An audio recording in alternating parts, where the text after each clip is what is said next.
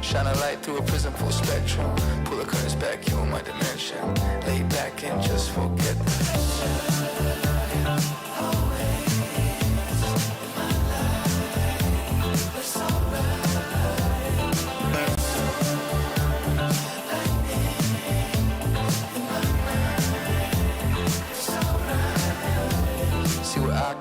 people never make it out. I'm a 5-star brain in a 2-star town, and I'ma give it back when I have enough money in my hands, enough for the friends and the fam, and I owe it all to Yahweh. Lord knows that I couldn't do it my way. Almost bought a ticket for the fast lane. Now I'm hopping on a flight to the Everglades to forget the pressure.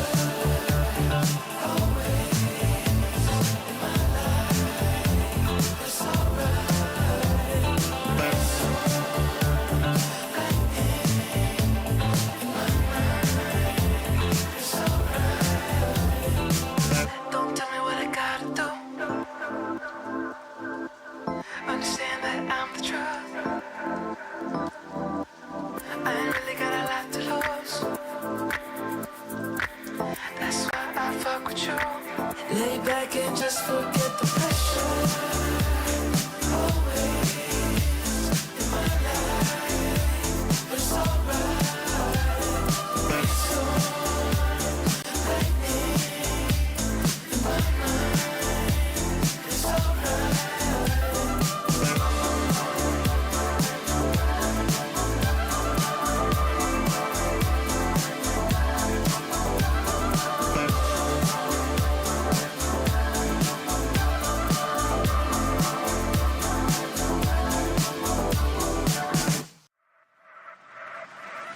Walking tightrope, say the lightning like how you move.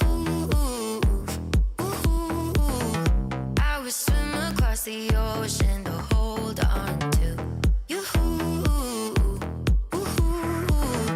I don't know where you've been, fell right out of my head. A dream, swear you're made for me, making my heart a mess. Kisses like electricity.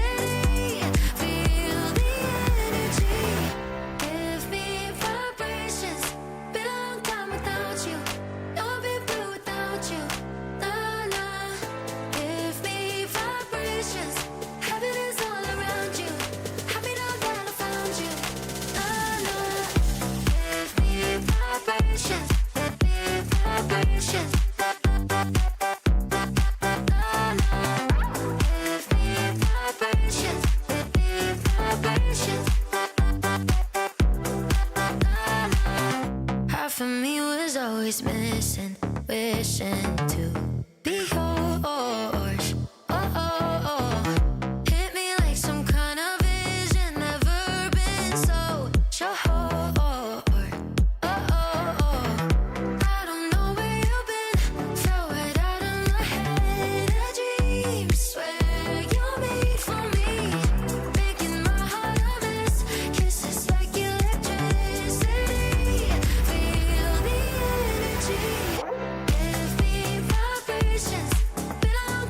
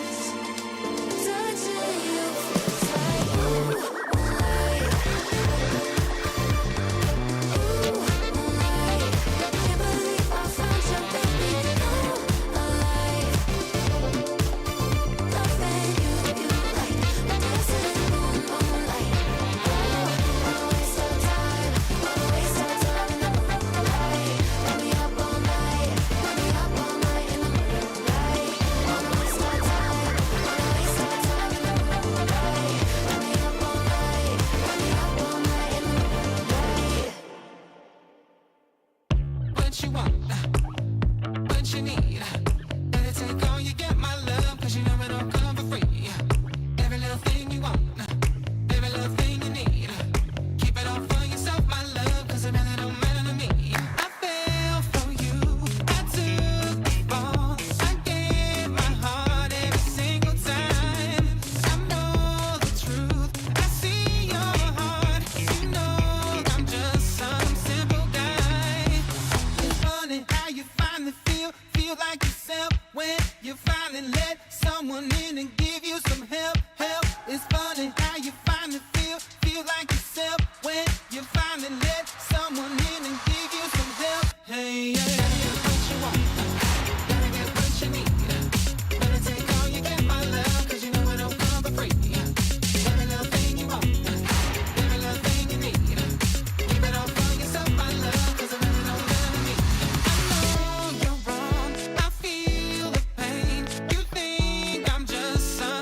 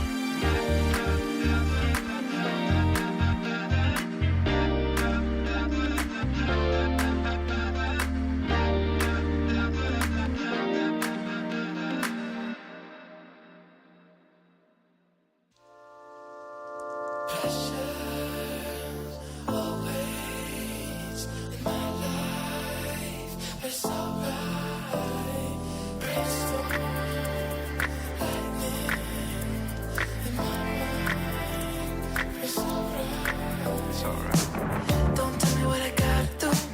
Understand that I'm the truth. I ain't really got a lot to lose. That's why I fuck with you. Now I'm not really one for attention. Shine a light through a prism full spectrum. Pull the curtains back, you in my dimension. Lay back and just forget the pressure.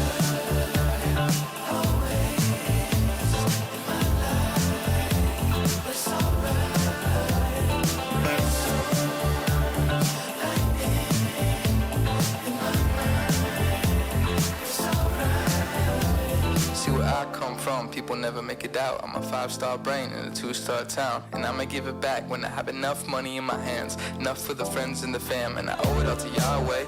Lord knows that I couldn't do it my way. Almost bought a ticket for the fast lane. Now I'm hopping on a flight to the Everglades to forget the pressure.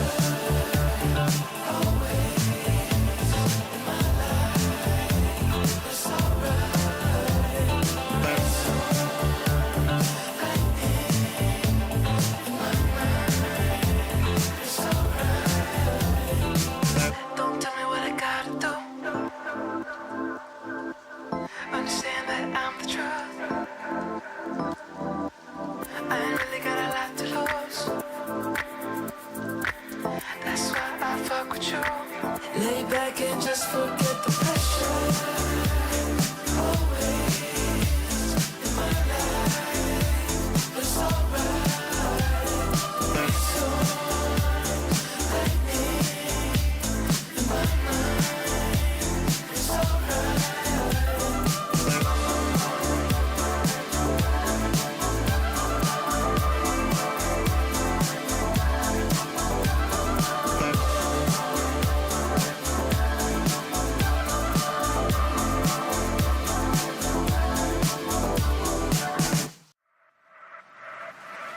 Walking tightrope, say the lightning, like how you move.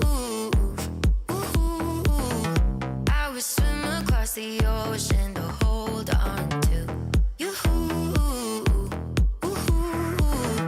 I don't know where you've been, fell right out of my head. A dream, swear you're made for me, making my heart a mess. Kisses like electricity. Feel the energy, give me vibrations. Been a long time without you, don't be blue without you. Nah, nah, give me vibrations. Heaven is all around you. Happy now that I found you. Nah, nah, give me vibrations. Give me vibrations.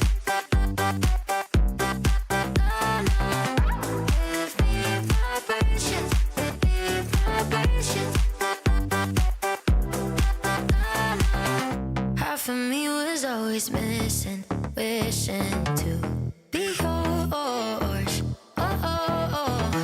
Hit me like some kind of vision, never been so sure.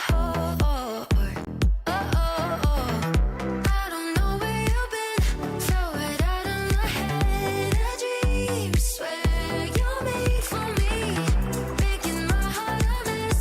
Kisses like electricity. Feel the energy, give me vibrations. Been a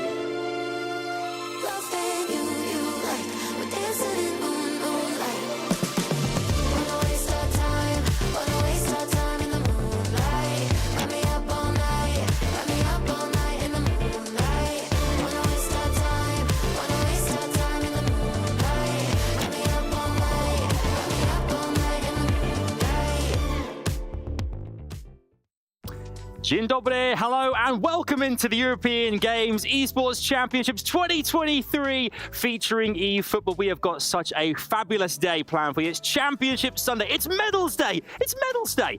It's all coming your way. It's going to be fantastic. We are joined here on the desk by the almighty D-Man and Neo as well. Fellas, we saw yesterday. We may shout out as well here the entire production team, the players, everything. It was a long day, but it was a fantastic one, Neo. Yeah, even when we got 2-0s, to go extra time, penalties, we get, all the goods, all the trimmings alongside it. It was storylines galore yesterday, and that's the big thing. We're coming in towards the final day. It's rematches in both the women's and the open. I mean, we couldn't ask for anything better, really. Yeah, there wasn't too many 2-0s though yesterday.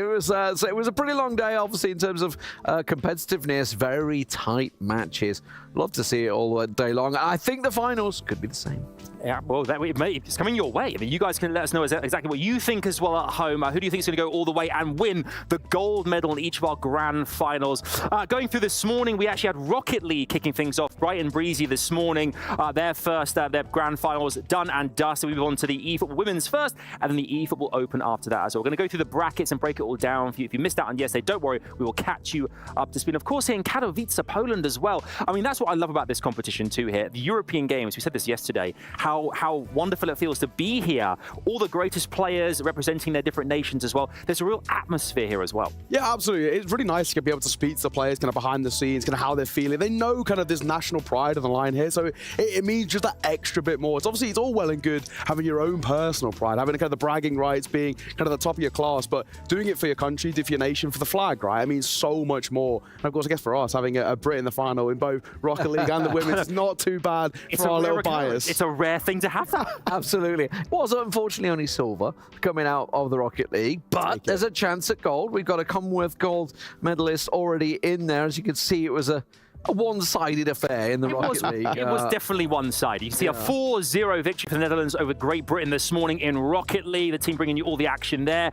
But now we look ahead to the rest of the day, and you can see here our next matchup will be the eFootball Women's, as mentioned there, with Great Britain taking on Italy. It's going to be MZ versus Georgia. This is going to be huge. It's the almost the World Cup, because we got to change the flag around the side. Get the French team in there, but it's close. Also, it's Great Britain, not England. We'll claim them all anyway. We'll claim the medals if they come our way. We've done it for the last 900 years. Exactly. Why not do it again? Here on the show. Absolutely. But yeah, I mean, honestly, like speaking to the players, like you say, it's been great for them because they're like, obviously, they haven't had that many off-site events, or on-site, I guess. Event is technically offline, on whatever you want to call it. Here in the venue, they haven't had too many of those events because of obviously what happened with COVID. Everything that disrupted what was going on in the world of competitive esports. Obviously, it all went online, and then so suddenly people that maybe they've played with for years and years, they maybe not met or something like that. There's been a lot of stories that have come out of this, and that's what I love to see. Yeah, I mean, how much pressure do you think is added as well to our players, not just representing their countries, which is a huge accolade in general anyway for anybody, but actually to be there with the players as well. So we had that, our eFootball Open yesterday. We had 2 Arsenal teammates, 2 Bayern teammates, competing as well. There's a added pressure of that, like on a club level. But going against other players from all around the nation, around the kind of continent. I mean, you can see here how things unfolded in eFootball Women's brackets yesterday in our grand final coming your way. But I guess as well, you have to kind of take into account how they're feeling as well, going head-to-head, being on a stage. That adds another layer to things. Yeah, I mean, that stage environment is a completely different environment to what you're usually used to. You speak of kind of the comfort of your own home. You're kind of out of your depth in a way, and there's a real kind of possibility and a storyline kind of that can develop there, where you're talking about when they're uncomfortable, how do they settle the nerves? How do they really get back into the zone? And that's where you see a couple of players that got their headphones on, maybe listen to some music, trying to really settle themselves, get in towards what is kind of the usual for them, because you're on a stage environment, you've got a crowd in front of you, people watching, got us on the stage, all the bright lights, all the smoke and fireworks and whatnot. It's a completely different setting to what you're used to when they play online and what has been the last few years of competitive esports. It's basically Hollywood. Yeah, I mean, it's not too surprising to see, obviously, Italy and Great Britain. You can see, obviously, Great Britain, they haven't won it yet, guys. Don't get ahead. Oh, yeah. It's 1-0 because she's come through the upper bracket, obviously taken down. Not too surprising to see both Italy and Great Britain, obviously, were upper bracket finalists, but also probably the 2 most experienced players here in terms of stage presence. That they've been there, done it, etc. So it's not too upsetting, like you say, when the smoke's going off and the pyro's going off when they win a game and stuff like that. Like, it doesn't put them out of their comfort zone. If anything, it actually puts MZ into the comfort MZ zone. It eats it seems, up, certainly, yes. yes, they seem to be excelling on the replays, etc. Really enjoying the creative goals, and we saw some pretty damn good goals yesterday. Some bangers into the top corner, answered immediately by Italy, obviously with the scissor kick. You know, we've seen some absolute crackers, so I think this could be an entertaining spectacle. Yeah, we saw as well there that you're right. MZ does have a 1-0 lead, having gone through in the winners bracket match there, has that advantage in a best of 5. That's what this is going to be here.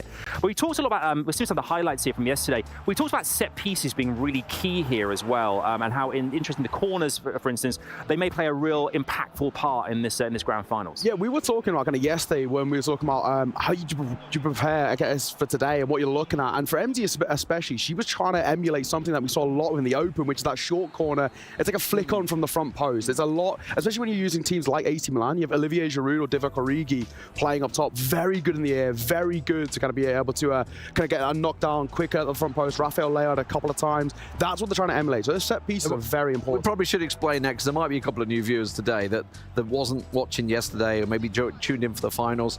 These players, while they are representing England, said it, didn't I? Representing Great Britain. She's from Northern Ireland. Yeah. That's Great Britain and obviously Italy. They're not going to be using those teams. Yes. It's probably going to be AC Milan versus Bayern Munich or something like that. Something along them lines. We only saw AC Milan, Bayern Munich, and Chelsea yesterday. That's the only teams we saw. Everybody's using it. However, they all stat balance. There's no greater player in there. You know, obviously we don't have the Lewandowski era of Bayern, but back when we did, obviously that would be one of the top players. Doesn't matter. You can have a youth player in Tell, which we've seen a couple of times in Bayern Munich, coming through exactly the same stats as Thomas Muller, the veteran at Bayern. So like these sort of things are all balanced out. And the reason I guess players are choosing Bayern and Milan as well, is it to the height and physique and stature of those certain players in certain positions? We talked a lot about checking yesterday as well, and kind of just nudging players off the ball. Balance is completely thrown out of question. Yeah, absolutely. I mean, one of the big things we saw, especially Italy, right, using AC Milan, Rafael Leao playing out, wide on the wing. It's all about getting in behind, using the pace to trying to expose those gaps on the wings and look for those deep crosses. Something that Georgia did a lot for Italy throughout the groups and throughout the playoffs was kind of Rafael Leao, deep runs down the left-hand side, big crosses into a Giroud, looking for to kind of use his build. Well, the stats balance, he still is 6'5". Exactly. He's a big boy. So when we say the balance, that's only the overall rating. They will have individual stats that will be separated. So you have like Leo, which is going to be quick down the side. That's why you got Alphonso Davies, etc. You know, using Mane's down the wing. So that's why these teams tend to be favoured more. It's definitely so all we saw yesterday. Maybe someone will surprise us today.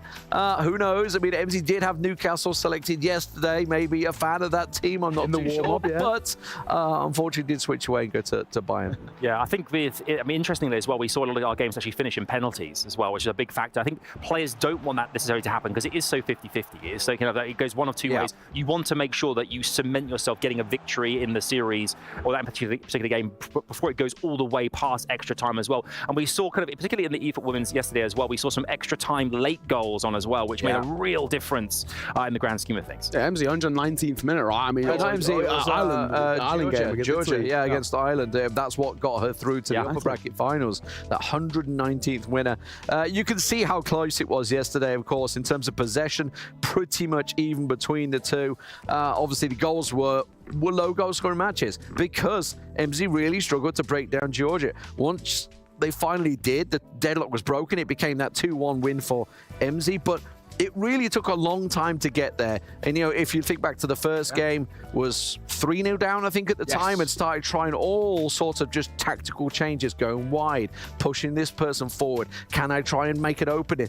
Because Georgia's defense is fantastic. There's no way around it. Rock solid. Really, really struggled to unlock it. For Georgia, similar issue. Loves the counter-attacking play style, but hasn't been able to capitalize on it and has missed a couple of big chances where we've said, you got to be scoring those. You've got to be, when you get those through one-on-ones effectively, or maybe with the defender sort of nudging you on the side, but you've got to get scoring those chances. We saw it a couple of times in the Open as well. Yesterday, we saw some scoring them, but also some missing them, and it actually came back to bite them. And this is kind of the difference, right? We actually had a bit of a time to have a conversation with MZ and talking about Georgia. Her defense is so good. She is the defensive specialist of the tournament. And when she had the opportunity to play either kind of Italy or Belgium coming through the lower bracket, she went to Belgium because she knew that she had that ability to break them down. But Italy, Georgia is so difficult. Take a look through some of these results as well and how low scoring they are, just because that's the place that was grinding out these long games, but securing wins over kind of very, very marginalized score lines. This is the big thing about Georgia. It's very hard to break down. That's how she sets up a team. It's very defensive, 2 CDMs, a back 4 with the fullbacks not really getting too far forward, so not being exposed in behind, using essentially, like we spoke about, Rebic on the right-hand side, Rafael Leo on that left-hand side to try and get in behind on the counter-attack. But when you're trying to, for someone like MZ, trying to get at that defense, it's just a constant brick wall in front of you. We saw, I think the through ball played a really important part yesterday as well. I think that's how MZ managed to break down teams, was that one last ball that kind of, over the top. I think back to that kind of amazing kind of chip ball through that Sane made and a half volley finish top corner, as you mentioned as well, which was superb here. But looking at playoff scores as well here from MZ, which, some goals conceded, of course, here, but making sure that to score when it counts. You can see particularly those games against Georgia in that best of 3 there, and ensuring the kind of the last 2 games, getting the 1-0 victory in the 2, that 1-0 being that 119th minute winner, I think it was. And we've always talked about the mentality that comes into this game, and MZ literally talked about it on the stage yesterday. Was talking about the fact that went 1-0 down, 0-0. Went 2-0 down, still 0-0. Went 3-0 down, 0-0. You got to keep it in your head. You can't sort of get in the back of the mind, because at the end of the day, you're in a best of 3 yesterday. Today's going to be a best of 5. You just got to reset. It's like, you know what? Lost that game.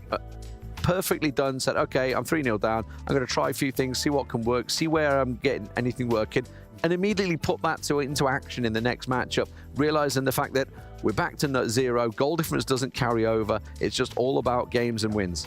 Indeed it is. And we can hear now that our grand final is indeed right here, ready to go. Who will be the victor? Who will walk away with the gold medal after a best of 5 here? We have MZ versus Georgia, Great Britain versus Italy, and right now KP is on stage, ready to meet our competitors. Welcome back to the European Games. We've already seen 1 grand final here on Championship Sunday. There's still 2 more to go. The next one should be a fun one. We move into eFootball Women's, and, well, the 2 competitors here could not be more closely matched. In fact, the first person to take to the stage, a vicious force to be reckoned with, in fact. This person could be called the tortoise, the Italian turtle, in fact, an impenetrable defense, almost impossible to get through. They represent Italy, and they've got a surefire chance of winning this. Welcome to the stage, Georgia.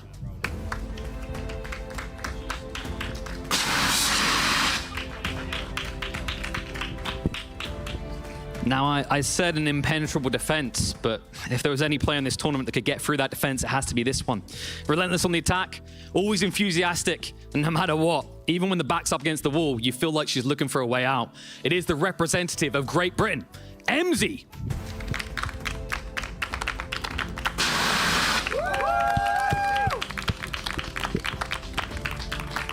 Now, that emotion is just a tiny bit of the bigger picture that's coming in here, folks. You could consider this a grudge match. It feels like you could flip a coin to see the outcome. I have no doubt in my mind that this one is going to go the distance. So I hope our casters are ready for a long series. Yes, thank you so much, KP. I'm excited to be here, to say the least. You don't sound it right now, but I think we're ready for a really, really cool grand final. Because to be honest, yesterday I probably would have said, yeah, we might just see a one-sided one. Today, yeah, I'm not too sure about it. Because to be honest, yeah, sure, I still think MZ's got the upper hand in this one. Yesterday, she said she's expecting it to go the distance. But to be honest, I think that might just be bait. I mean, look, I don't know. I think it's safe to say both Georgia and MZ are coming into this full of confidence. MZ probably more so than Georgia, because MZ did come through the upper bracket side of things. Georgia, she was here late last night, playing in that loser bracket game. I think it was against Belgium, right? Against Miss Vanessa. So in terms of, do I think it's going to be one-sided? Do I think it's going to be a closer affair? I think we're probably going to see all 3 games, to be totally honest with you. Or not all 3 games, all 5 games, sorry, potentially. One thing to note, though, if you have just joined us, is we have got Italy taking on Great Britain in the grand finals here of the European Games Esports Championships, live from Katowice in Poland. On the right of your screen is MZ representing Great Britain, the current holder of the Commonwealth gold medal. On the left, though, the Italian. It is going to be Georgia. Both players locked at horns many times already throughout this competition. They played each other 3 times, twice in groups, once in the playoffs. At the moment, the aggregate scoreline does swing towards the favor of MZ. But it's safe to say the clash of these 2 titans are going to be one for the history books here at the European Games. Yeah, and we are pretty much... We're almost ready to get into the game. I think we might be getting baited again, because right now on our game stream, it is Milan against Newcastle, but I'm pretty sure that MZ has baited us with that before, and I'd be highly surprised if that's actually what we get to see. You never know. You never know with MZ. You just never know, do you? But regardless, you know, let's just talk about sort of coming into this game initially, right? We saw the boys on the desk speak briefly about some of the results we've seen throughout the competition so far. It was actually Georgia who picked up a 3-0 win in their first game that they played in the competition back in groups, and then MZ replied back with a 2-1 and a 1-0 throughout the competition as well. And then obviously we saw them yesterday in the upper finals take a 2-1 match victory, should I say, in the end. But talking about group stage, just talking about sort of semi-finals, upper finals, it's a completely different ball game when you have got the grand final and you are sat there knowing that you are potentially, you know, a mere matter of 120 minutes or 90 minutes away from securing a gold medal for your country. Yeah, to be honest, like, I think that best of 5 advantage is always something that's great to have. However, yet again, it is a best of 5, and literally, you lose that first game, it might all be reset. Right now, we were thinking we can actually jump into the game, and I was like, yeah, surely we're not actually going to see Newcastle, and we were baited. No. So yeah, game's going to get restarted, lobby's going to get reset, and then we can actually jump into the action finally. I don't want to say if MZ didn't spend too much time pre-game with Jazz and the rest of the Rocket League crew making TikToks, that she would have been more locked and ready to play. But either way, it's all fun and games. We have got the sides selected, though. It is going to be SC Bayern München for MZ and the Great British squad. On the other side of things, though, for the Italians, it is going to be a Serie A squad of AC Milan coming in from Georgia. So no shocks, really. We're not going to see anything, you know, too fancy and out of this world when it comes to potential player selection, you know, potential formations. Let's talk about formations, actually, and the way the game is actually set up, Tyler. What have we seen from both squads that have really stood out? Because one thing that the desk highlighted was just how solid Georgia's backline was.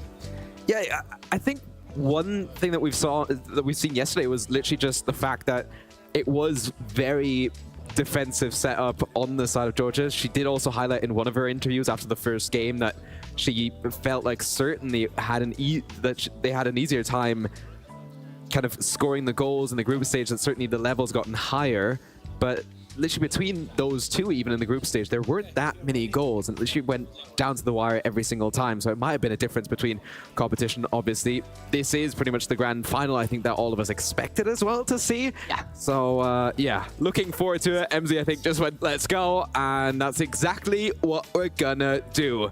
As the game is loading in, setups have been done, and we should just be moments away from jumping into game 1 of our best of 5 grand finals. We can finally get into some eFootball action here. As I mean, the Rocket League guys, they had a great short day. It was easy. Team GP couldn't do anything, and it's down to MZ to grab the gold once more for her.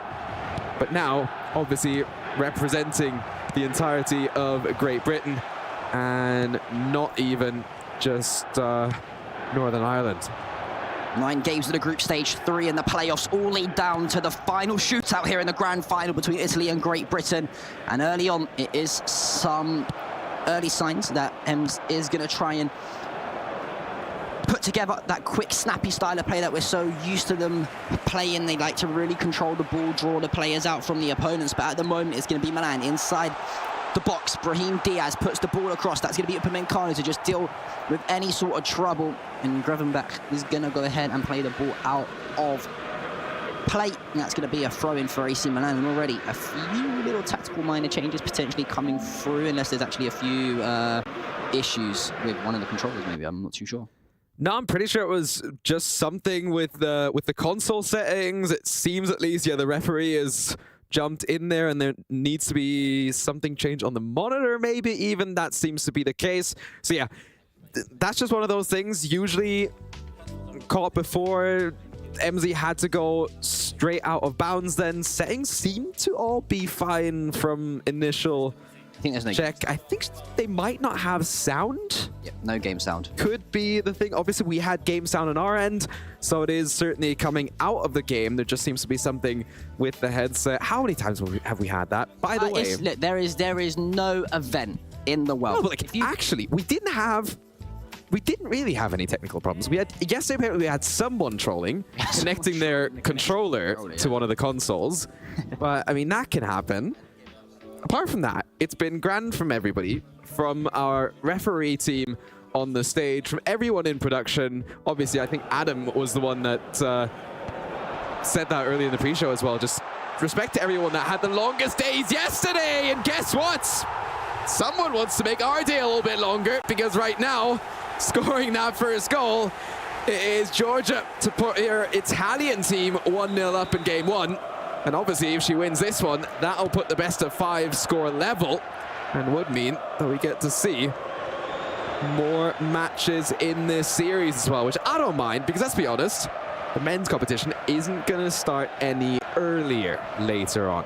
I mean, look, either way, it's safe to say that Milan have come out of the gates relatively quick, but that's one of the problems when you have a bit of a technical issue with a pause, right? Going straight back into the game in such a dangerous position, you know, with a throw-in in the final third for AC Milan, you've really got to switch on, but unfortunately, it looked like M's just switched off in the final stages there, and it's going to be Junior Messias to steer the ball out past the outstretched hands of Jan Sommer and into the back of the net. So, Bayern under a little bit of early pressure here from the Italian side. Just got to try and take the foot off the gas a little bit and relax. A few rushed passes. João Cancelo does give the ball away. The ball now slipped through to Divock Origi. 1-on-1. That should be hitting the back of the net, but it's not beaten away from the Swissman until it does steer the ball away from danger. So already here you can see Tyler, Georgia coming out swinging, throwing the haymakers early on, and really, really imposing her pattern of play into this game. Yeah, but I think it's obvious to see that we've seen that throughout the weekend as well. Literally, football, not the game to just run straight at the keeper and get a strike off. Usually you do kind of go for a sweaty finish or something along those lines to get your opponent's keeper out of position. Right now, a long cross coming forward. No mistake there for Georgia and her keeper. And all going to be clear for the Italian team for now. As once again, MZ on a little bit of the defensive foot and might have just spinned it there. Obviously, the next attack already happening. Could have squared it, should have squared it. Is lucky to score that one as the defense messed up. Obviously, numbers came forward for Georgia. And what a way to extend your scoreline. MZ had a great statement after that upper bracket game yesterday that she went down 1-0, thought it was a 0-0, went down 2-0. Reset and wanted to play the same game, went down 3-0 quickly afterwards and still tried to reset, but then obviously need the further games to actually get that W. It might be along similar lines today. It's been so good though from AC Milan. They've not really given Bayern Munich a chance to breathe. Could this be 3? It is not going to be 3. Off the inside of the post from Divock Origi. How costly could that chance be? That's gonna squander as now Bayern. They try to catch them on the counter-attack, but it's easily won back, though, by Bakayoko. Ball at the feet now of Sadio Mane. Can't steer it inside. And Bakayoko does advance forward, driving at the heart of the midfield from the side of Bayern Munich. Ball whipped into the box. That's going to be headed away from Upamecano, but the ball drops dangerously into the box. It's Origi once again, but Goretzka's there to step in and steer the ball away from any danger. I think, you know, Ems has got to potentially take a pause here or something just to settle the rhythm of the game down, because at the moment it is wave after wave of Milan attack, and this could become an uncomfortable scoreline going into the second half. You know, if you're Ems, you've got to say to yourself, we have to stay at 2-0 here. We can't concede a third. If we concede a third, it's going to be a very tough spot for us to come back on. So just try and hang in there, potentially chip away that deficit if possible, but you cannot afford to go 3-0 down. Mane now tries to play the ball out wide towards Sane. That's going to be intercepted. Ball at the feet now of Rafael Leao, the tricky winger. Can he twist and turn? He does try to go long though, but it's definitely safe to say I think Matthias de Ligt are going to be favourite in that battle of the headers against Divock Origi. Boom, at the feet of Goretzka. Goretzka out wide to Alphonso Davies. Going to play it on to Sane. Sane twisting and turning inside. Davies does go on the overlap. Sane elected to cut inside. Can he try and fed the ball through? 4 minutes remain here in the first half. Out to Gnabry. Gnabry to Mane. Mane to Gnabry. Fantastic, though. Interception from Federico Tomori. How many times have we seen the AC Milan defender both in and out of game in the real world of football just be that solid little bit of brick wall at the back? The keeper does elect to come and clear, and it looks like we could be heading into the second half here with Milan having a 2-goal deficit. Yeah, and it might even be a third right now as the build-up from Georgia looked decent, but just wasn't able to get the full numbers forward. The minute of injury time has come and gone. And that's going to be it for the first half here of game 1 of the best of 5. And yeah, sure, maybe not more possession for MZ in that first half. However, she wasn't able to really get any shots off. She wasn't able to get close to the opposition's goal. A lot of passes being rushed. And in the end, time and time again, Georgia able to find a through ball. This time again, and scores to make it 3-0. Very much in control of game 1 of the series, but remember, if we look back to yesterday in that upper bracket game, it did sort of look the same way. It was a 3-0 in that first affair, and then MZ did come back to win the series overall. Maybe this is just one to forget and one to say, okay, let's just play a best of 3 after this one. Yeah, I mean, that's the benefit of coming through the upper bracket, right? You basically turn the best of 5 into a best of 3 because you've already got a 1-0 advantage in terms of game count. So it's not the end of the world for Ems right now, but one thing that this could do is slowly build the confidence of Georgia, because it looks like the Italian is in absolute full flow at the moment. However, I mean, we saw it in the men's uppers, right? Yesterday in the Open, that I think it was Muhit come down behind from 3-0 down to bring it back to 3-2 and nearly scored in the 90th minute against Roxa. So it's not, you know, it's not impossible, but you've got to save before the clock hits 60, 70 odd minutes. If you're a fan of Ems, you've got to hope that they manage to steer a goal and hit it into the back of the net before it gets too late. Either way, though, Messiah steaming through on goal. This could be 4. Keeper comes out and claims. Good sweeper keeper there from Jan Sommer, and immediately gets the ball back into play. Throws the ball out to the head of Sane. Sane can't win the header, though. And that's going to be easy pickings for the side of AC Milan. Liao tries to play the ball inside to Origi to no avail, but now the ball's at the feet of Joshua Kimmich to Gravenberch. Out to Gnabry. Gnabry, the tricky winger, the former Arsenal man, twisting, turning, driving down the right-hand side towards the byline. Tries to pop a rainbow flick into the penalty area. I think he's managed to get away from the defender. Hasn't, though. As the clearance does come through and it falls at the feet of Divock Origi. Now AC Milan, they go down the other way if it wasn't for a great interception from Upamecano. Out towards Sane. Sane can't win the header, but it does drop to the feet of Goretzka. And already you can see this is a real close game. The scoreline probably doesn't reflect to how close the passage of plays have been and the actual style of playing the game has been. I think Georgia's just took her chances, but speaking of chances, there's one there for Joshua Kimmich. Doesn't manage to convert, and the block comes through from Tomori off Gravenberch. And Milan still hold that 3-0 deficit. Yeah, that's really been the point. This is probably the first chance that we've really seen come out from Ems, and I hope that they follow it up, because let's be honest, in this sort of time frame, yes, you could still score 2 or 3. That would obviously push us towards an extra time, which we know all too well from the day yesterday. However, I just expect us to go the full distance, as Ems pretty much projected yesterday that this grand final is going to go.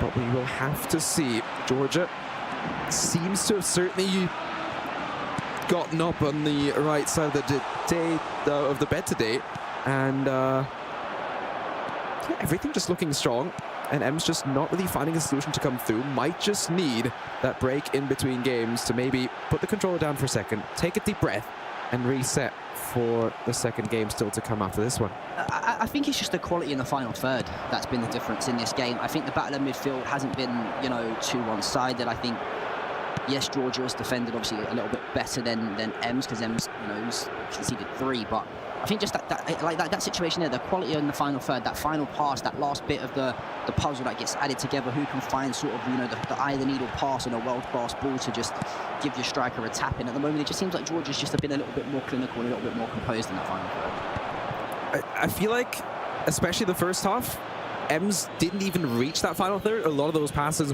were squandered trying to get out of the middle of the park. And at the same time, Georgia was just coming forward with numbers time and time again. Had her defense back.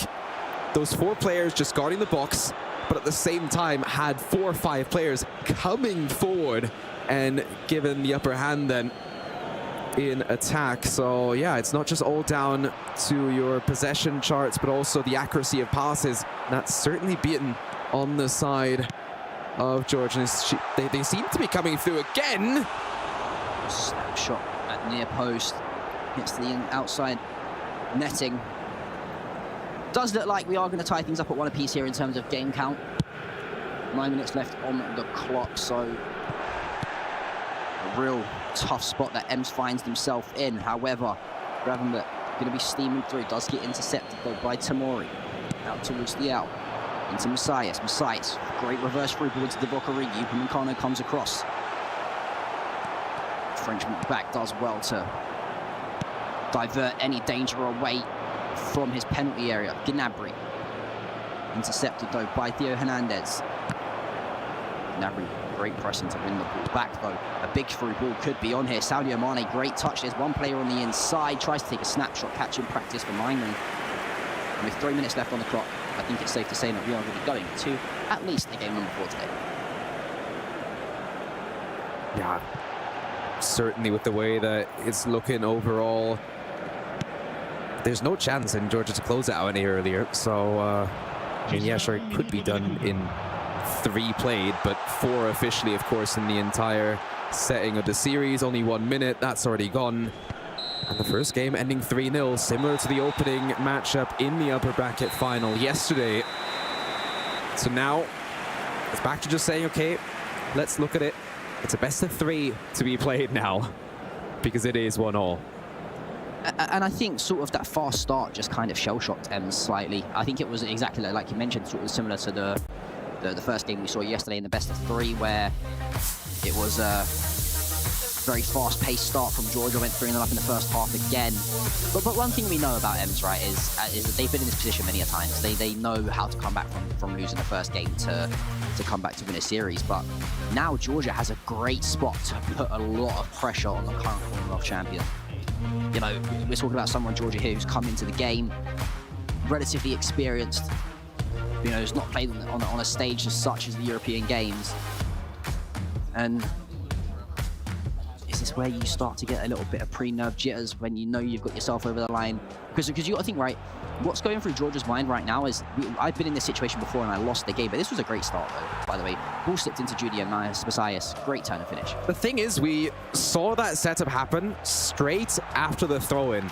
And that throw-in only came for a break that was forced because there was something wrong with the audio settings. I'm pretty sure Ems didn't have any audio on her headset.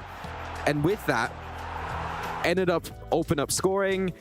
The other games, the other goals also came in waves, and then all of a sudden you're down 2-0, 3-0, and then what are you gonna do to really react to it? So yeah, it all comes down to scoring early. We saw that a couple times yesterday. Generally, the first goals have kind of decided this, the games as well, or across the series that we had, and still, I wouldn't expect too much when it comes down to a tactical change from game to game now. It just all depends on how you get the game started. Yeah, and look, I think I said I think it's going to go the full 5 games, and I stand by that. I do think the same. The biggest problem that I think is, I think if Ems wins this next game, I think she wins 3-1. If Georgia wins this next game, I can't see Georgia winning 3-1. I think it will go to game 5, and I think Georgia could win in game 5. So, you know, I think this is where we start to talk about fatigue. We start to talk about mental attitude. I think Georgia looks pretty calm, cool, and collected. I know Ems is very calm, cool, and collected the majority of the time. But, you know, we know that's, you know, someone who holds themselves in such high regard. Sometimes when you're not playing to your full potential, it can be a bit of a burden to hold. But Nevertheless, I think we are going to be lock and loaded heading into our second match of the day. It's going to be Italy taking on Great Britain once again. AC Milan up against FC Bayern. And if you didn't know, Tyler actually works. I'm not going to do it again. I'm not going to do it again. But anyway, let's go. The ball is off and rolling. Olivier Giroud gets us underway, and already it looks to be quite direct from the side of AC Milan once again. Brahim Diaz in behind already, the right-hand side of the box. AC Milan whips the ball in. It's just away from the head of Divock Origi. Ball now at the feet of Serge Gnabry. Gnabry switch of play over towards Leroy Sané. And I think both players have come out really of a fast start here. Yeah, I'm here for it. I want to see some quicker eFootball as well. We saw that in the open competition towards the end of the day. Sometimes how quick movement can be between some of the players. We talked about this just before the series went live as well, that obviously still, yeah, it is more of a simulation than any of the other football simulations that we do have, because literally balance of players does matter in comparison to other ones. Like you see insane things happening in a game of FIFA that is never going to happen in real life. I think eFootball has a little bit more of a real life comparison. Right now though, Emzi was trying to come forward for Team GB. Not to be, but the big chase was on to get back in possession with Kimmich. And decently into midfield now, trying to transition into attack. And Sadio Mane tries to score. Decent deflection on the clearance. However, Sadio just got that ball stolen away from him in the box. So a further chance not really coming through. However, MZ does win it back quickly.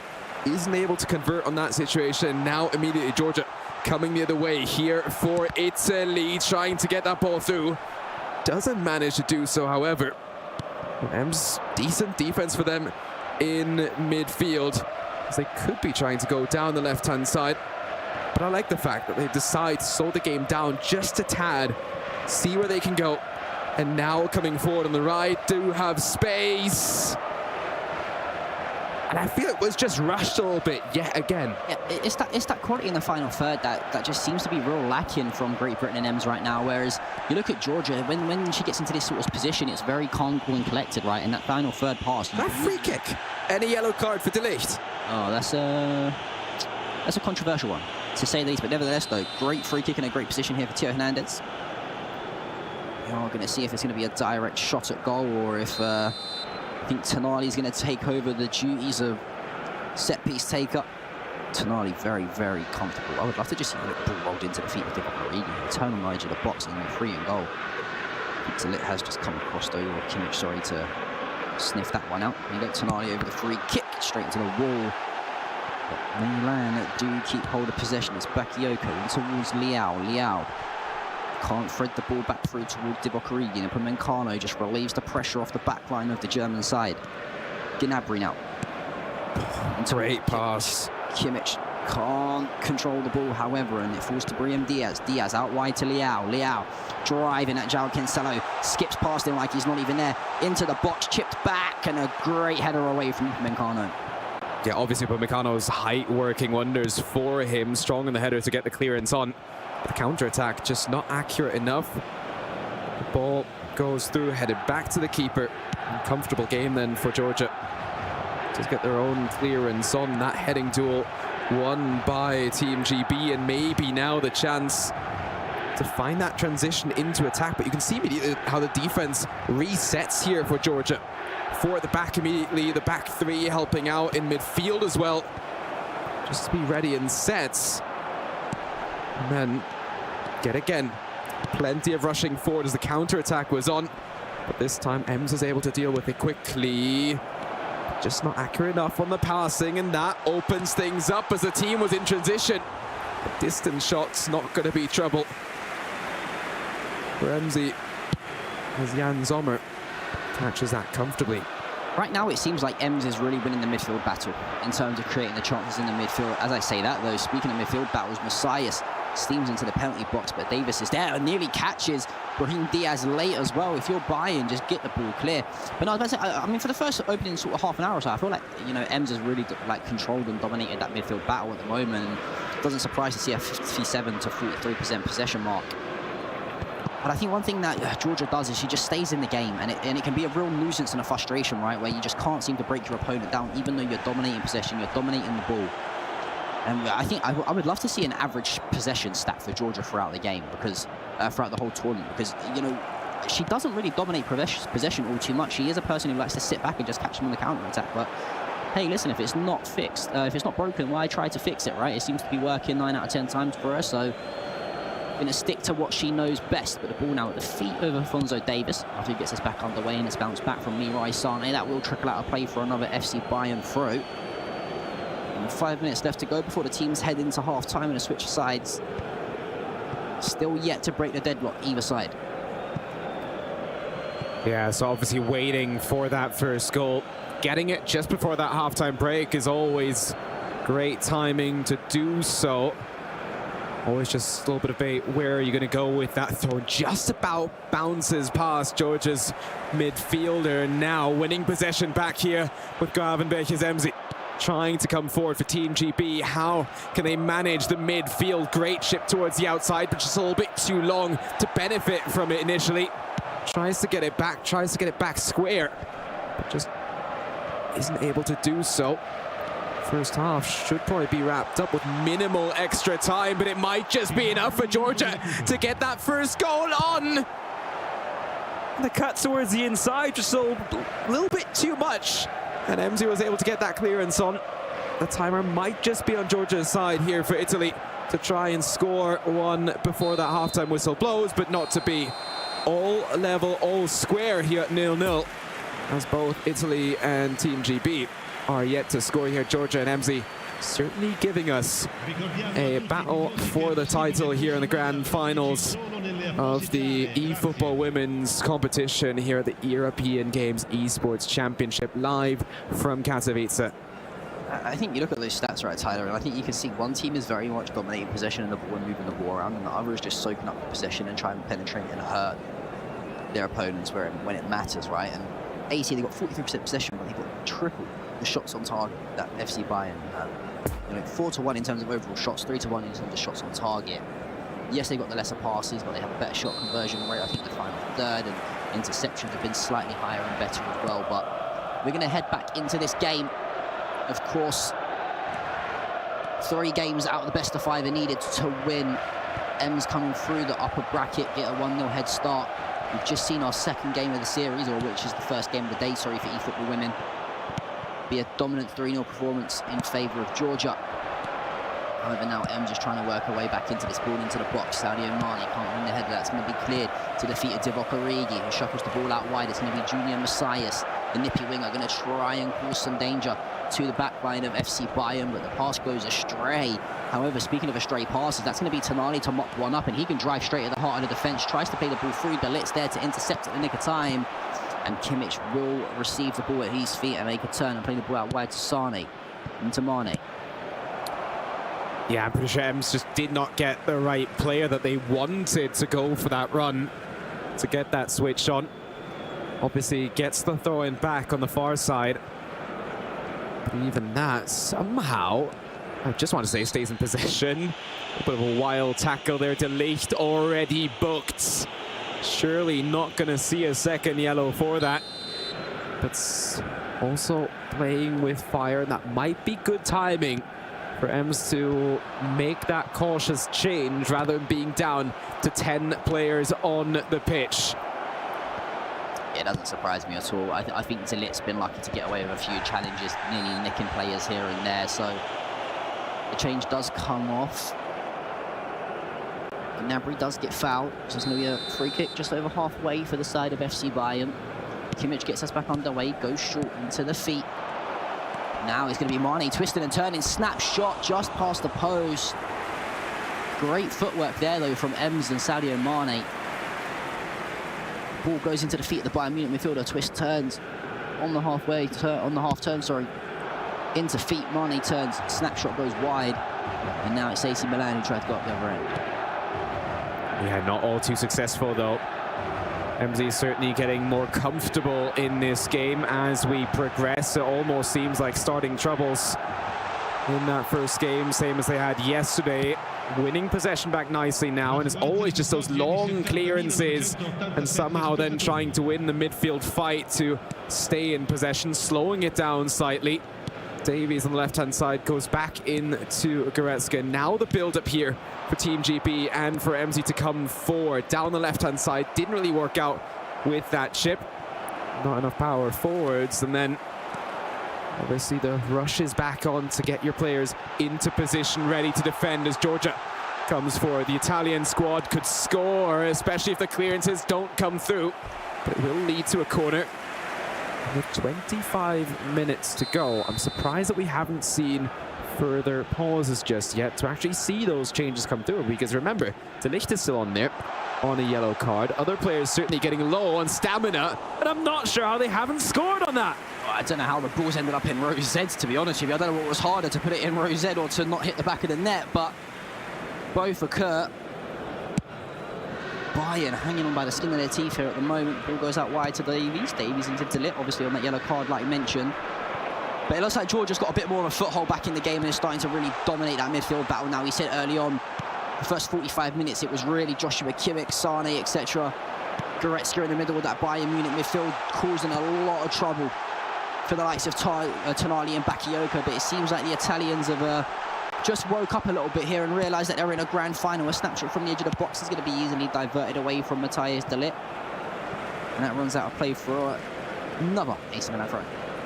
Yeah, it feels like the last 15 virtual minutes that we've seen in this second game to be played has literally just come down to mainly just playing in the attacking half for Georgia, for their Italian squad. And now we finally see players go into a break, see what they can change up now, what players we'll see come on.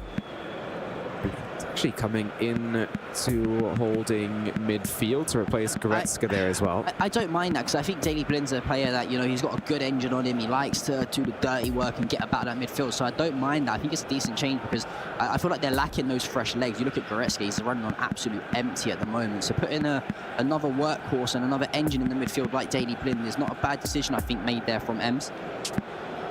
Trying to reinforce the midfield as much as possible. I think Musiala's going to be coming on as well as Thomas Müller too, so a completely new midfield three from Ems. And I think, you know, putting Müller in that advanced number 10 role, that just allows you to go slightly longer and hold the ball up, and then have the likes of Gnabry, Mane, Sane running in behind using their quick nippy pace. So I don't mind these changes at all from Ems. On the other side of things though, Brahim Diaz comes off. It's going to be Benega. Again, certainly a big chance. Might have been the best chance we've seen from Georgia in this second game. Obviously, if you're just joining us, think, why are they saying second game to this, even though it's obviously game 3 of a best of 5? Yeah, the fact is, Ramsey did come from the upper bracket yesterday, started off with a 1-0 advantage. That was reset by game 1 that we're going to see today. And that should be offside. Nice little goal, traditional Thomas Müller goal, but offside by miles as well. Just about 4 or 5 football pitches offside, that was all. But either way, into the final 15 here, there is an additional 30 should we need the extra time. But if you're Italy or if you're Great Britain, you do not want the extra time and penalties. I think they played what, 2 games of extra time and penalties yesterday at one point. So they know what it's like. They know these players inside out. Can they conjure up a plan and sniff out an idea that might just win them some silverware? Gnabry doesn't latch onto the pass. It's now going to be Junior Messias battling away against Daley Blind. I mentioned he's such a workhorse in the middle of the park. Really good in these later stages of the game where people are running on empty and running on low. Cheeky little nutmeg there from Sadio Mane, but Theo Hernandez has got the legs to recover. Messias now driving straight in the midfield. Turns to Origi. Origi plays through. Rafael Leao's got to score. Big chance, gonna miss there for Milan.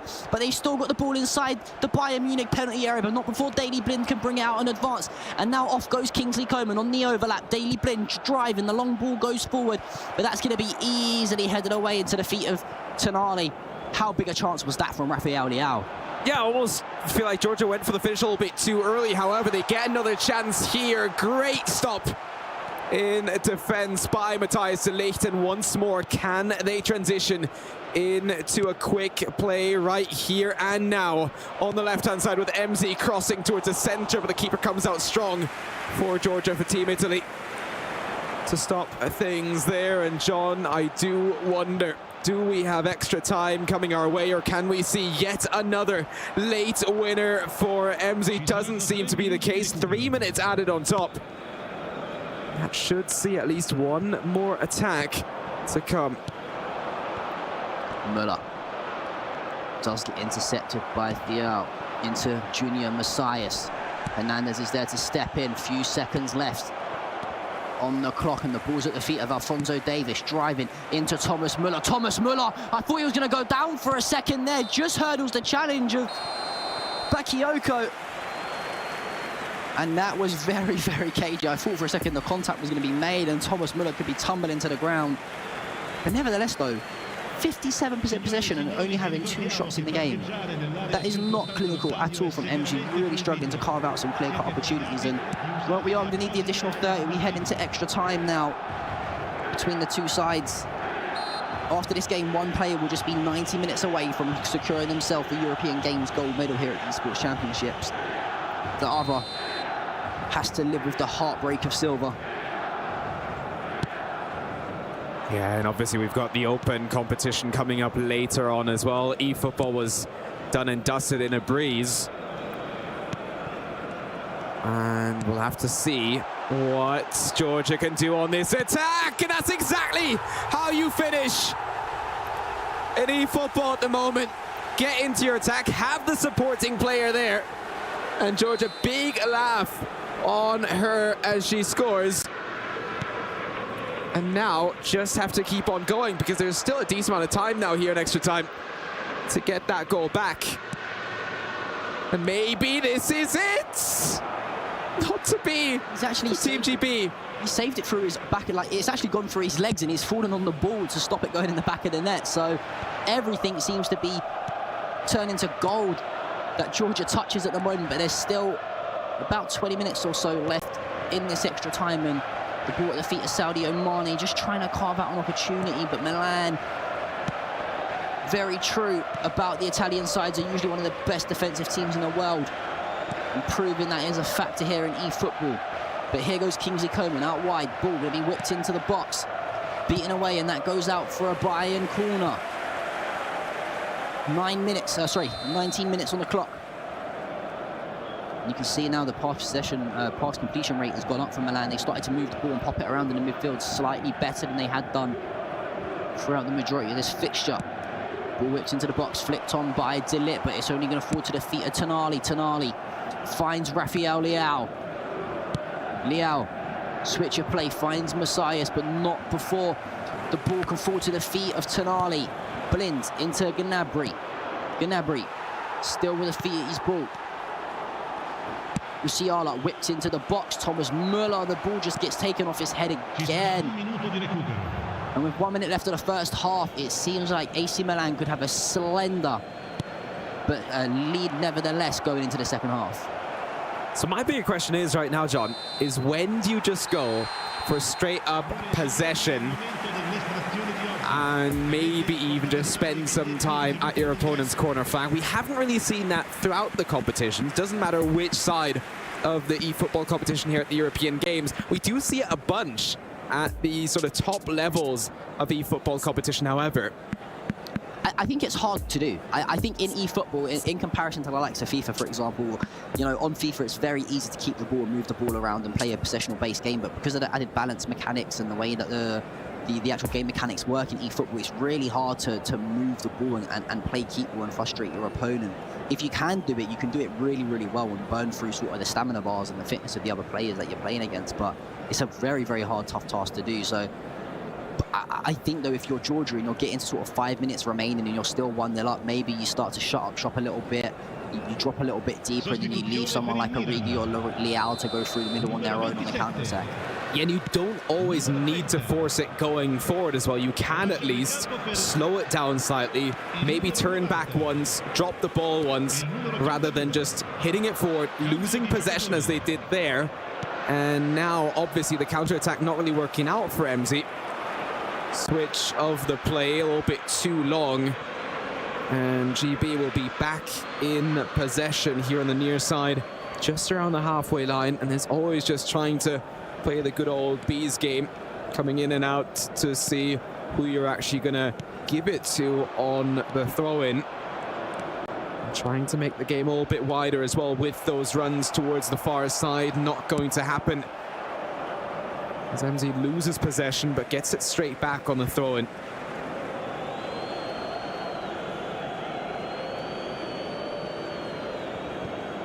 Great run to get that throw-in. Now with the cross in towards the center, just a little bit too close to the keeper. And not a whole lot of time remaining. Clearance on as far up the pitch as Georgia can go. Does actually find one of their players and can drop it back to keep possession. However, MZ quickly to get back into it, tries to force it forward. Passing lane closed. And De Ligt. He's still on the pitch. Yeah, I'm surprised. I'm surprised that Ems has left him on in extra time as well. That's like that fourth time he's caught someone. But Diaz Hernandez, though, is going to give the ball over to Beneka. Just got to take the time away now. This is where you keep the ball. You put the ball in the corner flag. 5 minutes remaining. You're just 90 minutes away then from securing yourself a European Games gold medal at the Esports Championships of 2023. I like it. I like it a lot. This is exactly what Milan should be doing, just keeping the ball. But you can't give it away there, and you can't allow the ball to get played out. Oh, I thought it was a bit more narrow. If the ball was a little bit more narrow, I think Gnabry was in behind. Yeah, that was the opportunity, however. MZ will get the ball back off the back of the throw, and you said you don't believe that Georgia, that Italy can close it in the next game. You think that we will be going the distance. But that will put an awful amount of stress on to Team GB, onto MZ. That free kick pass isn't going to come through towards the right-hand side. Somehow that ball bounces all the way through. Not a whole lot of time remaining. Needs to stay in possession, needs to go forward right about now. And then it's just about finding the lane. Can they fill it as well? Full on forward, 1 minute, and they get a corner. Keeper's got to go up. Keeper's going to go up. Jan Sommer's been the hero so far. Can he be the hero now? I think he isn't going to go up. He's going to stay put. But either way, João Cancelo whips the ball into the near post. The ball bounces and it just trickles through to the hands of Jan Sommer. And that is going to be it. We are going to see Milan taking a 1-0 victory in extra time. Heartbreak for the side of GB. And now Georgia is just 90 minutes away, potentially, from securing a glorious gold for Italy. Yeah, that would mean that GB reached the grand final in 2 of the titles here in the European Games. Obviously played the final against Netherlands in Rocket League as well, and weren't able to get back into that one. Still good mood here for MZ. I think they're ready for it. Let's take a look at some of these highlights. It was sort of slow pickings to get started. Big chance, obviously, for MZ, but just wasn't lucky enough. The ball stolen away there from Sadio Mane on the secondary chance, and then it felt like the chances kept on coming and kept on coming the way of Georgia and Italy time and time and time again. It had me scared for a second. It might just be another one of those own goal situations, but everything stayed fine, and the first goal came in extra time. I was just not able to get it back for MZ.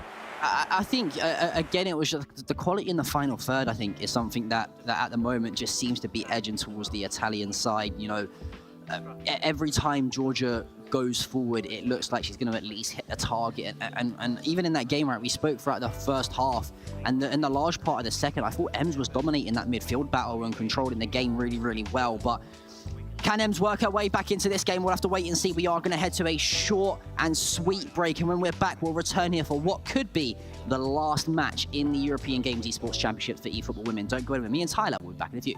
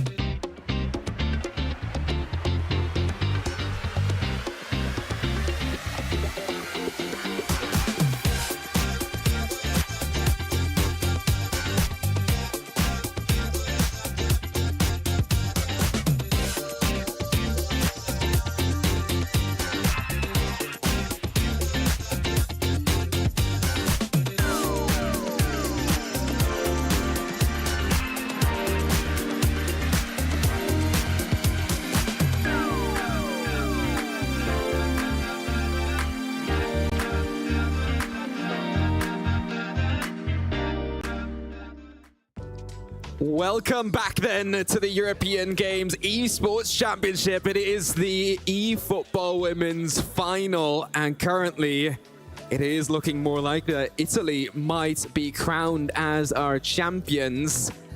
And then only another silver for Team GB. I don't want to be that guy to rain on their parade, but it could be very, very likely. Still, before we went into break, Ems was very, very hyped still on stage, and I'm pretty sure that she can transition that into the game now. And still, same game plan, looking like it more or less. It's just about finishing, as you said, during the first couple of games. It literally is. Like, I mean, okay, the first game was a mirror matchup of the way that the first game went in the playoffs yesterday. Yeah, right? It was a nice, comfortable period. A little bit unfortunate stuff from M because of the throw-in incident. You know, straight from throw-in, and sometimes your players can be slow to react. And then the second goal was, I think it hit the post, or so there was like a deflection, and it landed at the feet of the player. So, you know, again though, Ems is not a person that's going to make excuses. You know, they hold themselves in very high regard. They think they're going to do better. They know that they can play better. But for Georgia, you find yourself in absolute dreamland here. You are currently 90 minutes away from claiming a gold medal for the country of Italy at the European Games Esports Championship, the inaugural edition here live from Katowice in Poland for the 2023 edition. But either way, let's go. We're heading into the game. What a fast start from Milan. Oh my God, Divock Origi's through. One-on-one, squares it. Messias, how the lines have been fluffed. That could have been an absolutely fantastic start for Georgia and the Italians. And Ems would have been absolutely shell-shocked to how fast this Milan squad have come out of the gates. That would have been the quickest goal of the entire competition, I'm sure, but it was not to be. And now we're back into our usual game. It's build up for MZ right now, and they try to do it on the right-hand side. Matisse Tell. So obviously right now it's the other way around. How they've started, it is Ems from left to right. But then obviously our teams at the bottom are exactly reflected the way at the top in the best of 5 as well. So it is maybe the next chance here now. A good decision to bring the keeper out for Team GB. And now, in the first 10 minutes, we remain goalless for now. Let's see how long we'll stay that way. 10 minutes gone here in what could be our final game of the best of 5 series in this grand final. If you've just joined us, you have missed an absolutely ludicrously pumped up tournament so far. Fantastic from every single competitor. And guess what? We get to do the thing all over again after the break, after the women's side of things, because we've got the eFootball Open Finals, which will be brought to you by Lee, by Neo, and Adam on the desk as well. And I'm excited. I'm excited for that. But let's not focus about the Open right now. We've still got a great game here in the women's side of things. 15 minutes gone. Kimmich puts the ball back into play. Flips around the corner from Gnabry into the feet of Tell. The snapshot from Sane, though, does go a wonder. And you've got to start thinking to yourself here, Tyler, when does it become now or never and do or die for Ems in this game? If you're 80 minutes into the game and it's 0-0, do you go for it, or do you sit and play for extra time? I mean, literally, what do you have to lose there? You do need to score at some stage, and right now I feel like really you have to score the first goal to really get to that chance. And at least for the moment, every single time where it gets dangerous, just looking for the sideline, looking to relieve your team there.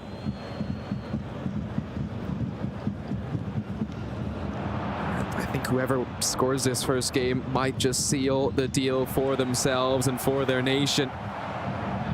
Let us see what is going to happen. Ramsey trying to come forward.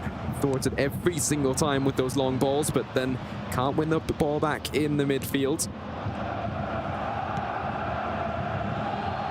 It's been difficult all throughout. Kimmich now here for MZ is given a bunch of space, so why not keep on running and getting that shot off from distance. Not going to be challenged though as Georgia's keeper. Italy now on a build up once more. Doesn't quite work out. But gifted possession back after losing it for a second. And somehow those through balls just keep on happening for Georgia. I think I might have been surprised they actually went through as well as it did. Half an hour gone, a third of our way through. Traditional 90. Of course, 30 additional minutes to follow in extra time should we need it, and then penalty shootouts to decide the winner, which could decide the winner of the actual overall competition as well. So if we do go to penalties, there'll be a lot of pressure on Ems to hold the nerve. However, I'm just looking back at the 3 games. That second game was real close. It was a real nail-biter affair, and I would probably say that Ems was the better player of the 2, but credit where credit is due. Georgia has played absolutely lights out throughout this whole competition, and one thing to mention, to come back from being 1-0 down in this series and coming back from playing, you know, the person who put you in the losers bracket in the grand final, to be now 2-1 up is a big statement. But as I say that, Gnabry twisting and turning, the ball's beaten away, but it can't drop to the feet of Tell. It falls to Bakayoko, who just clears the lines. First decent chance of the game, and it goes to the side of Britain.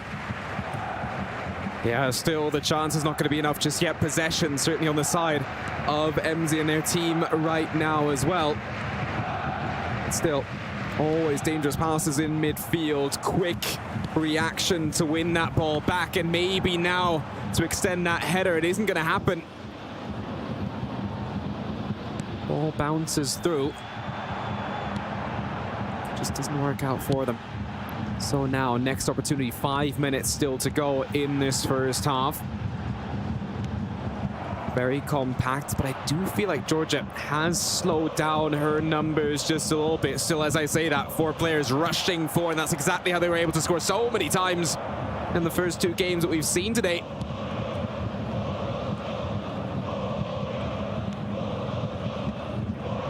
The side of Italy, though. Come through the losers bracket, like I said, they look comfortable here so far in the grand final. And as we go into the half-time, 0 goals for either side, the deadlock yet to be broken. The stats would say, though, that it was Great Britain and Bayern Munich, of course, being represented by Ems, that had the better half, the slight advantage in possession, more overall passing as well. But we expect that when you play against this Italy side, you know, we expect that when, you know, Georgia's a person, she likes to sit back, she likes to soak up the pressure and then catch you on the counter-attack. It's been the story of her success, really, throughout the whole competition. So I don't think she'll let the stats worry her too much. It's going to be a free kick, though. And Joshua Kimmich will get us back underway and in play. Ball chipped forward into Gravenberg. Out to Goretzka. Goretzka is going to take a long-range shot! Goretzka! Cometh the man, cometh the hour. A player who is going to be lived on in the history of Bayern in the real world. Such an important player in terms of real-life football, now translating it through over to the world of e-football. And an absolute screamer from Goretzka to put FC Bayern München 1-0 up here and keep Ems's dream of being a European champion alive. Yeah, you did kind of predict that if it does go this far, that if Georgia is able to win the first couple, that EMSI might just start the comeback for them to come all the way back into this. That's certainly the way to start things off. A second goal, just have a little bit of buffer would be ideal, but don't count Georgia out just yet. Obviously 1 goal to force extra time. I like this though from Ems. Completely got the goal, and it's completely took this sting out of the game now. Now Georgia has to be the one that goes on the front foot to try and press. But doing that though, has Ems left herself open? It's Divock Origi in behind. The flag stays down. The keeper moves, and oh my Lord, Junior Messias. A big chance has gone a squandering for the Milan side. And George will be looking at thinking, that could have been my chance.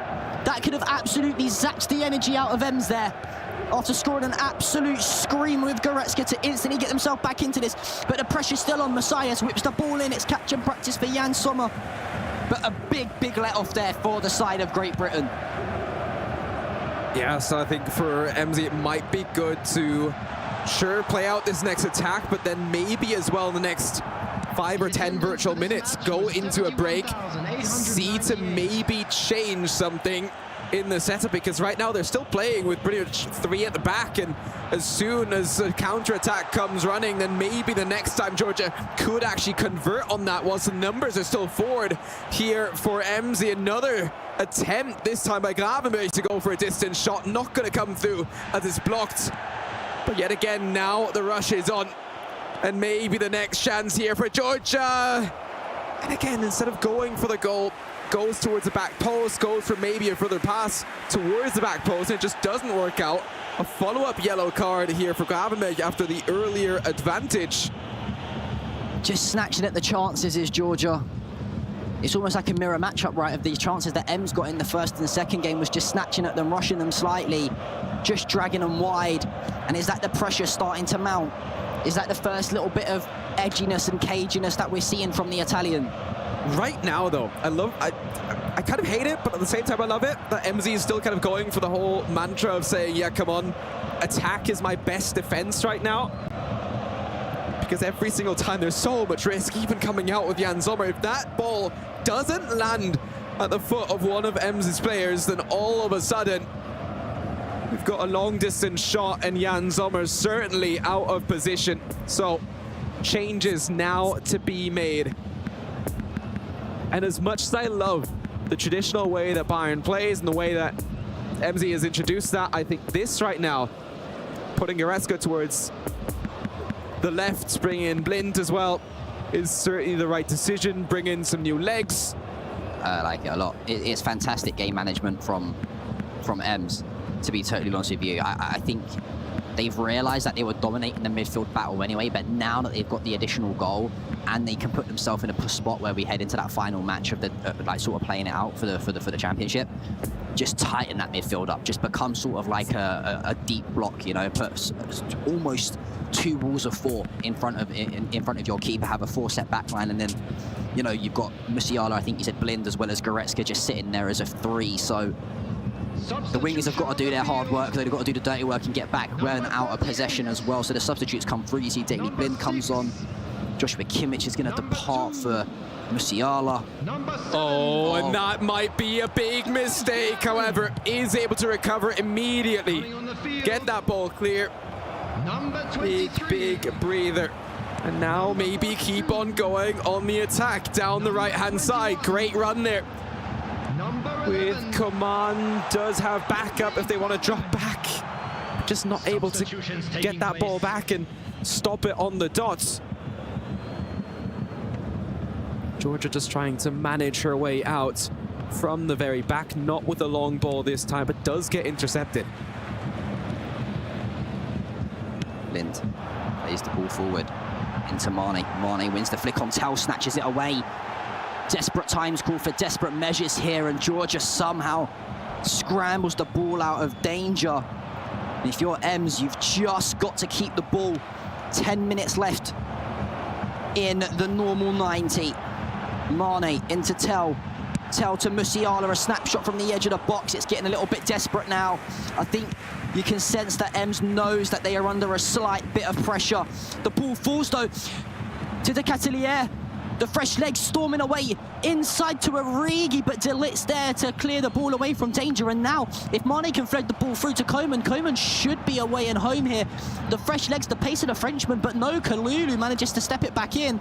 And with 6 minutes left on the clock, you've got to say one mistake, one chance is all that Georgia needs to have cleared out and carved out to get back into this game.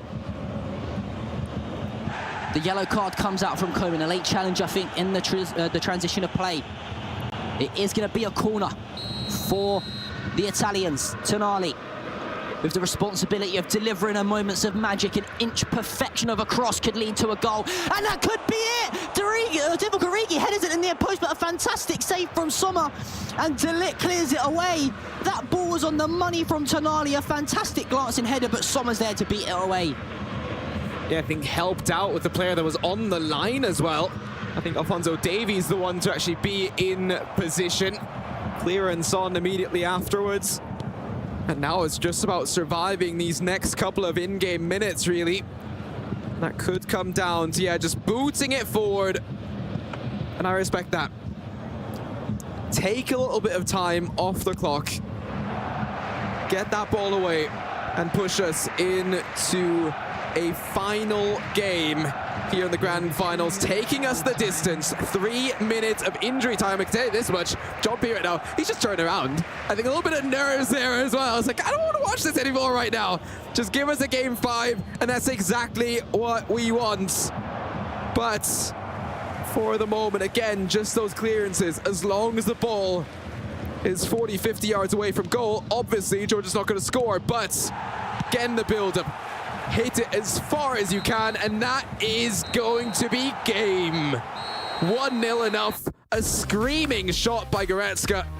And I think that's one we can loop on the highlights a couple of times, because that was probably one of the coolest goals we've seen today. I don't want to float my own boat too much and say, hey, like, I wonder why I get paid to be here, because I had kind of said there that I think Ems in a game number 4 might have the slight upper advantage in terms of experience and seeing the game out. I thought Georgia, and let's just cast our mind back to the first minute of that game. Yeah.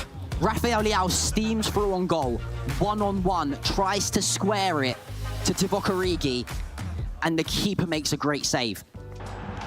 If Georgia scores here in that minute, that first minute of the game, this whole 90 minutes could be completely different. Nevertheless, though, Ems does manage to secure. What a screamer! Do you know what? I think that shot was pure frustration as well, because I think Ems is usually a person who scores a lot of elegant goals. Another chance missed, and I think Ems just got fed up of saying, I can't get anywhere near the box right now to score a nice, fantastic, tiki-taka goal. I'm just gonna hold down my shoot button and try and score a screamer from outside the box. Yeah, so talk going on stage right now between both sides. Not sure what on, but I'm sure that we'll see both players on the server in a GIF, and then it's all going to be back to the normal game. That's cheating. Why is cheating? 2 each, bro. That's fair. It's 2 each. It's fair. It's fair. If we just listen in here.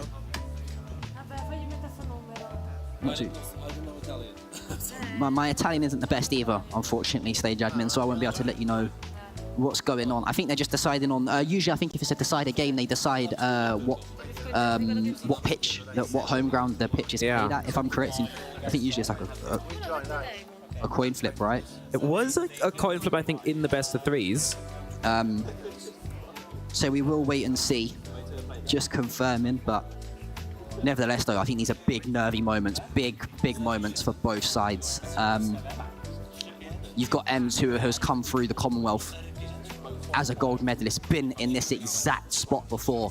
You've got Georgia, who's clawed her way back through the lower bracket, taking down Miss Vanessa and Belgium in a penalty shootout in the last game to book their spot. They had the disadvantage of being 1-0 down in this series. They went 2-1 up in this series before Ems answered back, and has now forced this all-important 5th and final match between Italy and Great Britain. 2 countries so well prominently known and established in the footballing world, and are just 90 minutes away from securing what will be a historic victory to add to not just their own legacy, but their country's legacy as well, to be the first ever eFootball champions at the European Games. It's a big accolade. Yeah, certainly. And I can tell you one thing, after I feel like we've seen all the games being played at either the eFootball Stadium or at San Siro, we're back to the Allianz Arena. I will have to see what MZ can do in their team's home ground. So I assume she won the coin toss, right? I think it was a coin toss, or even maybe because she maybe because MZ come through the upper final. Yeah, maybe. I don't know, but yeah, certainly looking forward to seeing what they're gonna do. A small little change up on tactics, and we're looking forward to seeing how that's gonna affect the game. Well, here we go, Tyler. It's been an absolute delight covering the eFootball Open throughout the whole weekend with you. Endless hours of broadcasts, endless hours of gameplay for the players, and it all comes down to this. We started off with 8 women in the competition here on Thursday in the group stages. We whistled it down to just 4 at the start of yesterday, and here we have it, our final 2 players in the grand final. It's Italy versus Britain. It's Georgia versus Ems. One of them are taking home the gold. Or are they? They're not just... That was one of the best intros I've ever done in my career for the start of a game, and we've paused it, guys. Are we being serious? Oh, come on, you clip that out and then fake it afterwards. No, I'm it's just fine. going to do a rerun in a second. Yeah, I'm not sure. Do we know why the restart is on? Was it just something Maybe not right on the selection? Switch your sides, maybe? We'll wait and see. We'll see. We'll wait and see. Either way, obviously, these resets, for me as a player, I hate these. I despise Because obviously, like, you've just gotten ready, you've hyped up yourself, and then you need to wait another like 2, 3, 4 minutes just because obviously like the game needs to be set up again. It's not like you can just say restart and it's fine. You need to go through the whole process, join the lobby, select your teams, make the maybe tiny changes on your squad again, because this is game 5, you didn't just save that change to one of the presets, so you have to do it again. Oh no, we're switching from the Allianz to the eFootball Stadium. That's it. Okay, just like came. Yeah. And if anyone that's new is wondering why do they care so much about the stadium, it's to do with different camera angles. It's to do with, you know, feeling the atmosphere of the crowd as well. So a neutral playing field across the board. It seems here we have switched from the Allianz Arena over to the eFootball Arena. Wasn't there talks of Stamford Bridge being renamed the Allianz Arena as well, or the Allianz the Allianz London Arena, I think, or something? Yeah, I don't know, but like where I live in Stuttgart, there's now within like 8 or 9 kilometers there are 2 arenas. One's for like basketball and concerts, and one does Bundesliga and massive concerts, and they both have the same name now. So imagine, I think it's similar to like the O2 Arena in London, right? Where you have like the O2 Academies and the O2... yeah, but they're literally both called the sponsor and then arena. It's not like it's like stadium and arena. They're just both arenas now, which I think like guest fans might just be confused by that if they go to the wrong if they go to the wrong arena. But yeah, love it. Either way, we are now finally into game 5, and it is, of course, the final game of this series. 2-2 as the score reflects at the very top. MZ in the fire and white dress from left to right for Great Britain, and Georgia for Italy in the black and reds. AC Milan from right to left. First little bit of attack stopped, and nicely done. Goal kick now here as Georgia is going to have possession in the middle of the park. One back by MZ, and we know how decisive a first goal could be! And a big strike by Gravenberg, but just not to be, blocked by the keeper. But I love the fact that MZ has gone for more of these distance shot as well. Imagine if we do get another early one, same as in game 1 of the day. Game 2 of the series is obviously MZ coming from the upper bracket, only needs to win 2 out of the best of 5. It's been a cagey affair. A great opening for MZ, though. Great interchange of play. Flips around the corner. It is going to be Tanani, though, to advance with the ball at his feet. Junior Messias now plays Origi through. Origi tries to shift the ball inside towards Brahim Diaz. Diaz shuffles it onto Leao, but João Cancelo's there to find the opening. Steps in, advances out with the ball. Back to Messias. Messias into the feet of Bakayoko. Bakayoko into the feet of Brahim Diaz. Diaz into Leao. Great stuff. That's why João Cancelo was such a steal, right, from Bayern. Like, he's so solid in that position. Always comfortable, no matter what the situation is, to just step in and win the ball. And now the side of Bayern want to go down the other end and cause the AC Milan defenders a little bit of trouble. It's Alphonso Davies, the Canadian, switches the ball over towards Tel. Does win the flick on, though, and it does drop to the feet of Gnabry. Gnabry snapshot from the edge of the area, about 20 yards out. Isn't going to do too much to trouble the French keeper from AC Milan. This has been a really good game of football so far, this first 20 minutes. It's been end to end. Yeah, and Georgia in a decent build-up However, even better defending there from Emzy, the clearance. She was almost able to win that towards the halfway line. Decent through ball now, but unable to turn to take that going forward. Emzy now attacking once more, does have a little bit of space, but their team not really going for the runs just yet. I was surprised that Sadio stopped and didn't actually continue on. However, they do win the ball back in the midfield and now have a little bit of extra space. This time the run was manually selected, but the ball just didn't follow up from Kimmich. However, Georgia as well not finding their players just yet to actually come through here for Italy.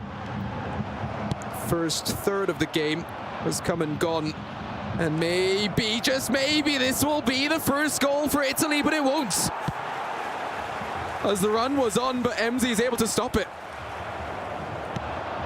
Ball out wide towards Mane. Does get intercepted by Kalulu though, before Davis can keep the ball in play.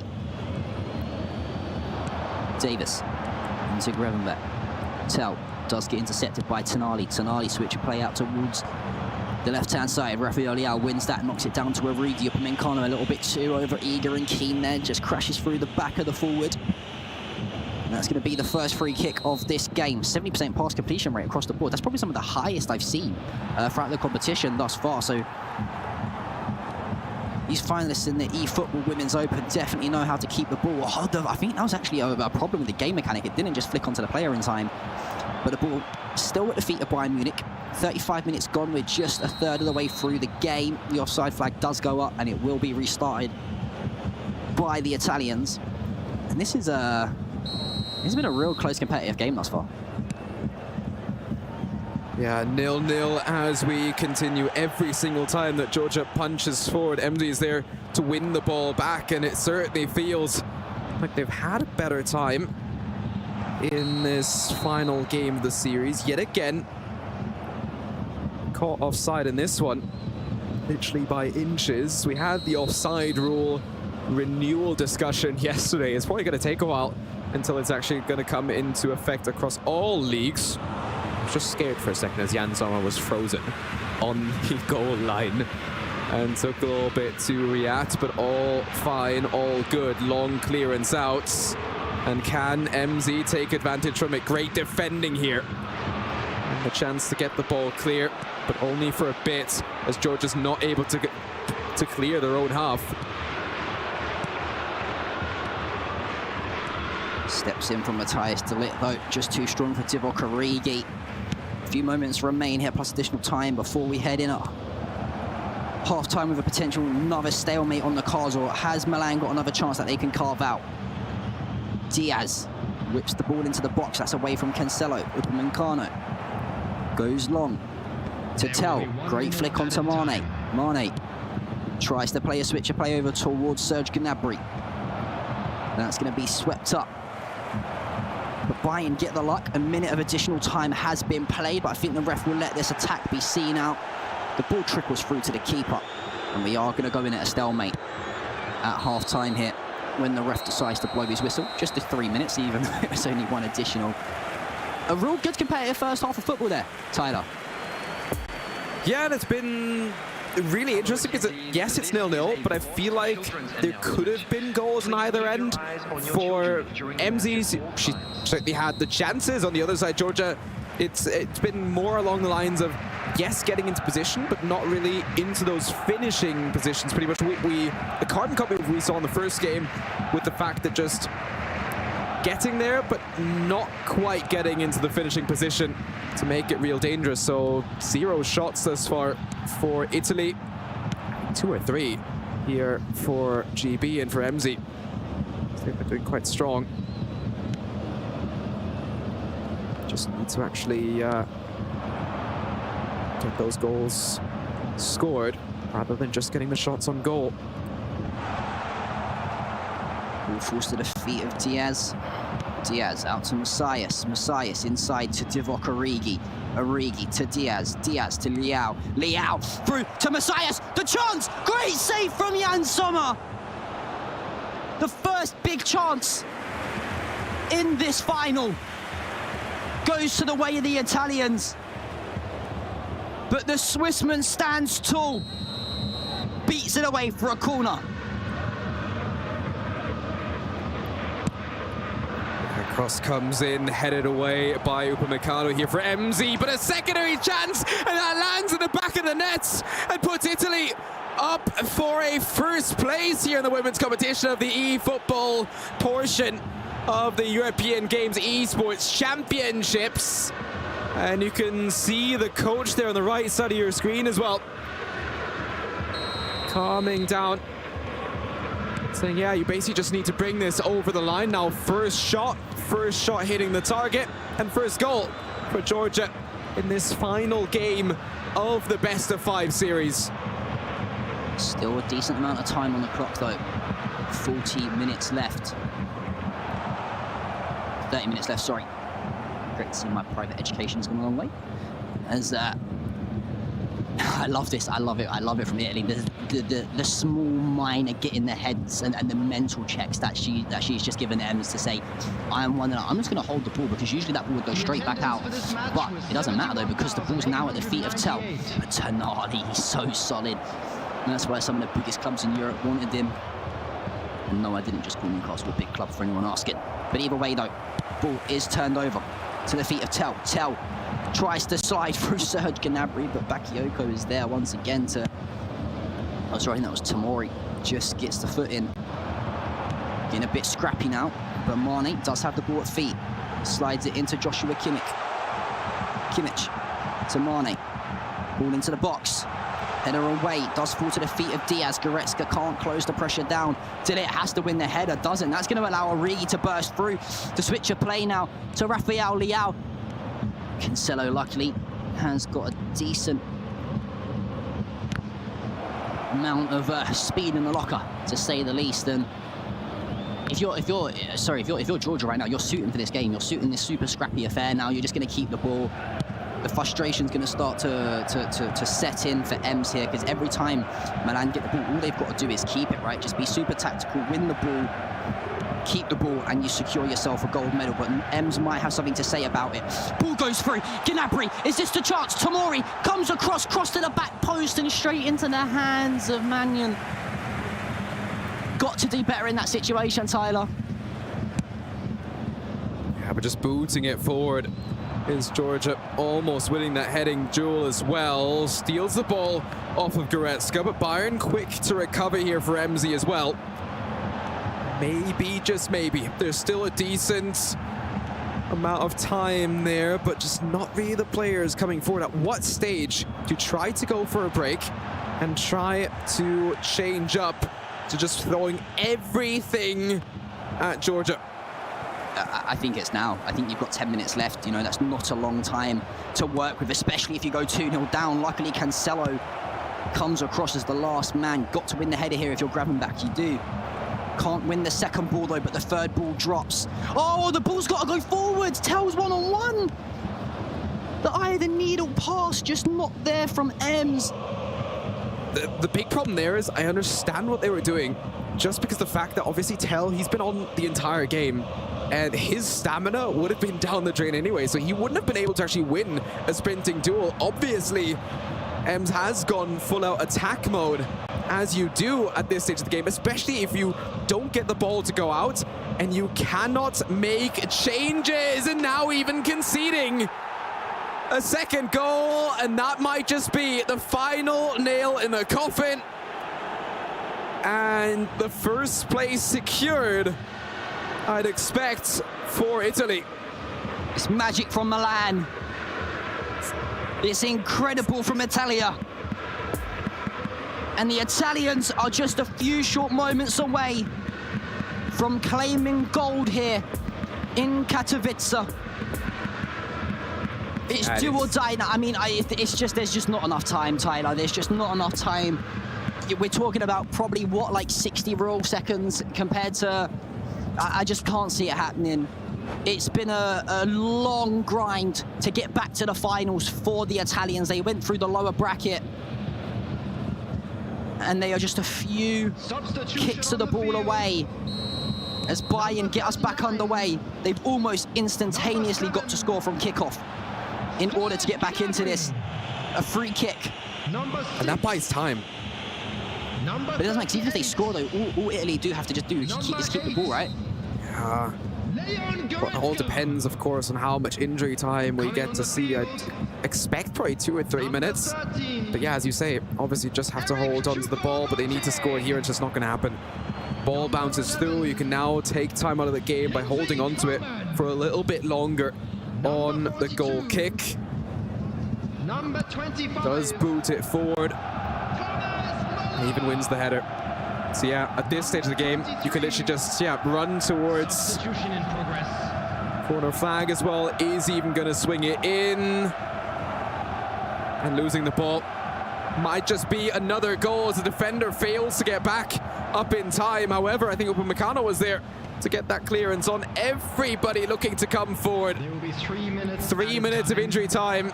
But I think the time has come and gone already. Heartbreak for Britain. Sensational from the Italians to go through the lower bracket. Yeah, it's really tough because obviously like it's your first chance, and talking efficiency, getting that goal scored immediately.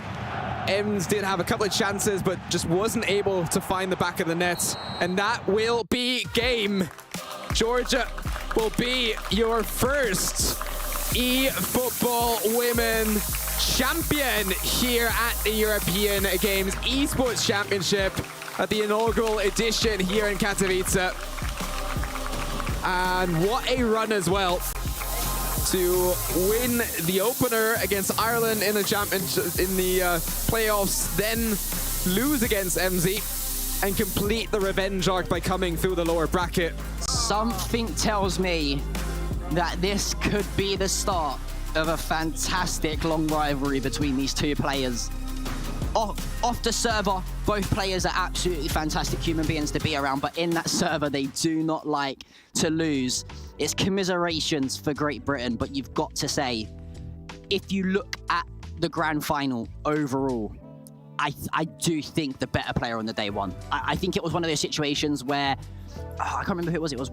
I think it might have been Mestra gave an interview for the Open yesterday, and he said, hey, look, Thursday in the group stages were one day, Friday in the group stages were a different day, Saturday in the playoffs were a different day, the Sunday, the grand final, that's a completely different day. And I think on the day, I think the result was right, because I think Georgia just looked a little bit more composed, looked a little bit more relaxed and comfortable, which coming into this, we sort of spoke about MZ having the confidence coming into finals because of the Commonwealth Games gold. But I think the result was right at the end of the day, I think. Yeah, totally agree with you. And I think both players certainly had the quality to get there. I think it comes down to nuances, as we said pretty much throughout the entire weekend, and also down to daily form. And that's always the day. Multiple day events, especially today, you start off a little bit earlier. Yeah. I mean, I got up today, went on Twitter, and the first thing I saw was MZ was up like an hour before me. Yeah. Already had breakfast. I'm pretty sure first one out there. All the players were like at the event straight away. But that's enough from me and Tyler. We are super excited to hear what the winner has to say. So we're going to throw it down to KP. The beautiful man himself is with the gold medalist. Take it away. Thank you very much. Now, I am joined on stage by the one and only, our eFootball Women's Champion, the one and only Georgia. Georgia, first of all, congratulations on the win. A fantastic series. Feel good to get revenge against GB? Sì, la vittoria, cosa fa vivere questa gran medaglia. Sono molto emozionata, mi sono avuto speranze, non l'ho visto ieri, però sono impegnata, io sono we acted professionally. After yesterday, she went to sleep really early. She was really hyped for the match, even starting, down 1-0 because of coming from the lower bracket. So yeah, it went well. And let's talk about that first official game, right? Obviously, there's a 1 point advantage for GB coming through the upper bracket. We get into that first game. It seemed like you were very quick off the mark. Did you feel like you had a clear advantage there? Did it feel like maybe you'd warmed up better? Dice riguardo la prima partita, se appunto che sei partita molto forte, come mai l'avevi preparata così? Una Prima partita inizio sempre forte, ma poi vado sempre peggio. Yeah, she says that it's her play style. She always starts strong. Maybe she got a bit less concentrated, going on. So we wanted to start strong to draw the 1-1 as soon as possible and then play. And do you feel like every game you have to mentally reset, right? Is there a concern that if you kind of get a bit too confident, maybe you give MZ a way back in? Dice comunque se appunto hai dovuto resettare ogni partita perché magari se no eri troppo sicura di te o comunque come hai gestito la cosa? No, la facevo resettare perché così mi dava un po' più di sicurezza, aspettavo un po' più di tempo e non ripartivo subito la partita. Yeah, we took, strategic pauses between every matches in order to reset mentally and start again strongly. Well, you definitely look strong here. I mean, the final question on my mind, it's got to feel amazing to be a gold champion here in eFootball Women's. Is this the beginning of an unstoppable run? And is this the beginning of a grudge match with GB? Dice se questo appunto è un grande risultato, questa medaglia d'oro sarà l'inizio di un gran cammino o comunque anche di una grande rivalità con Gran Bretagna. No, sarà l'inizio di un cammino, spero, futuro, anche non solo di football ma anche di FIFA, perché gioco anche lì. Yeah, she tells that she's actively also playing other football games, so hopefully maybe having competition also that, but of course this is the starting of a path, and we'll see on the next competition. Well, thank you for the interview and congratulations once again. We look forward to seeing more of you in the future. We have our eFootball Women's Champion, but now it's time to go across the desk to break down fantastic finals. Yes, indeed, it really was there. Thank you, KP. Congratulations to Georgia, to Italy. The European Games Esports Championship goes to Italy in eFootball Women's, which is sensational. I mean, we saw a really fantastic series there. It went all the way, the best of 5 there. Interesting hearing from Georgia as well, talking about that kind of reset. I think MZ mentioned as well yesterday about the resetting. Every game you take it differently, but wanted to square things up at 1-1 straight off the bat and then approach each game differently. And it felt like just a seasoned victory and takes home the gold-winning championship. She set the stall out early. That first game, we were just like, wow. Yeah. We were just absolutely blown away. Clearly came out with a mission, a plan in 3-0 start. Absolutely blew away MZ. MZ didn't look like she was there in the first game at all. We were like, wow, okay, a bit slow to start. We were slow to start yesterday as well in the same game, so we're like, okay, maybe come back. But then obviously that tight second game, that 1-0. Exactly. We did see, a little bit of a comeback, a little bit of resurgence, but it always looked like the pressure was basically on from Georgia. Italy absolutely deserved this. It's a classic. Diamonds made from pressure. The comeback obviously came out, coming from the lower bracket. 1 game advantage for MZ and still to come out on top. That's an incredible performance. We love the storyline, right? It's kind of all the fabled lower bracket run. But, what John Pritchard was saying kind of on the casting booth, the better play on the day won. And that was exactly the case. 3-0 to kickstart things. That's where we really kind of saw, out the gates, you've got to come out flying. And I think, unfortunately, MZ will look back at the VOD of this and realize she started very slow. And because of it, it gave confidence towards Italy and to Georgia. I mean, really well played from the get-go to level things up first of all, but then also really put the pressure on, take a lead. It was looking like potentially the reverse sweep was going to happen once again, but as these highlights run through, you can just see at times how dominant Italy were. Yeah, Georgia did eventually win that kind of second game that we saw. There were those moments, we kind of saw it in the winners bracket finals yesterday, where a few opportunities missed, and it did cost Georgia, going down to the lower bracket, of course. Same kind of thing happened, I think, this time around, but it managed to see it through and go the distance this time around. I mean, those moments, I guess the pressure is a huge part of this, but it's a marathon, not a sprint. We said about this as well. I mean, the fact is, MZ scored 1 goal in the entire best of 5. Wow. It's like that tells the story, really. I mean, you look at the stats right here: 6 goals to 1, 25 shots to 12, 400 passes. A lot more passes for MZ, yes. I want to say tiki-taka style, because it absolutely wasn't. It was, it was still both players were going relatively direct as they could, trying for those through balls that can absolutely kill a game. And the possession was very much with MZ, which obviously generally goes along with the passes, but just wasn't having those chances with the shots. We saw it yesterday in the upper bracket finals. Georgia is so good at defending, and just like yesterday, really struggled to unlock that defense. Ironically, Miss Vanessa did kind of unlock that defense for Belgium. So whatever that she was doing yesterday, you know, obviously lost it on penalties in the end, but you know, it was a 2-0, 2-0. It was actually, and in terms of the goals, I think Miss Vanessa probably could have scored more, but just missed those chances. So if you think of that one open chance in the lower bracket finals, there were some real big chances there. So it could have been a very different finals if Miss Vanessa would have got through. It may have been an open game, but as it was, whatever the kryptonite is that Georgia has definitely managed to stop MZ in the tracks today. Yeah, I think you're right. The proof's in the pudding there as well. We kind of watched it all unfold, and to see we talked about set pieces earlier on, how they were really important, and as well that kind of the through balls that MZ kind of utilized so well yesterday. Today just couldn't find those opportunities. The same, despite having kind of I think more possession, completing more passes, a lot of wayward touches, not quite as much composure, I think as well. Yeah, absolutely. I mean, when we look at it, I think MZ in terms of the build-up play, the kind of the opening 2/3 of the defensive midfield, actually really solid. The idea was there. We could kind of see the plan starting to formulate. Unfortunately, it's that final third that really let her down, right? When it came towards the finishing, struggled. And it goes back to what we said on the desk coming in towards this game. Throughout this entire tournament, Italy have been the defensive specialists. You take a look through their entire scores, very few teams have managed to score past them. They've had the least goals scored against them of any team represented here, right? So it just shows how defensively brilliant Georgia actually is. I think it's like 5 goals in the entire tournament. Exactly. It's insane. It is, right? It was only 2 in the groups, 1 in the final here, and I'm pretty sure it was only 2 yesterday. Maybe it was 6. Maybe it was 3 yesterday, so 6 total, yeah. But still, either way. Which is incredible considering the European Games.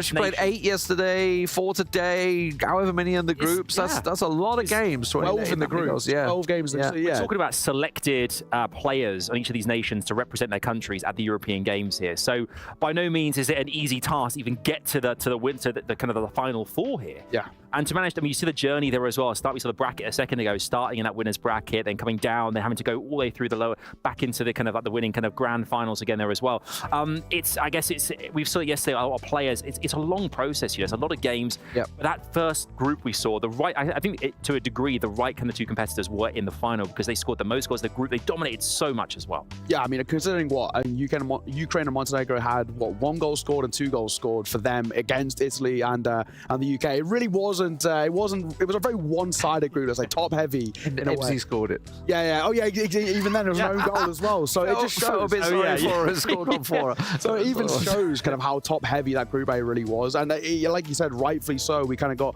both of them in towards the final. But again, it comes down to what we were talking about on the day when it came towards how that game started. Italy out the gates flying. MD took a game and a half to actually really start to play her style of play, which is the intricate passes we talk about, the long balls looking for gaps in behind. It took a while to get going, and I think unfortunately, confidence-wise, it cost her quite a lot. You'll always have someone that sort of counters what you do. Sure. Think of okay, real football terms. Pep Guardiola versus Klopp. Klopp always comes out on top, yet Pep Guardiola's obviously won everything. Yeah. You know, with Man City, yet always struggles against Klopp for whatever reason. Kryptonite. And this is the kryptonite there. I mean, this seems to be the case. Clearly, yesterday we were obviously commentating the lower bracket finals. MZ wanted to play Miss Vanessa for that exact reason. You know, knew that I can match that style well, but I really struggle against this style. And at the end of the day, you know, whatever happened yesterday, we were talking about what MZ did to finally, you know, unlock and get that win. Obviously, George has gone back and looked at it and said, well, okay, I know what you did to unlock it. I know what I'm going to do to stop it. And it absolutely worked. You know, kind of dominated today, really. Yeah, it really did. I mean, this was a fantastic grand finals. Congratulations again to Italy and to Georgia, of course, they're winning the gold trophy in this competition. It's been a great start. We've seen Rocket League already. We've had eFootball Women's, but soon coming your way, we have the eFootball Open, where we have Spain versus Turkey, and you do not want to miss it. It is all coming your way. A short break from us. When we come back, it's all going to start once again, and we're in for quite the ride. Do not go anywhere. We'll see you in just a few minutes' time.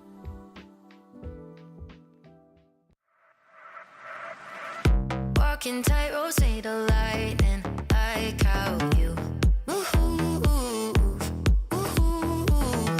I would swim across the ocean to hold on to you.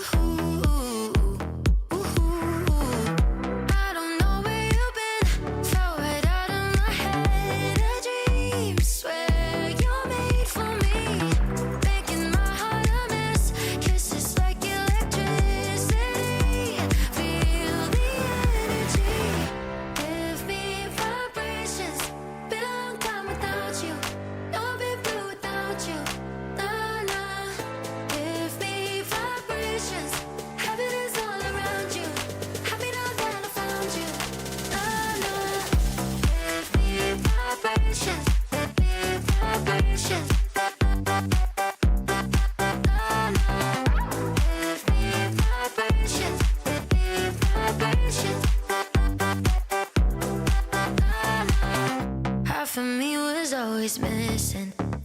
permission to be yours. Hit me like some kind of vision, never been so sure. I don't know where you've been, throw it out of my head. A dream, swear you're made for me, making my heart a mess. Kisses like electricity, feel the energy. Give me vibrations, been a long time without you, I've been blue without you. Nah, nah. Give me vibrations, heaven is all around you. Happy that I found you. Nah, nah. Give me vibrations, give me vibrations. Nah, nah. Give me vibrations, give me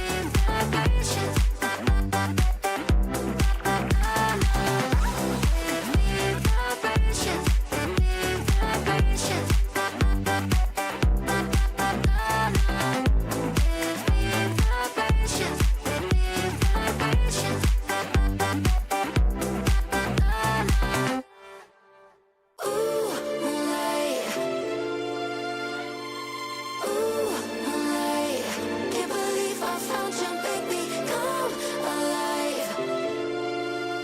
Loving you like we're dancing in moonlight. Wanna waste our time, wanna waste our time in the moonlight. Got me up all night, got me up all night in the moonlight. Wanna waste our time, wanna waste our time.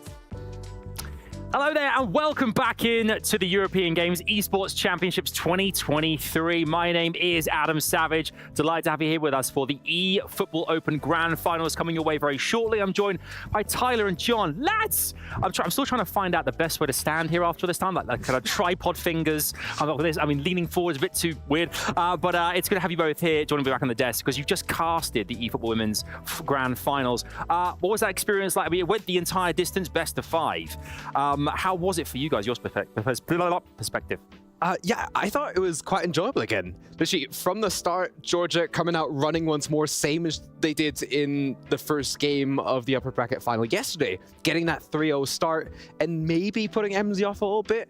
I think it does affect you. If you come in high thinking, yeah, okay, how can I best kind of start into this game? And then all of a sudden, you're down 3-0. It's 1-0, so you could just reset. But finding that mental reset, I think, is always the most difficult part. Yeah. Yeah, I agree. I think, the likes of MZ. Yeah. Yeah.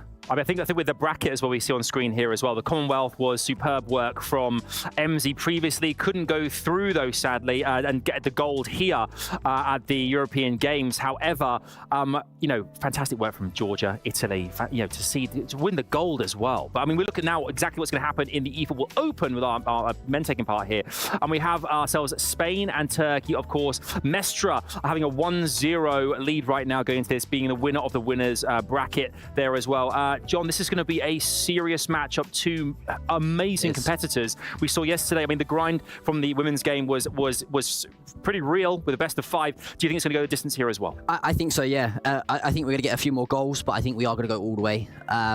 Just looking at, off the back of yesterday, especially from Turkey, Mukit, even when he goes 1-0 down, 2-0, we saw him go 3-0 down at one point. He stays in there, he stays fighting, and he gets himself back into the game. So I don't think that 1-0 deficit will be too much of like a burden for him to bear and weight on his shoulders. I think we're definitely going the full 5. I just saw Mukit in the hallway going towards the stage as well. I wished him good luck, and he looks refreshed. I think like we saw yesterday, that real epic journey he had to go through, that kind of the different brackets all the way through to face Roxette right at the very end there when it was getting very late. We were here yesterday, but it looks refreshed, looks ready, bright-eyed, bushy-tailed, ready to rock and roll. And I'm looking forward to seeing what he can do today. Yeah, and obviously it's two players that know each other so well. Yes, one player has maybe been on the more positive side of the stats, but let's reflect as well, Mukit, he's played one further series as well, so kind of the more games you play, maybe the worse your stats overall can get in that. And at the same time, of course, long grind yesterday, you said he looks refreshed, but yet again, your opposite number had the chance to watch that game yesterday, but they know each other so well. They were both contracted to Bayern during the regular season of the pro season, and obviously they've kind of been around the circuit for so long, they know each other. They do. I mean, John, this is kind of what makes us get really excited here as well for kind of games like this, because we know that it's going to be difficult for both, because they kind of, as you mentioned, Tyler, they kind of know each other's game, how each other are going to play this as well. I mean, if you just joined us as well, yesterday we had an epic kind of like eFootball Open where our competitors were kind of giving it all, and we went penalties quite a lot as well with some of our teams. Do you think with the women's we just saw as well, there was no penalties at all? Yeah, surprisingly so in that best of 5 there. Do you think men's is likely to go more in that direction there? Do you think it's going to go real past extra time into that? We can see Mestra stats on our screen here as well. Penalties, used to playing them against his Turkish opponent. Yeah, I think I almost want to say that it wouldn't surprise me if all 5 games go to penalties, to be totally honest. It's sort of like a recurring theme we've seen in the Open. I can literally see it here, like Lee and Neo in the background saying, please don't let that happen, and we don't want to do that. But no, yeah, it wouldn't surprise me if we have a penalty shootout or two. I was actually in between the casts, in between the second and third game of the Women's Open, we had a bit of a toilet break, and I went out to see the Open players. And both these two players, they were competing against each other today in the final, and they were just sat like Mukit was watching Mestra warm up and put his custom tactics in. I don't think they really care, because, like you said, they're so used to playing against each other anyway. And we now look at the Turkish side of things for Mukit, and the stats are almost exactly the same across the board.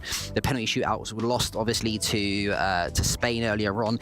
One thing to note, he's actually won 2 penalty shootouts against 2 different opponents as well. He beat Spain earlier on in the playoff stage, and he beat the Netherlands in the group stage in a penalty shootout as well. So if it does go to penalties, I think Mukit is probably someone to look out for to be potentially the favourite. Yeah, we can see on screen like double the amount of time kind of played again, with Mestra playing significantly less, but in a way you kind of feel like he's oiled the engine, he's ready to roll. Considering Mestra, I mean, we know has done such an amazing job thus far, but you can see there kind of goals conceded here and there does happen, but it's scoring the goals, that is what's important, and both players absolutely capable of that. Yeah, and the big thing is, sure, you can score the goals. Mukit's very strong in his own defense as well, and we've seen that yesterday.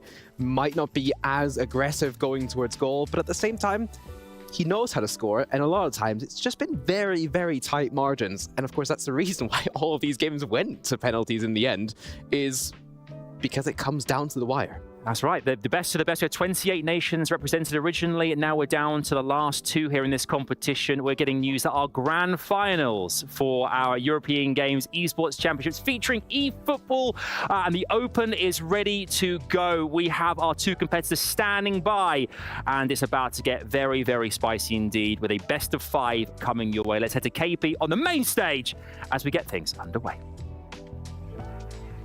Welcome back to the European Games. So far, we have crowned 2 champions, but 1 more must still be decided. We now move into the eFootball Opens finals for a best of 5, and it should be a doozy. A clash between 2 teammates, both playing for Bayern.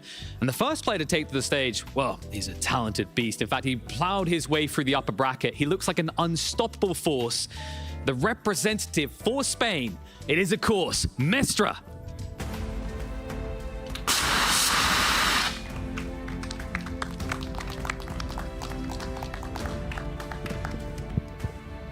A talented lad for sure, but on the other side, someone who proved himself worthy last night.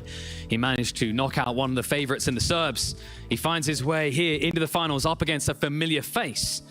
Well, I hope he hits as hard as the name indicates, because representing Turkey, we've got Mukit here.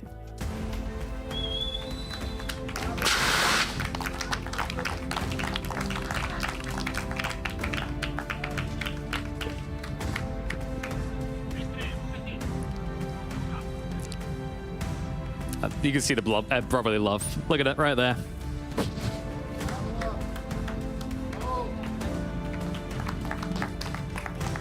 Smiles all around, folks. You definitely feel like they'll be cheering on whoever wins here, but at the same time, they're top tier competitors. Both of them have their eyes on the prize. Gold, nothing else will do. We're gonna have to find out who can take it in this best of 5. Thank you very much, and welcome, ladies and gentlemen. Great to see, by the way. Obviously, not only Miguel Mestre and Muki hit there, but it's Alexander Thea, former teammate as well at Bayern, taking the photo of them all. It's a whole brotherhood going on together. So they're all back together again, which is fantastic to see. But, you know, we have to talk about, obviously, the journey to get here in the first place. While we did see, I mean, the upper bracket semi-finals was extra time penalties. A whole They lot. were completely cancelling each other out all the way. The almost devastation, I would say, from Muki when he lost that matchup.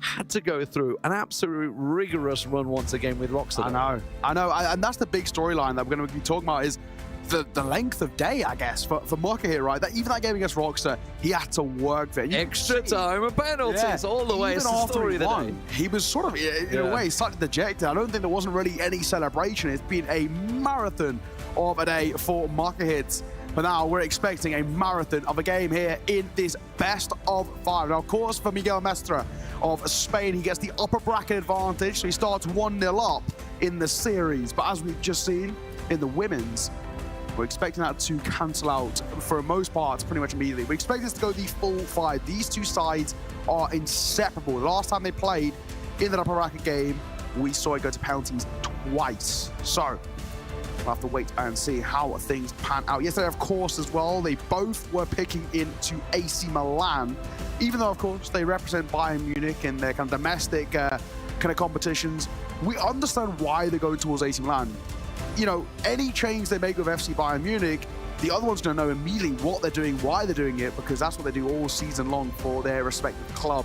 So understandable going towards that of AC Milan, and from what we can see and you guys can't, that is what they're going to be doing here. Both going for the AC Milan pick, and that seems to be the meta right now. And almost actually identical teams now I'm looking at it.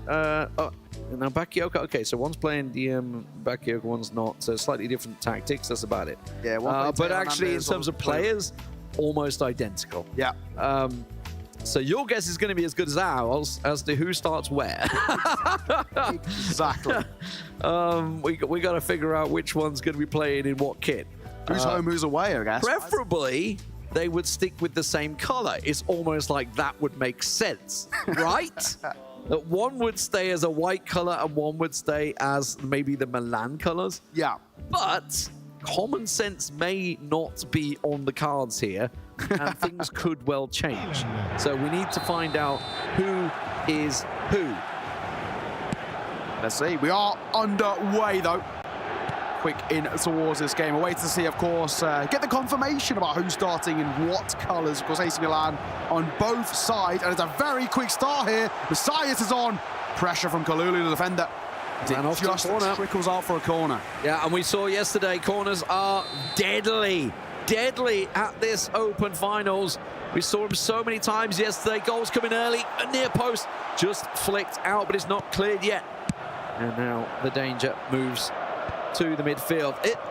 We need to be looking at, obviously, the fact that these two players played each other so many times over the last couple of weeks, you know, in preparation for the eFootball Championships that happened recently, and obviously for what is basically this tournament.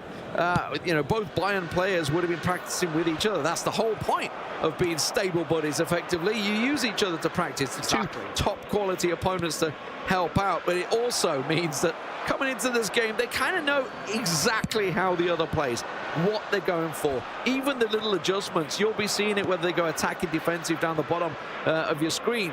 They'll know what that means. They'll know, okay, he's going attacking, therefore he's going to use this player forward, this player's going to be on the counter, this player's going to counter this. Yeah. So that he'll know where the openings are, but the problem is, then the other one will be countering that. It's a mind game, minefield. That's going to be the big talking point. When they played throughout playoffs, it was a 3-match affair. Two of them went to penalties. The final game was a 2-1 scoreline. I mean, these two were more or less inseparable in that upper bracket game. And this is what we're talking about. We said, whether it's practice, whether it's free time, these guys have played each other thousands of times over the space of the season. Long ball over towards Messias, cut out there by Kalulu. Right now, nobody able to get that first shot off, or a first convincing one. At the very least, just testing each other out. Poking, prodding, seeing what can arise from it. Rafael goes quick over the top towards that backhand post, but Manyan, the keeper, will collect. Slow things down for a second. Yeah, so clearance upfield. should be pretty straightforward, and it's nice to see the more relaxed play style. If anything, obviously it's not so much ticky-tacky, but not just like direct drive balls, more shorter passing. Yeah, trying to work an opening effectively rather than just looking for that straight direct through ball. That one is a bit of a stray one, should get picked up easily by the defense, and now through the midfield to see if there's any openings. Doesn't look like it's going to be the case, and instead tries to run it, but goes straight into that defensive brick wall. Yeah, at the moment. Skips past his man with the second. Defender just ready and waiting to scoop it up. Bakayoko intercepted it. Brahim Diaz doing a lot of that kind of box-to-box work. We saw a lot of players who've been using AC Milan, using Brahim Diaz as that box-to-box midfielder. Quite nippy, could just be a little bit of a nuisance for any attacking midfielders trying to run their way forward.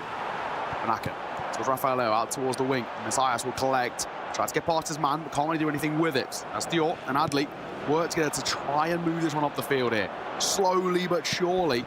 A bit of space opening up as Adli will collect. This plays in towards the back post, but cuts out at the first man. Yeah, absolutely. Cuts out though by Kalulu. It's going to be threaded through. Liao was there. Adli was there. I always find it interesting to see Adli being used nowadays. Yeah. Obviously, wasn't as successful in his time in Germany, but since he's gone to obviously Milan, he's sort of settled down. Yet obviously was a young kid coming through, but a bit of a prospect kind of thing. Definitely growing into the position, it seems, here at Milan, certainly for these players.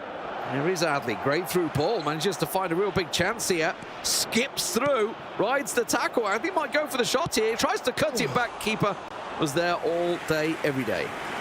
Good effort, but unfortunately, still no one broken the deadlock just yet. We've spoken about these two sides throughout this tournament, and well, throughout the season, inseparable is exactly what they've been.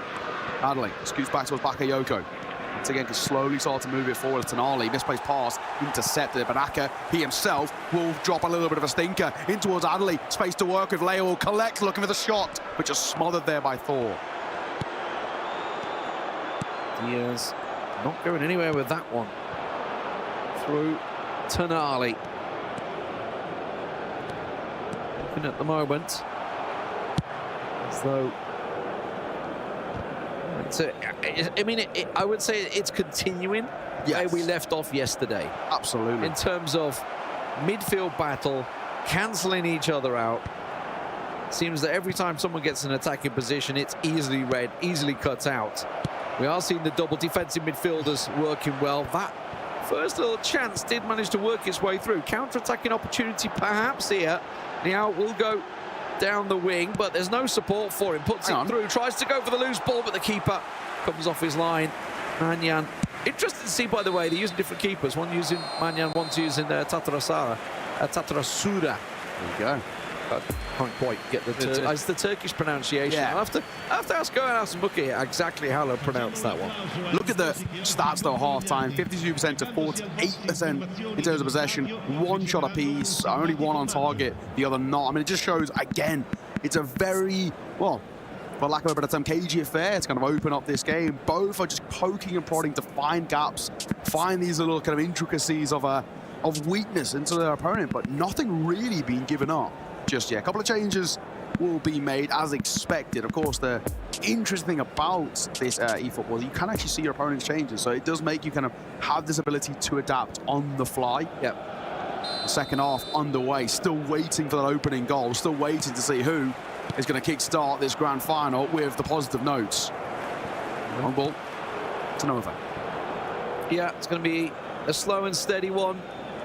While these players scored bags of goals throughout the groups, we know once they face each other, it is going to be a cagey affair. I'm expecting 1-0s at best. Almost certain penalty shootouts will come from this, but we'll see what may happen. Plays it through, should get cut out! It really should have got cut out, but the goal will come. And honestly, I don't know how the defense didn't manage to get that one. We're going to assume that Spain scored, but you may know, we don't know, nobody knows. because we're not being told. They're both using Milan. One's white, one's black. Who the hell it is, God knows. Who knows? That's a big blunder, though. I mean, finding that slight gap to work with. Just exposing in towards that bottom right-hand side of the corner. Manyang just couldn't get down in time. It's a rookie error, and like you were talking about, the defense should have cut that one out. A very small gap exposed there. So, change to be made off the back of the goal. And this is where we start looking at kind of how these two start to, I guess, kind of make these changes in play style, right? We're looking at this and talking about how, or what is going to be the difference. Let's see. Right now, a couple of changes being made. Formation's very important as well in terms of how you're going to set up your play style. We're looking at this, move things forward and see whether anything will be changed. So, I can tell you. Go on. Turkey is playing white. White. There we go. There we go. Spain playing in the black and red, the home AC Milan kit. And playing in the, actually, is the away or the third kit, the white kit? Might even be the third kit. I know they've had a couple of grey ones at times as well. A lot of changes being made here, a lot of formational changes as well as substitutions themselves. And the big thing we saw, a lot of the conversations we had in the upper bracket game, even towards the lower bracket, was talking about how, because these games are going to extra time, because they're going the distance, a lot of these players are running low on stamina, which makes them a vulnerability late in towards these games. Kind of preempting these sort of changes coming through. So, it's Spain leading 1-0. Does mean Turkey have a bit of pressure on them right now. That through ball. I mean, I want to really want to look at the replay. We'll have to look at it in the highlights afterwards, but it feels like I really don't know how the defense didn't get it clear. I've got to be honest. I was very surprised that it got poked in. Either way, through ball. Is he offside? It's got to be offside. Nothing given. The flag didn't even go up. And I got to feel that Diaz maybe could have played that back and went for a simple tap-in. I think in the same vein that we thought he was offside potentially. That's maybe, well... Got to play to the whistle. Yeah, what Turkey were thinking, right? Kind of overthink it, panic a little bit, and thinking, oh, well, it's going to get caught up anyway. Doesn't. Now taking out Rafael Leo. Got a lot of space to work with, but no options, and instantly cut out there by Bakayoko. Goes to the middle. Kalulu will scoop up. Goes long. Origi in the air. We know he's very good. He's got a decent prowess when it comes towards those aerial duels. He's playing a little bit of this back and forth, the triangle play that we've spoken about. Tonali on the edge of the D will collect back in towards the middle. Shot comes off. Off the post. Fine margins. The game still remains in favour of Spain. Rattles the woodwork. Really the first threat that Turkey have shown throughout this game. And, oh, it could easily have just nipped into that corner or just bounced off and rebounded into the net, but it wasn't the case, and Turkey's still chasing this game, but it does seem to be opening up a little bit here, and that may actually give, obviously, Miguel Mestre as Spain a couple of options as the game starts to stretch. We're going to have some changes come through. They all both switch off and see what they can do. Expect about 4 subs to pile in here, I think. He's decided. There we go. We can already see on the side of Spain, I believe, we're going to be having Adli and Benaker switching. Tonali also coming on for Diaz. So almost roles reversed for midfields. Yeah. One was started with Adli, one's not, so Adli's now coming on the other side. I know it gets confusing at home, trust me. Not a big fan of double teams against each other. Often in the rules this is disallowed. But for here, it is perfectly fine. They are stat squashed, so stat squashed. I don't know if it's stat squashed, stat buffed, I guess you could say in some players. It is all equal to 85. The mighty Divock Origi is on the pitch, ladies and gentlemen. Scored a hat-trick yesterday for Miguel Mestre. Maybe he could do that once again. Let's see, Kalulu picks up. Out towards Rebic on the wing as well. Very quick right winger. He gets out towards Rafael Leo, but cut out there. Rebic will collect on the other side. Origi taking in the middle, looking wide. Rafael Leo on the left-hand side is open. There's place through the middle. Let's just play it back. Tonali, we've spoken about him being that box-to-box. Brahim Diaz out towards Rebic. Looking for that space on the edge of the D, but cut out. And he goes long. It's cut through. Turkey now with a chance to try and set something up. The out, maybe. The ball is opening up for him. Oh, just puts it wide. You could see the defenders all backing off for him. The space opened up. and we know he's got the capabilities to find that bottom corner. Now a couple more changes once again, just time ticking away, 75th minute and counting. Could this be Spain cementing themselves a quick 2-0 lead here? Remember, they come into this with a goal advantage, gives them that big advantage, and that would put him just in touching distance of closing this series out, which is why we're seeing Turkey, aka Mukkahit, just making these future adjustments. It's all about just trying to shuffle forward, find whatever that little opening is. It does feel like he's having the chances. So clearly, obviously, the little attacking style, little changes he's made, maybe he's just looking at something to pick up the ball in midfield. It really does show as well, like you said, kind of recently, kind of over the last, or I guess the span of this second half, the possession's been benefiting that of Turkey. We've seen them have the kind of the more wealth of chances. That one mistake has been so costly early in towards the game. Now, they spent the majority of it chasing. Leo, left-hand side out towards Origi as well, who will collect from the edge of the box, can use Leo on that left wing. Will be under pressure, Vranks denies. Now Rebic left in a wealth of space, trying to go back through the middle. Left-hand side as Brahim Diaz scoops up and can just start to drive forward. No one there to put him under pressure, but his own misplaced pass could cost them. Absolutely. Should get cut out by the defence, and will. That's going to be Tomori to clean up now. And Diaz set things running here down the middle. It's a good through ball. Divock Origi with a little back heel to Leo. Maybe sets up Divock Origi with the defender. Last minute cuts in, and the danger not quite cleared yet. Origi on the other side to Leo. This is a very deep setup now from Spain. You can see, certainly from our point of view, both players, one's attacking, one defending. This is going to be all about Turkey on the attack. Drive the cutback. Oh no, his own player blocked the shot. It was perfectly set up for the penalty spot drive in, but oh, damn you, AI. Yeah, right. It's 2023. It looked like it was going right into the danger area as well, right? Where the keeper can't really come out, gets too much of a risk. The defenders on the back foot. A perfect opportunity to tie this game up and denied their own player. Couldn't get any worse. Origi out towards Leo, looking back towards Tonali in the middle, but intercepted by Vranks as Rebic will collect, but a misplaced pass goes to Origi, and they start to drive forward themselves. Over the top, going long. Now just trying to chunk down that clock. Not long left, 89th minute. On bit forward, Divock Origi win the header. Does, gets into Rebic. Looking to see where it can go for this. Diaz back to Rebic, looking for the give and go, but Leo, of all people, back defending for Spain there. And that may be enough, just running into the corner.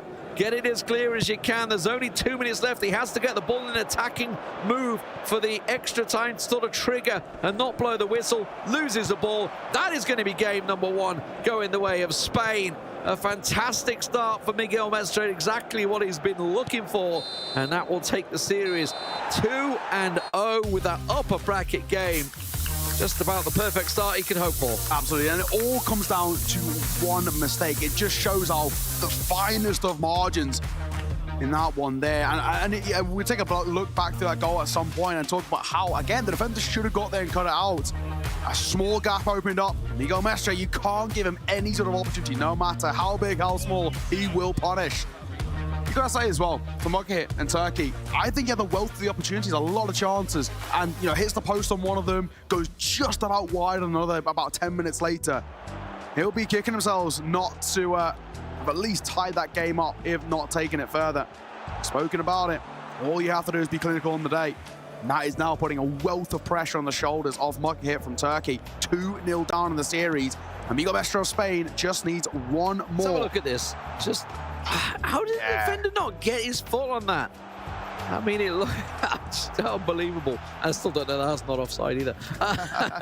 Anyway, offside rules are changing, so what am I to know now? Look at this one. It's going to be a wild, wild world. And there was another one, obviously, just flashes past the post at the moment, which I think is going to be the cutback here to Leao. This is where it blocks it. Look at Diaz. Brahim Diaz was in the perfect spot. That's where he wanted the ball to go. Yeah. But unfortunately, his own player blocked it. So a little bit of luck can turn things. But of course, now the man on your screen is just one game away from being the champion here of the eFootball Open at the European Games. And incredible, incredible stuff. Spain will be absolutely delighted with that. Turkey in the final, obviously, silver place for him either way. He's looking a bit down. Yeah. Come on, Bucket. Come on. smiles Perk up, all son. round I over can see you on the towards Spain. screen. Come on. Yeah, that's it. There's Give us a nod, mate. A little bit of a nod, the We're smile. expecting big things, Come on. Bucket. He's got that. He's got that. See what he can pull out here. Whether we're going to have some changes, maybe in the teams, whether they're going to stick with both AC Milan, whether they're going to switch over to... Plenty of time left in this game. That's the big kind of talking point, right? We know we've got all of the kind of wealth of time to work with in terms of the series. Marquee, if he can make it 2-1, he can start to put the pressure back on towards Miguel Mestre. Well, we looked at kind of the camp there for both Miguel and Alex, and it was all smiles around. They know kind of, at the moment at the very least, the pressure's off. They really kind of have got actually a pretty comfortable gap to sit with. But the thing is, you actually can't get comfortable right now. So that's that kind of the talking point that we're seeing. Milan picked for both sides again. It is going to be that standard one for it. We'll try and get the kits all worked out as soon as possible. Identical formation, identical players, I suspect, once again. Oh no, it looks like slightly different, so maybe a couple of adjustments from this time around. I don't really think either team needs to make any big changes in terms of playing play style or kind of the fashion in which they start the game, because they both played If anything, well. Bucket had more of the better chances. I think it was really the only one goal for Mestre in that game. So it may actually be Mestre that maybe make a couple of adjustments. We'll see. Yeah. As they do both get themselves ready, sorting their settings out. As you can see, most of them got a lot of preset settings here. Exactly. Just a case of setting up. We luckily have. We are looking at Bucket's screen here, so we can see. So we'll know as soon as they start what color Turkey will be playing in. And at the moment, I think he actually might be the standard Milan kit. I think he's in the home kit this time. But we will find out. We're only in the setup settings at the moment. But yeah, I mean, honestly, overall, as you say, you know, the fact is we've had these games have been close, every single one of them. Absolutely, yeah. We've had really just the smallest of adjustments, smallest of changes, smallest of chances. You know, hitting the post, just flashing past the post, the AI getting in the way. There's so many little things that kind of went Bucket's way there, or against him. Sorry, but yeah, I'm very interested why the goalkeeper difference, actually. Yeah, I wonder if it's maybe just like a kind of a personal preference, or, you know, we spoke about things like a superstition. I think maybe there's... Well, one's a Turkish keeper, right? So I got to assume that's the preference. That's the only thing I can think got to of. assume that's probably the preference.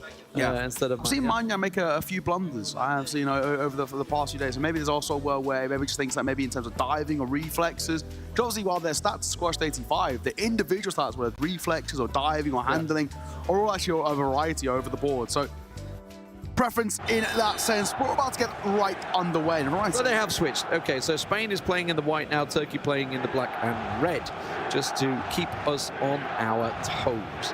I guess they have to play home and away kits or something. I don't know. Confusing. Either way. Spain in the white, Turkey in the black and red. Yes. There we go. For now. For now. It's Manyan. This could change next game. So Spain, obviously, with the 2-0 lead. Ignore the what you're seeing maybe at the top of the screen that may be confusing you, but as it is, Turkey now with, well, they need goals, they need games. Absolutely. Because they if they lose this one, that's it done. 3-0 would be done, which will surprise, I think, a lot of us. Rafael out, trying to get his first shot away. Counts as a stat. Shot blocked. There you go. Got to get it on the board early. Yeah, considering as well, like I mentioned, the upper bracket final, the opening 2 games between these two went to penalties. Oh, it's a good opportunity. Rafael Leao just snuffed out by the defenders, just overwhelming him just outside of the 6-yard box. So you played as a striker, obviously, years ago, and I had this conversation with, why can I not remember his name?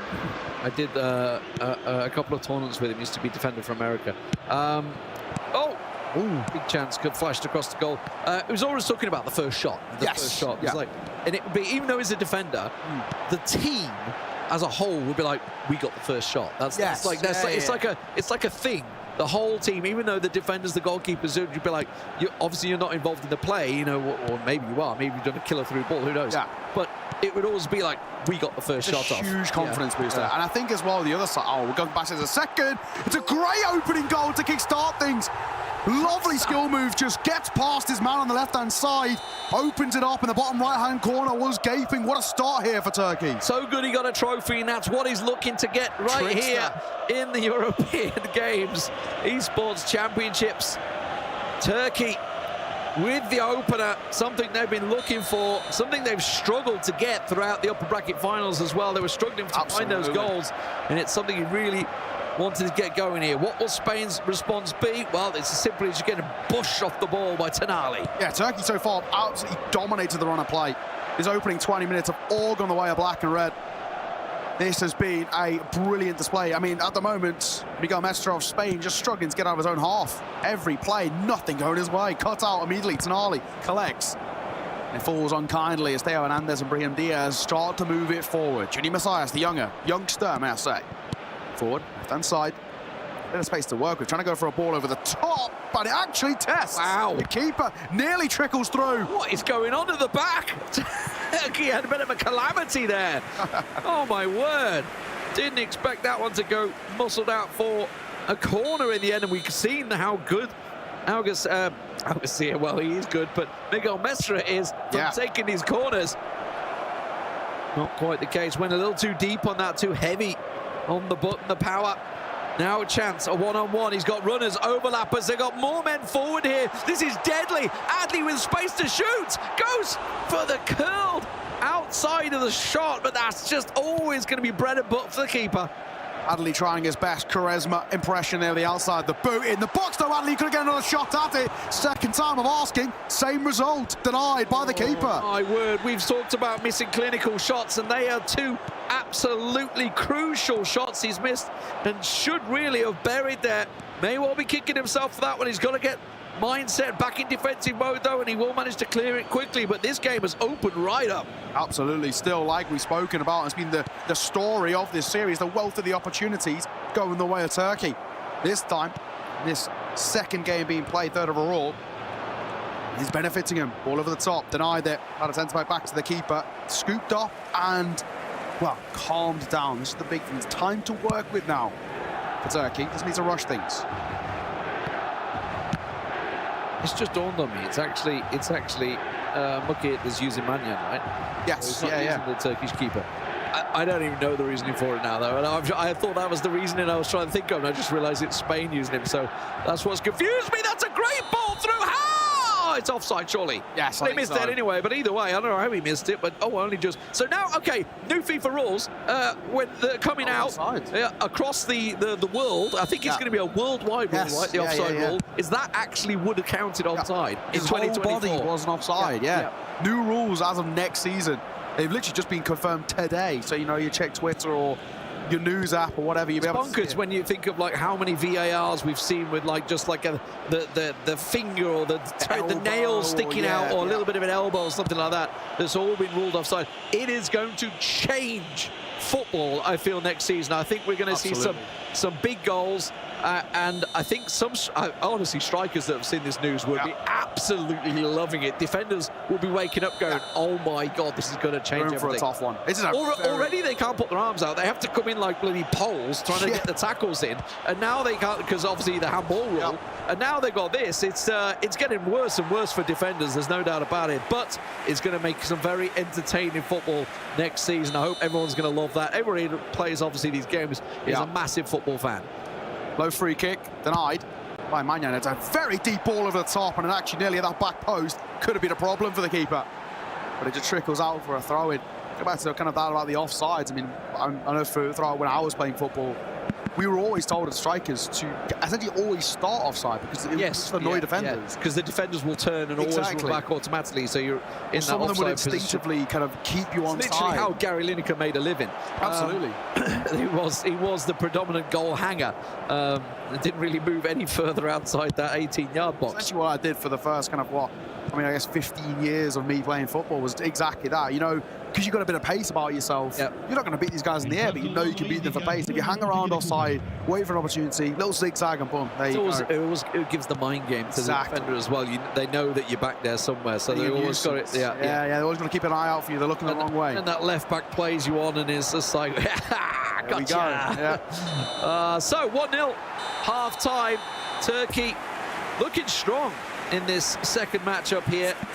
In terms of shots and goals and possession, it's all pretty even across the board, but the main thing is the goal went in the net for Turkey this time around. And that will pull himself his first game in this series, but we've got a long way to go. Yeah, and absolutely, when we look between these two across the span of this tournament, all of the games that they've played have always been extremely low scoring. So that one goal means so much in what is our kind of historical knowledge of the last few days of play here at the European Games. That means a lot. I think for Spain, they know pressure absolutely on. We spoke about this going 2-0 up in the series. With only one more game needed to be won. You can start to sit a little bit too comfortable, give those sort of opportunities. And so far in this game, Turkey have been in complete control. Nicely cuts out there, but given away immediately in possession. Should be picked up by Tonali. Tries to find Adli through to Liao. That's actually run past the defender. Trickles it out wide. Maybe offside. It's going to be in the net. And I think it's being given 2-0 Turkey. It looked very close. I'm not going to lie, when I saw the pass through, maybe the left back was playing him on, what we just talked about. But Turkey immediately intercepted it. Where's he going to go with this one? It's a through ball, and he's actually found his man. What is going on here? Muscled off the all ball in the end by Bakayoko. This game really starting to open up, and Spain really going to have to start pushing forward. A change in formation, a couple of subs absolutely needed for Spain here because nothing seems to be sticking. Whatever they throw at Turkey is being brushed aside pretty comfortably right now. This has been a display from Turkey, a statement from Mucka here. And he goes through the middle. Origi will collect first. I'm shot, trying to test the keeper, but it will not manage to find the back of the net. Not about effort at all from range, and potentially could have taken it and moved this way forward, but opted for that first time attempt. Brahim Diaz intercepted by Adli. Back toward Liao though. Bakayoko gets back on his defensive duties brilliantly. The CDM working wonders up and down the pitch. Origi in the air. Spectacular work, but Adli intercepted by Bakayoko. On the other side, it's a messy, scrappy one in the midfield, but there's gaps opening up on the left-hand side as Origi will collect, and he'll skip past his man with ease. Oh, and nearly got past the second as well. I thought we were going to get some Divock Origi disco dancing going on the corner there, but it wasn't quite the case. Adli for Turkey once again stands on the ball. Oh, yes. Starting to feel a little confident here, I feel, Mucka is with the 2-0 lead. But that's a dangerous through ball. Tamari is there, should be able to keep him off, shepherd him away from the ball, and he will. Liao out wide, looks to, it does manage to step aside, but look at the well-read defending once again comes out. Divock winning the header, making bags of space. It's a 3-on-2 at the moment. Can he get forward? No. Cut out by Tamori. Great work there from the centre-back. Tamori just getting back on his defensive duties like we've spoken about so often. It's the wing. Oh, misplaced touch, but he doesn't get punished. Benaka, though, could. In towards the middle. Brahim Diaz will scoop it up, and he works it out towards Theo Hernandez in the back post. Messias is open, but he hasn't got the angle for it. Back in the middle, and it's back of the net for Spain as they answer back with a goal of their own. This game is absolutely on. Yeah, so threat started to show from Spain here. It was starting to get a little bit too loose for me, I feel, in defence there. You saw a couple of chances, and there was last-minute rescues from the defenders. It was only a matter of time before something like that came through. Great to see that it was a flick and a header in the end, though. It wasn't just sort of a recycled ball and a shot chance coming through. A couple of changes. We were talking about how Bakayoko has been the saver a couple of times. He's going to have to come off here because he's looking pretty tired out there. So we're going to see a couple of changes. You may notice that you can see on your screen, he's quickly looking at the stat comparisons as we're talking about. Ordinarily, you'd be sat thinking, okay, this guy is going to be much lower, but they are stat squashed or stat buffed, whichever you want to look at it, at 85. So the comparisons, obviously, they're not the normal players that these pros would look at. Absolutely. Because that's why they're having to dig out what stats have got, who's got what. Exactly. And there's a few other things that will kind of make the effect. If you're playing a player out of position, their stats are going to be very heavily affected in kind of a lower sense. But overall, everybody rates 85 if they're in the right position. Early start there by Turkey, immediately intercepted, a foul given as well, just in that centre circle. Punish foul, okay. Let's see what we can do with this one. Big Giroud, of course, on there. We've seen him banging some in. We're going to play it short, I guess. No, he's actually going to go for it, try and loft it in there, see if Giroud can find something from this. Rebic ran off the ball by his counterpart, and in the end, the ball will be played upfield. Tamori, don't want to be losing it there. Tonali will collect, but his doppelganger intercepts him. Tamori back towards Tonali. Origi will pick it up as well, looking to try and make his way forward. A lot of pressure on him. Adli back in the middle as well. Got a bit of space on the edge of the box. Tries to go deep in towards the corner. Not the case. Mernyan. Turkey just got to play it a little bit more cool here. Only 20 minutes to go in this matchup to try and pull it to 2-1 in games. 2-1 in goals, of course, in this matchup would give him a much-needed win, a much-needed little settle there. Spain getting a little bit tired. You can see trying to steal the ball. That's a dangerous free kick position, I would say. Chance for Turkey here. Tonali, is he going to try and drill this into Leao? And see, no, he's just actually going to go for goal. What about effort? Flicked over, just close though. Not a bad effort at all. Tonali at range, got a decent little right foot on him. Absolutely. I like the effort. I think we've seen those back post crosses used so commonly, but they're kind of expected now. Giroud in the air, what a monster. The height he's got. Men off the pace, all the legs. My God, he can jump. Rebic just getting smothered here, but someone keeps on the ball. Rafael Leao, maybe preemptively passing towards Brahim Diaz, looking to go back. You can see he wants to get to Leo. He's got one on the box, actually. Maybe he's just trying to cut inside, trying to go for the little flick. I feel like he could have gone back to Tonali. Tonali was wide open. That's why I was almost certain it's going to go. Brahim Diaz, little twinkle toes that he is. Oh, just running the clock down with a throw in. That's a little dirty. But you got to do what you got to do. Now he's going to go for the long throw. Open into the box to Leo. Tries to find it, Origi. In the end, he gets cleared. I think Origi versus Hernandez. Origi may come out on top in this one. He does, but oh, that's dangerous. Gonna get the little cutback, tries to beat his man. Oh, he should have gone for the pass. Just a tad too much. Got greedy with the dribble. Yeah. We've all been there. And now for Turkey just going long, wasting the clock down. 9 minutes left of in-game time, which is not a lot in real time. Origi picks it up. How deep Origi is as well. Now you can see Turkey have gone defensive. It is attacking for Spain, so Spain are going to have a last 10 minutes barrage, I feel, here onto the Turkish defences. Flicked in, flicked out. Dangerous ball, though. It's one of those grass cutters that can just be tapped in easily. Hadley finds Rebic. Rebic nowhere to go. Runs into the wall of AC Milan players that are Turkey. And now Diaz with a chance to counter, but I think he just wants to slow the clock down here. Goes to Leao. Leao brought down. No foul given. Oh, and then that's definitely a foul. And it looks like a yellow for it as well.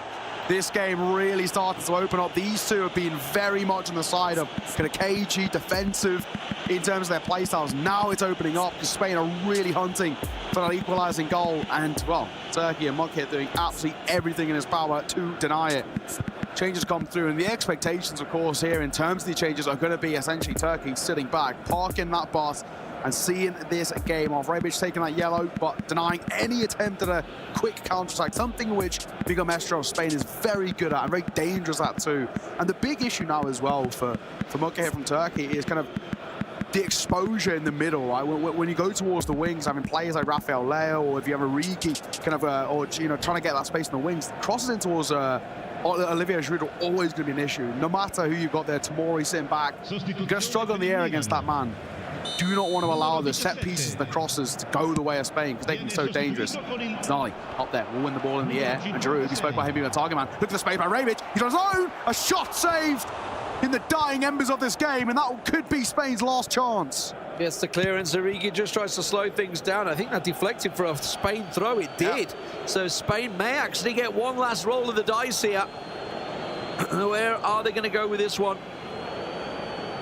Trying to delay, looking, goes long into Giroud, can head it down, finds Rebic, but the defender gets a foot in. It's still not cleared though. 90 minutes plus 3 extra time. Divock Origi loses out. Ball cleared once again, but it's coming straight back at them. Tomori with a bit of fancy trickery in the half. I don't know what he's thinking there. Theo Hernandez not going to get it. Okay, we're going to let it go for a throw. He wants to go for that long throw once again. Rory Delap, beat your heart out. He needs one of these deep in towards the box. I don't think he'll be able to do it unless he's got a long throw specialist. Left back's calling for it. Close enough. I don't think he's close enough. He wanted the long throw, almost certainly. This is what he's looking for. Yeah. You can see he wants Giroud, but Giroud's not there. He's trying to get the position. Are we finally going to find someone to throw it to? No, it's just not playing for him, so he's going to have to try and work it into the box instead. Hernandez, 30 seconds to go here on the clock. Oh, and that's perfect. Kalulu, not going to happen. It's going to be a game for Turkey, taking things all to 2-1 now.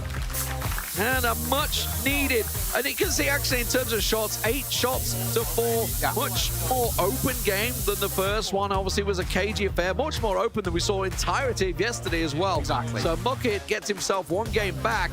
It's maybe the start of a very long journey. Yeah, exactly that. We kind of came in towards this series and we were talking about the expectation of this game going the full 5. And, well, it's looking like we're getting exactly that. And right now, from what we've seen in the opening 2 games, while Miguel Mestre took the first, Muckit overall has seemed like the player in a little bit more of a control. He's had the wealth of the opportunities. He's had the better opportunities as well.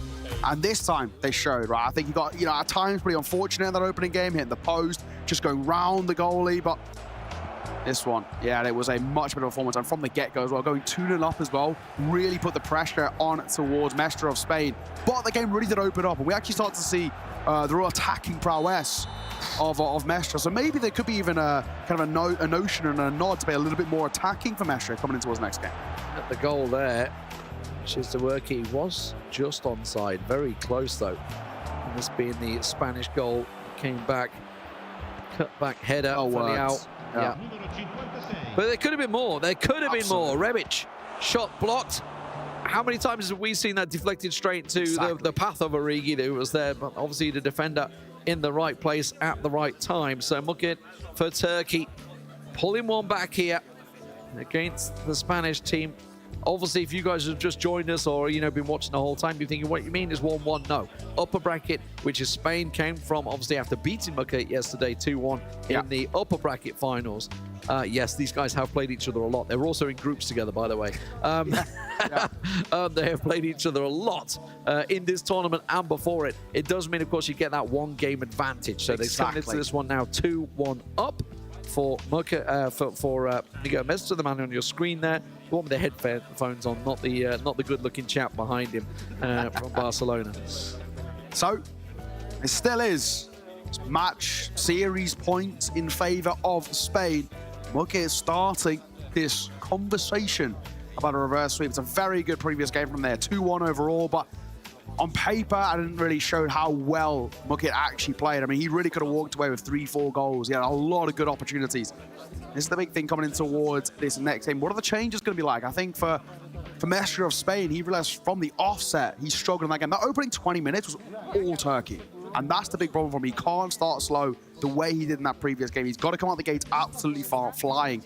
Or else, Muckit from Turkey will once again run away with the early parts of possession, the wealth of the shot, the better opportunities, and then really put the pressure on.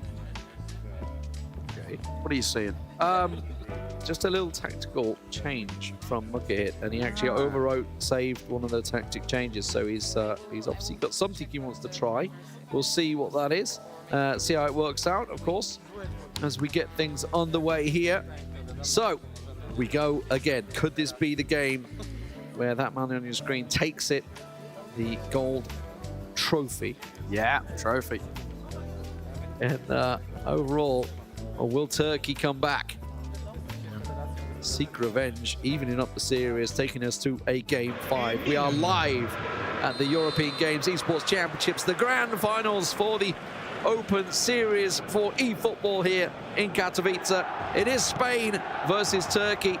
And at the moment now, Turkey will be playing in white in this game from right to left to start things off. Tonali collects deep down the middle as well. Bakayoko will intercept for Spain playing, as I mentioned, in the black and red. Adley was space out towards the wing, tries to go back to the middle, just slightly snuffed out there through the middle. Messias was looking for that ball to trickle through. But it doesn't.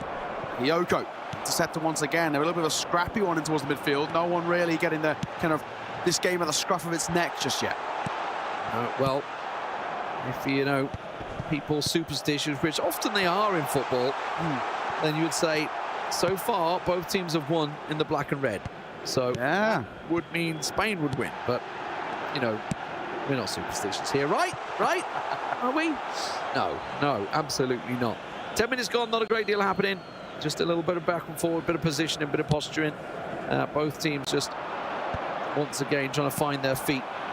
Got to do that mental reset every time. Sure, there's going to be a bit of confidence for Muckit, but he needs to realise we're back to 0-0, back to a chance, and that is a great chance for Leao, but Manian off his line, just mugs him. that was real life, we'd have about 20 minutes with the goalkeeper rolling around the floor. I think Leao gets really unfortunate as well. He was hoping for that ball to drop over his shoulder, but it just hits the back of his head. There's a little bit scooped up and actually gives Manyan the ability to run off his line and just get the hands in there. Good passing play. Looking out as well. Not really got anyone on the wing as well, so has to try and go back to the middle, but just overwhelmed by the wealth of defenders there. Araka will collect. Out to Bakayoko. Looks wide. Still, there's a bit of space in those wings as well. Can get the left backs involved as Teo Hernandez looks for an overlapping run. Right now, more than happy to make this slightly slower style of play. Yeah, nice little through ball, cut out. Ooh, wow. Ooh. Thiago coming in hard there. Manages to pay off. Now does get the header through ball, not quite going to work out. The defender should get there, and he does. But he has to put it out for the throw-in. Little bit messy right now. Turkey with the throw deep in enemy territory. Messias chips it back out towards the middle. Tonali will collect, looking for options. Really sees just a sea of black and red, though. Nowhere to go. It's Adley back out towards the right-hand side. Junior Messias intercepted. Still not cleared, though. Tonali rolls it through. Little pass to Leao. Oh, blocked by the defender. Shot away, cut out, but now the counter chance is on. Diaz to Messias down the ring. Goes towards Leao. Leao's going to get a header to Mori, but he's been hustled and bustled. He's got players arriving. Diaz is there, but it's just a little too late. And the defenders managed to get back in time. Turkey saved for another day. As Miguel Mestras, I really love his attacking play style, the fluidity that he does show. Often when he's attacking, it can be very pretty to watch. But at the moment, it is Turkey that are trying to muscle things out. They want to get themselves that early goal. They need to get something going in this first half, I feel, to put the pressure onto Spain. Yeah, great foot in there by Teo Hernandez just to deny any chance of a counter-attacking opportunity. Rafael Leao, little step over, will collect the foul. Actually more than happy to take it as well. There wasn't really too many options on there. So a little bit of a reset. Can go long. We've already seen many a time how Spain can use the height of their forwards. Knock a ball down, look for the cushion header. But there is a pass opportunity to go short, and they will as Bakayoko collects. Much stronger pass completion there, by the way. 80% pass completion for Spain. Whoa, that was stole off his head. That was a boot to head if ever I saw it there. But Diaz made me muscle it back. So it's not going to work his way through in the end. Tries to find Leao. Really not got the players forward that he wanted. Now Teo Hernandez maybe. Oh, the little step. I like it. Flicks it in. Arriving late, but Manyan collects it in the end. Looking like a tap-in on the far post. Yeah, I was looking for it. Just deep in towards that back post, but it isn't to be. In the air. Diaz will take out towards the right-hand side. Messias looking long and actually potentially could catch Leao here in behind. Just gets snuffed out. Tamori got a bit of pace about him himself. Adley forward. Turkey been up against it for the last 10 minutes. Can they turn things in their favour now? Leao just trying to retain a little bit of possession. Back to Leao, not going anywhere. Straight into the back of Benaker. Nice little sidestep there. He's got to go wide, and he does. Now, Junior down the right wing, looking to go for the return the favour. Couldn't quite get past his man. Was no open, clear chance to make the pass back to Leao. It's still only cleared so far as the midfield. Bakayoko recycles it back in there. The pass just a little too heavy for Leao. Yeah. And in the end, the attack is snuffed out as we approach the half-time marker. Spain have definitely been the team that have been putting the pressure on. Absolutely. That first time pass there just unfortunately travels a little bit too far. Once again, back towards left-hand side. Teo Hernandez. Just overwhelmed a little bit. Tonali might not have the Jets for this. Just about keeps it in play. It will not amount to anything too much. No extra time at the end of the first. 0-0 as we head in towards the break in our, technically speaking, our kind of third or fourth game played here in terms of how you want to view it. Of course, that upper bracket gets the 1-0 start. This has been a very even affair. We've seen a little bit better pass completion, but overall, in terms of the stats, the shots, the possession, pretty even across the board. Yeah, and it goes to show that the stats don't tell all the story, because obviously, while technically Turkey the only ones to have a shot, Spain were all over them in that second half. So it's just a case of they just didn't get a shot away in that final third. Now we see Turkey with a chance. That's quickly stepped out, cut out Where can they go with this one? Just going to try and get some players in positions. Teo Hernandez just trying to drive it into the midfield. Leao should come out on top with that header, and he does. Back to Benica, Bakayoko to Leo. Little triangle football, nice little step work. I love to see it. Now plays it back in again. He's got the runner, tries to find Diaz in the end. Teo just steps in at the last minute because that was some nice little ticky-tacky through the middle. Bakayoko got space on the left-hand side, goes to the middle. Rafael Leo overwhelmed there, but actually will collect the foul in a very dangerous position. This free kick is, well, definitely going to be eyed up by someone like the likes of Tonali from this distance, right in his territory. And for it before, goes for it again. This time the keeper was there, though. Easy in the end. Just didn't quite go. I think he wanted to go a little bit further to the right, maybe. Yeah. Catch the keeper off guard, but not going to be the case. Pumps it through Leao. No, not going to happen. Heads it back to the keeper. Just resettles his defensive position. Looking to see, and in the end goes for launching it. Not going to be in front of that one, though. So Spain look to build on their attack again. Leao gets to the left side of the defender. Tomori not able to get through now. Waiting for the midfield to arrive. Tries to flick it in. Going for the far post. Bat squares it. Leao! Onside by the right back as well. Sorry, the left back. So he was onside despite the fact he was in the 6-yard box. And Spain will take the lead. That is a dangerous time to concede for Mukhit of Turkey. And that is a brilliantly worked goal by Spain. Intricate passing, a soft, deft header. And it's blasted into that bottom left-hand side of the corner. Nothing the keeper could do to get down to it. Fantastic work. Mestre breaks the deadlock here in what is a, technically speaking, championship match for him. One more victory is all he needs to lift that gold trophy. This is now very dangerous territory, I think, for Turkey. Big changes needed and a complete shift in terms of play style. We need to see him start to push forward. He's really struggled in terms of that final third. Yeah, it's been Spain, I would say, most of the way throughout this game. Definitely a switch from what we just saw in the previous matchup, and I think we're going to see some attacking play coming out of Turkey here. You know, this is tournament do or die mode. Chance to either keep yourself alive for another game or go out as the second place. Nobody wants second place. Yeah. I mean, it's great to be in the final and all, and you look back on it eventually and think, oh, it's great, I got second place in that tournament. But at the time, you're like, this is like the worst spot I could be in. I never want second place. It's unfortunate. Bakayoko, Tarabic in the middle as well. Advantage played there, but unfortunately, Torrigi couldn't quite find the feet. And now actually an opportunity for a counter-attack here from Spain. Well, that's a great ball over the top. The keeper should come out for this one. Yeah, makes it look, dives across. Oh, such a time waster. Yeah, it makes it look a lot more than it is. I think it's a camera's save. Photographers lining up for it. Just dives across. Benica. 4 players forward, 5 players forward. Spain really attacking here. That's fell nicely. Has to be. Oh no, it's deflected for an own goal. It's trickled in. Disaster. Skips up over the keeper.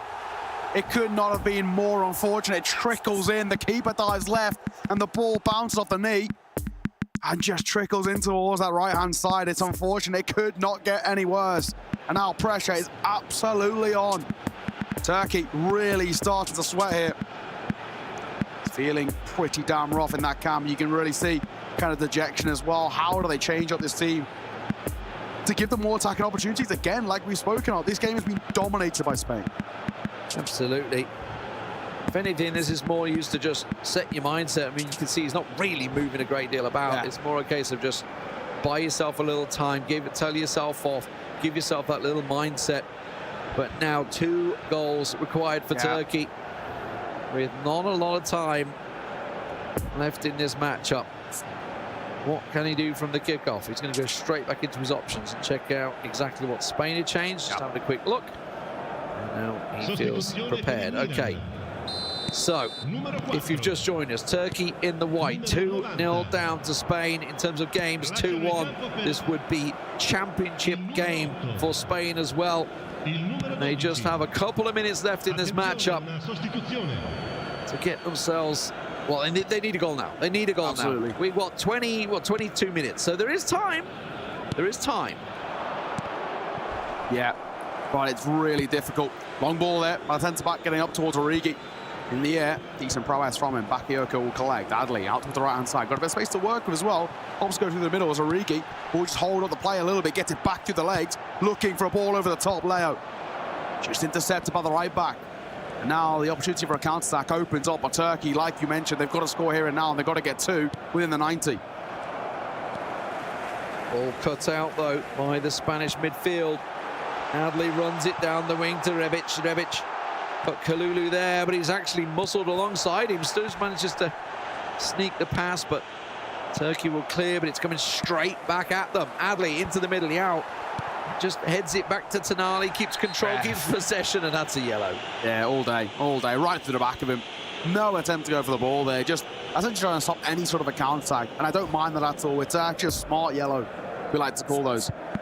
Coming through there from Adley. And changes to be made as well. Bakayoko very low on stamina. The right back turning into a little bit more of kind of wing option. And this is absolutely understandable, right? There's no point playing for defense anymore, right? You're looking at this and thinking, we've got to get forward. And this has been the big struggle. No, he doesn't need more time for changes. It's going to be all he got. 1 second left. Having a quick look. Not going to be enough. Run out of time. Oh. So, this is it. Now or never. Turkey. 15 minutes to go. Big ball up to Origi. Will win the header. Frank manages to find Origi, but Tonali is there. Spain muscle off, and he's just going to run the ball, hoof it forward, keep that clock ticking. 78 minutes now played. Not a lot left in this as Turkey start to drive forward. Options in the middle. They go through it. Rafael Leo will collect, but a touch is just too far. Yeah, and he keeps it from going off as well for a goal kick or anything, just to keep the clock running down. Now 80 minutes, still time, but he's got to get a goal sooner or later. Kalulu will chase. Origi's going to be on his back, and he's gone for a throw, and everybody will reset position. Yeah, Spain's so happy just to keep lumping that ball forward because it just cuts down so much of the clock. Turkey barreling forward. They've moved now the right back into a little bit more of a right mid position. This is tough. Ultra defensive for Spain as well. Everybody back behind the ball, making sure they can get men in numbers, and that's exactly what's happened. Kalulu steps in, 5 minutes to go. Ball down the wing to Adley, just boops it forward. Run the clock down, back to the keeper. Oh my God, he makes a save. What is going on here? They got chipped by it. Gee, I mean, I've seen some goalkeeping howlers in my time. That would definitely be right up there. Rebic ball, not able to get the 1-2 give and go. Tonali cuts in, just hoofs it forward, and he's actually looking for a runner. Origi is there. Tamori's going to get in front of it, but he's pressured, and you can see the clock is about to hit 90. Time is not with Turkey here. They've got to get forward. It's not going to be the case. And now 3 minutes, I feel it may well be enough. The ball through for Origi for Spain. Mannion comes in. The ball goes loose, and Rebic might just turn and have a shot. You can see he tries to set it up for Adley. Runs it into the corner. And this should be all they need to take the championships here. Spain will be your champion of the European Games Esports Championships. Miguel Mestre from Spain. A fantastic performance from the upper brackets against his teammate, the Turkish player Mukahit. An absolute fantastic matchup between two superb professionals.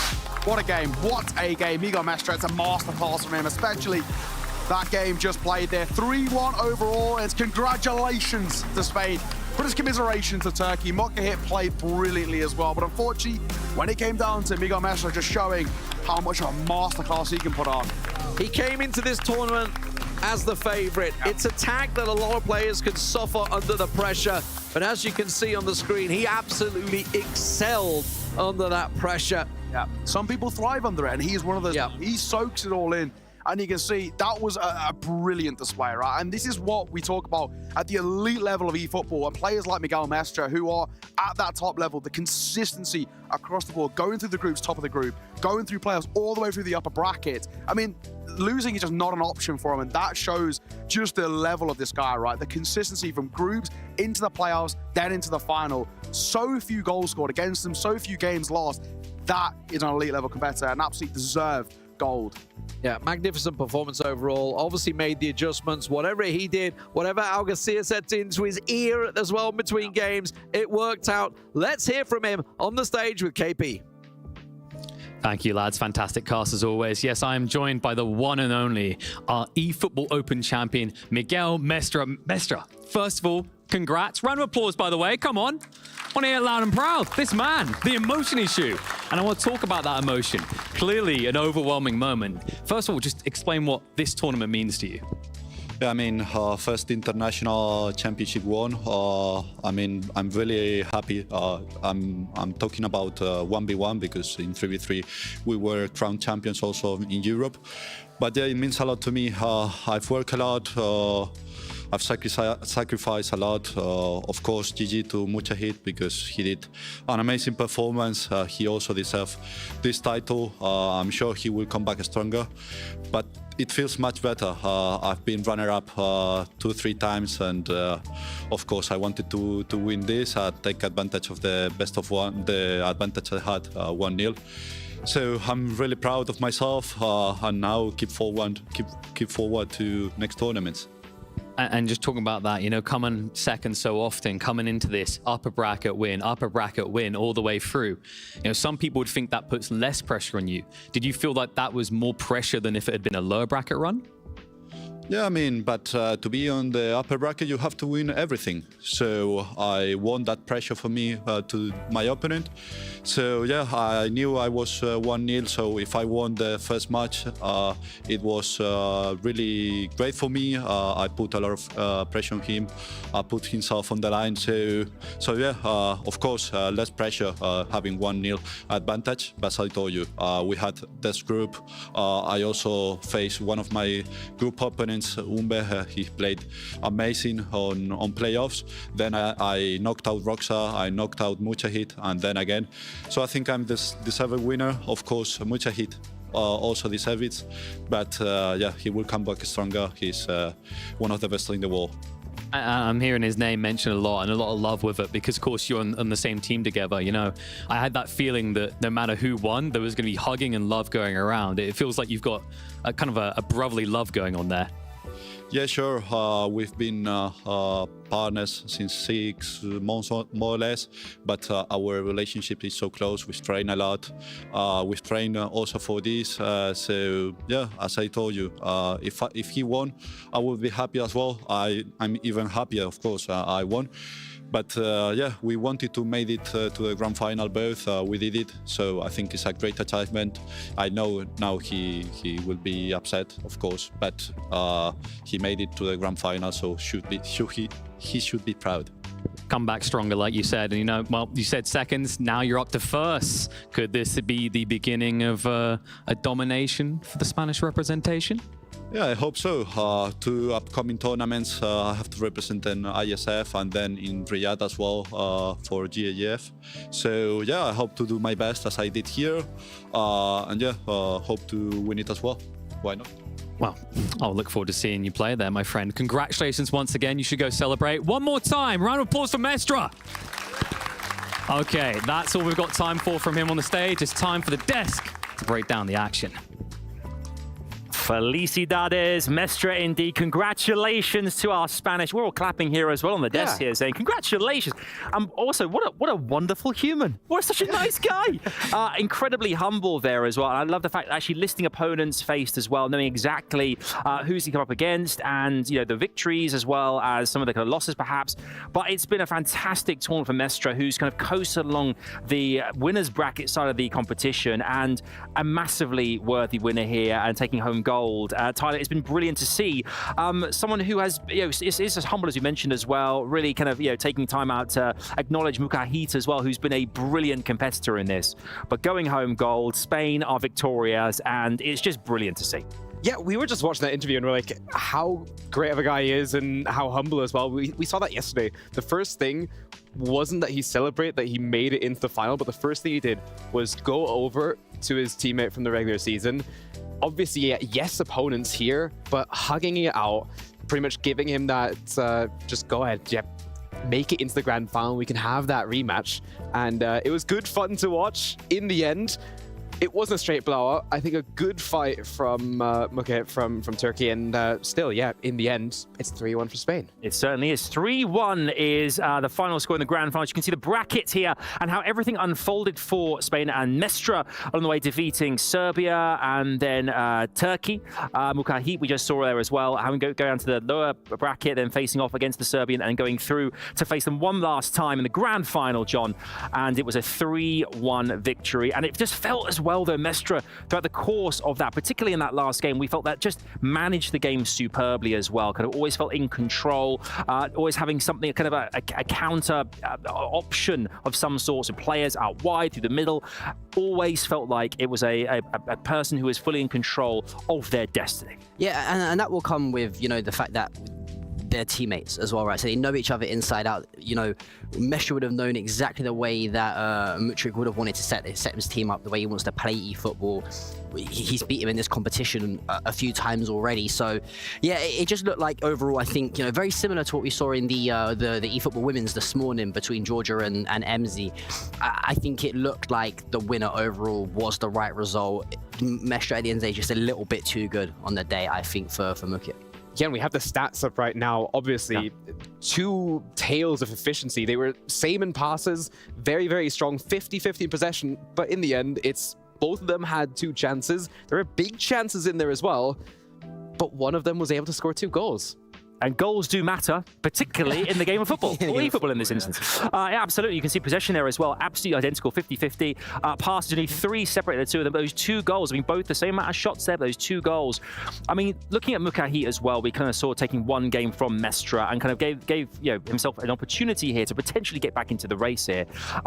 How is it with these 2 competitors? Obviously, training, as mentioned there as well, so much together with their club work as well. They know each other inside out. And we talked about this yesterday, about how all these players, the top here, representing their countries, they know of each other's game. They're there for a reason, because they are the best of the best to a degree. And already he's looking ahead to the next matchups, what's coming down, you know, the road, and other international competitions and club stuff too as well. So it's great to see the community amongst the players as well. For us watching as spectators, it's great to see. But in amongst it as well, they're all very aware of each other. Yes, I think it's one thing that you mentioned before the game, John, as well, that you were out there, saw the guys warming up, and it was more the fact just, yeah, kind of watching them warm up, watching them set up their tactics, and still just kind of setting up their custom tactics just before they head into the game. It was literally crazy. Like, I mean, I come from a very, like, traditional esports background, FPS background, where like tactics matter. No one likes to know what the other team's doing, and you like to keep your strat book very withheld, right? But these two were literally sat next to each other while Mestre was warming up, and then Mukahit was just sat there on his phone. They were listening to music together, just vibing out, chilling out. And that's the beautiful game at the end of the day, right? That's why football's nickname is the beautiful game. And we're seeing some highlights come through. It was a very close, even affair, but I think just when it mattered at the end, when you needed one person to be a little bit more clinical, when a chance needed to be taken, it was Mestre at the end that was just a little bit more clinical on the day. Yeah, I'm looking at some of these highlights here as well. There was, I think, one particular goal scored by Mestre, the back post, kind of just a perfect finish there, utilising the crosses enormously in this competition. Yeah. But it was, I mean, fair to say, you know, with games like eFootball, you have to have an understanding of the whole game, defensively, you know, attacking as well as everything, controlling that midfield. Yeah, and that's the thing that we picked up, I think, a couple times throughout this weekend, was also just the fact that, of course, eFootball, in my opinion, is the better football simulation, because it does matter. You need an understanding of football and how players can move, because there's other that are a little bit more arcadey. Sure, the pace might be quicker, but you really need to know how balance works. And sometimes you'll see the chip balls come in, the run was just slightly mistimed. In another game, might just be pulled along. In eFootball, that ball's going to be behind you, and the run's not going to go up. Yeah, and he talks there as well about 3v3 versus 1v1, and they are different games. There's 3 of you, very different strategically to just being solo. Well, yeah, I mean, I think that comes down to the fact that, you know, usually in a 3v3, you'll have one person that will sort of operate the back line, one person that will operate the midfield, and the other person that will sort of like really, you know, be the more attacking cojones of a player. So, yeah, I think they're 2 different ends of the spectrum, and maybe that's why we saw some of these players throughout the start of the eFootball Open probably have a bit more of a slower start because they're used to that team environment and they're used to having their teammates control a few of the extra players around the pitch. So they're not sort of thinking about, okay, if I shuffle my defender across or shuffle him over, or if I step into centre midfield with him, I know that I've got someone, covering behind in case a long ball or I had that needle pass is threaded through the gap. So yeah, I mean, overall, I think some of the players adjusted really well to the 1v1 format. And a player at the caliber of the likes of Maestro, for example, I don't think they have any issue with adapting, and quite clearly not because he picks up the gold medal at the end of the weekend. Yeah, a gold champion, as a gold champion. I mean, this kind of experience, we obviously the players know the game inside and out. That's why they're here. That's why they're representing their countries here at the European Games. What would our players think taken away from this experience as well? Because the fact that you're kind of competing against other players from around the continent, the best of the best nominated by their country to compete on their behalf. What would you have think taken away from a personal standpoint here? Because away from the game, it's very different, the kind of experience of being around everybody else and being in this this kind of atmosphere where the energies here and everyone wants to kind of succeed and take away the gold medal. I think especially during the Open, of course, having 28 delegates come here from different countries to play out the tournament over a couple of days. Yeah, group stage was really, really tough. If you consider Roxa, for example, he was here pretty much entirely on Friday, played the group stage, had to come in Saturday morning, play that, wait around, play the playoffs towards the evening, late into the night as well. So, of course, insanely long day for players like that. But sure, he might be one of those that might be experienced with it, just being on the road as well to play eFootball multiple times before. Others, of course, from maybe smaller nations, especially that don't even have a local circuit as much, might just have experience in an online league, might not have any experience whatsoever at any higher level of competition. Then you come here, you have the studio built up, you have support all around, you're of course not just playing in a big competition, but in a competition that's under the bigger umbrella of the European Games. And you can say, yeah, sure, I might not have made it into the playoffs because it was tremendously competitive to get from the group stage into these playoffs, especially on the Open side. But they were still able to represent their country and have a nice little trip to Katowice, see some other players from the game, and certainly that's going to push your experience in the game. Yeah, absolutely. I think that's what the great thing about this is, we mentioned being in Katowice, Poland. This is a great opportunity. I think it's great to see esports in general, represented at the European Games. You can see that athletes come in all shapes, sizes. You could be doing a 10K right now or a marathon. Our players yesterday, 12, 13 hours grinding. that takes a lot too. I mean, John, do you think? It's a great thing to see, isn't it? The esports is represented on this scale at the likes of the European Games. Yeah, and I think the science is there to back it up as well. I've watched a lot of sort of documentaries and studies, and that's why now some of the leading esports teams in the world have nutritionists and they have actual people and doctors who come in and study their players because they're athletes at the end of the day. If we're talking in terms of reaction times, hand-eye coordination, they're on par with the likes of probably F1 drivers, which are some of the quickest in the world, right? But no, I'm really pleased to see it at a more global level. We started to see it at a more national level when we saw the Commonwealth Games, I think back in September last year or something, and now we're here at the European Games. Obviously got the Olympics to look forward to next year as well in Paris. So yeah, esports is upwards only, baby, apparently. I think one important thing to kind of add there is that I feel like esports is sort of the complete opposite to how maybe traditional sports are, just due to the fact that we've had big leagues, we've had the big arenas being filled out. But one thing why the national federations are so important is because, yes, we might have the top echelon, but how do we get new talent? And I think that's where Esports Federation, the federation's talking to governments, but hopefully also talking with schools, universities, trying to build a further circuit that's going to push esports in your nation, and then hopefully also see bigger and bigger talents come throughout the years. Yeah, esports is an international language now. That's the thing. In some capacity, most people have played games to some degree, and to see kind of where our kind of players have done themselves so proud here representing their countries too is just absolutely, it's just something else. For the schedule here as well, you can see on screen, this is exactly how things have panned out today here in the European Games Esports Championships 2023, featuring Rocket League. We saw earlier on this morning our grand finals with the Netherlands taking a 4-0 victory over Great Britain. I'm sorry, the a few tears that I'll wipe away. And then in the eFootball Women's as well, we saw that amazing head-to-head versus Great Britain and Italy, where MZ lost out to Georgia's ferocious play, winning 3-2 there in that best of 5. Finally, the eFootball Open there, we just saw Mestre with his 3-1 victory today here on Grand Finals Championship Sunday. I mean, let's actually talk about that for a second as we await the nod from this main stage. We have our closing ceremony and our presentation kicking off very, very soon. We'll keep you guys posted when that happens. Let's just look back again to the eFootball Women's as well, because we had 8 competitors that started out in this competition. We saw a great final today, and I think we all agree that this has really created a saga, a story between Italy and Great Britain now. As we saw, they faced off against one another quite a lot throughout the course of this competition. You can see the way the bracket kind of came to play here with Italy and Great Britain had this amazing group where they kind of managed to do unbelievable, scoring a ton of goals, really being the all-out victors in that Group A. And then things started to change when, Belgium, Ireland, in the lower bracket, you can see there, but they went head-to-head. That first finals was a really important 2-1 victory for MZ, wasn't it? Yeah, and at the same time, I think it was still kind of the thing where after the first game, Georgia kind of reacted to it and said, yeah, okay, but she played a tremendous group stage and she's not going to just to react to other players. She just wants to play her own game throughout the entire competition. And I mean, it had worked out for her in groups. She could see 2 goals, scored a bunch herself, and was able to then, of course, come back to a lower bracket.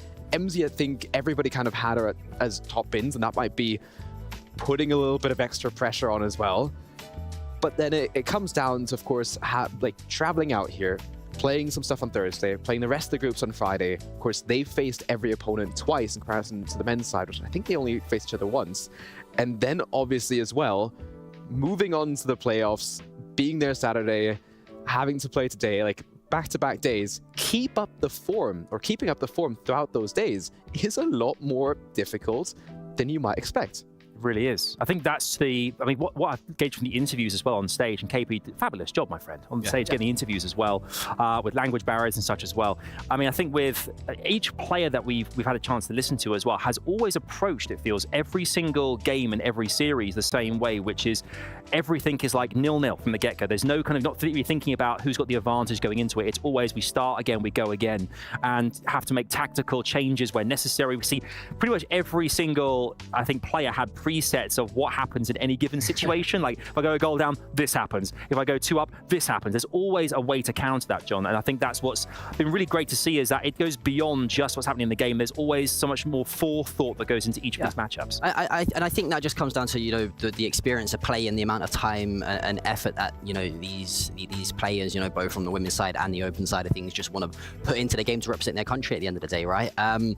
It's also a big talking point that we sometimes miss out when talking about a tournament overall is the big mental fatigue and the mental factor as well. So I'm glad you brought up that point of even if you go 1-0 down, 2-0 down, it's always a mental reset back to 0-0, because you could be the most talented individual with the controller in your hand and the ball at your feet, but if you're not mentally switched on and you're not prepared to say, okay, I'm not always going to have it my own way. When push comes to shove and my back's against the wall, I might need to pull out the stops and just mentally reset myself to say it's okay to lose a game. It's human.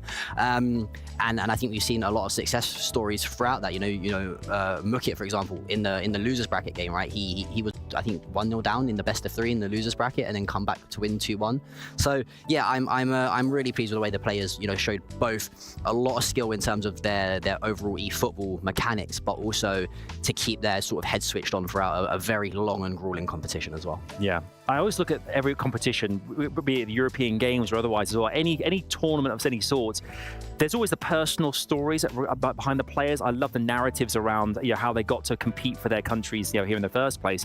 We're talking in the green room backstage about one day telling children, grandchildren, friends, I competed for my country in an international esports tournament. That is one of the one of the greatest things you can take away from this. Is it's such a big deal.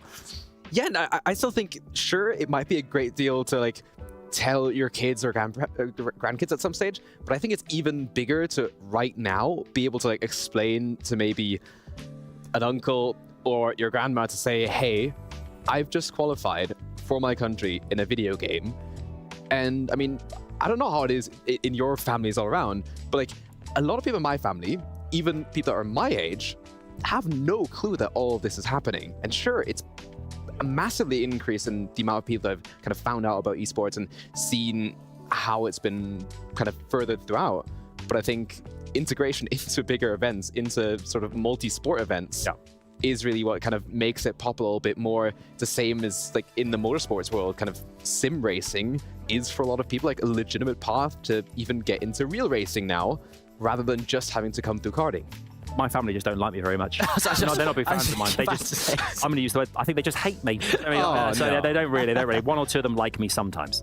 But That's why you always have the esports family. This is it. You always, the wider family, the international family, watching around the world now as well, which I think is really important. But I think it's a good point to make. And I think as well, any players that you've seen over the course of this weekend, make sure to stay in touch with them on social. I think that's a great thing is awareness as well. All the players out there competing in eFootball, Rocket League, wherever it might have been. Definitely make sure to follow those people online, kind of keep in touch and see their journey as well, because very often you see some kind of rising stars break through, as well as the veteran players who may kind of consistently get to those finals and make it. It's always kind of looking at kind of who the next generation, the next wave of pros are going to be. Yeah, and I think that's a great point. In particular, look at someone like Glitched from Ireland, right? This is the first ever time that they have competed in an eFootball competition. We've got experienced pro players like MZ here, so they're testing, people who are coming into the kind of competition for the first time are testing themselves against the best of the best. So who knows, this weekend here could be the start of a long career in esports for some of these players that might never have, thought that they were just going to work, standard jobs for the rest of their life. And now these, honestly, this is not a standard job. It's far from a standard job, I can tell you that now. But yeah, they've sort of now fallen into this delightful thing that is esports and professional video game play, and it could be the start of something new for them. I won't burst into High School Musical anytime soon, don't worry. I wish you it was almost Dua Lipa yesterday. I would have loved some High School Musical. Do you want to hear my greatest gaming accolade of all time? Go for it. Donkey Kong Country, show my age here. Donkey Kong Country, Super Nintendo, right. Regional champion, 2 weeks back in like the mid-90s. And I say regional champion, collected the most bananas, the most letters in the fastest time possible, speedrunner extraordinaire. That was this guy. Well, that's it. It didn't quite get to European Games, but a few of my friends thought that was kind of cool. That's as far as I got. That's bragging rights. I mean, thanks, mate. If you ask me, Olympic Championship, whatever. That's Olympic Championship. Yeah, well, yeah. Get the Olympic Championship of Donkey Kong. You get in there next year.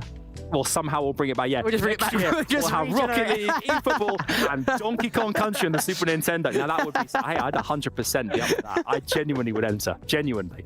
But it's it's been a fantastic competition. As you mentioned, we are just waiting now for the go-ahead that the stage is ready to give out our kind of the presentation of our awards to our players. Because don't forget here, this is a competition. The European Games Esports Championship is based around medals. You are here to earn a trophy for your country, and you're representing your country.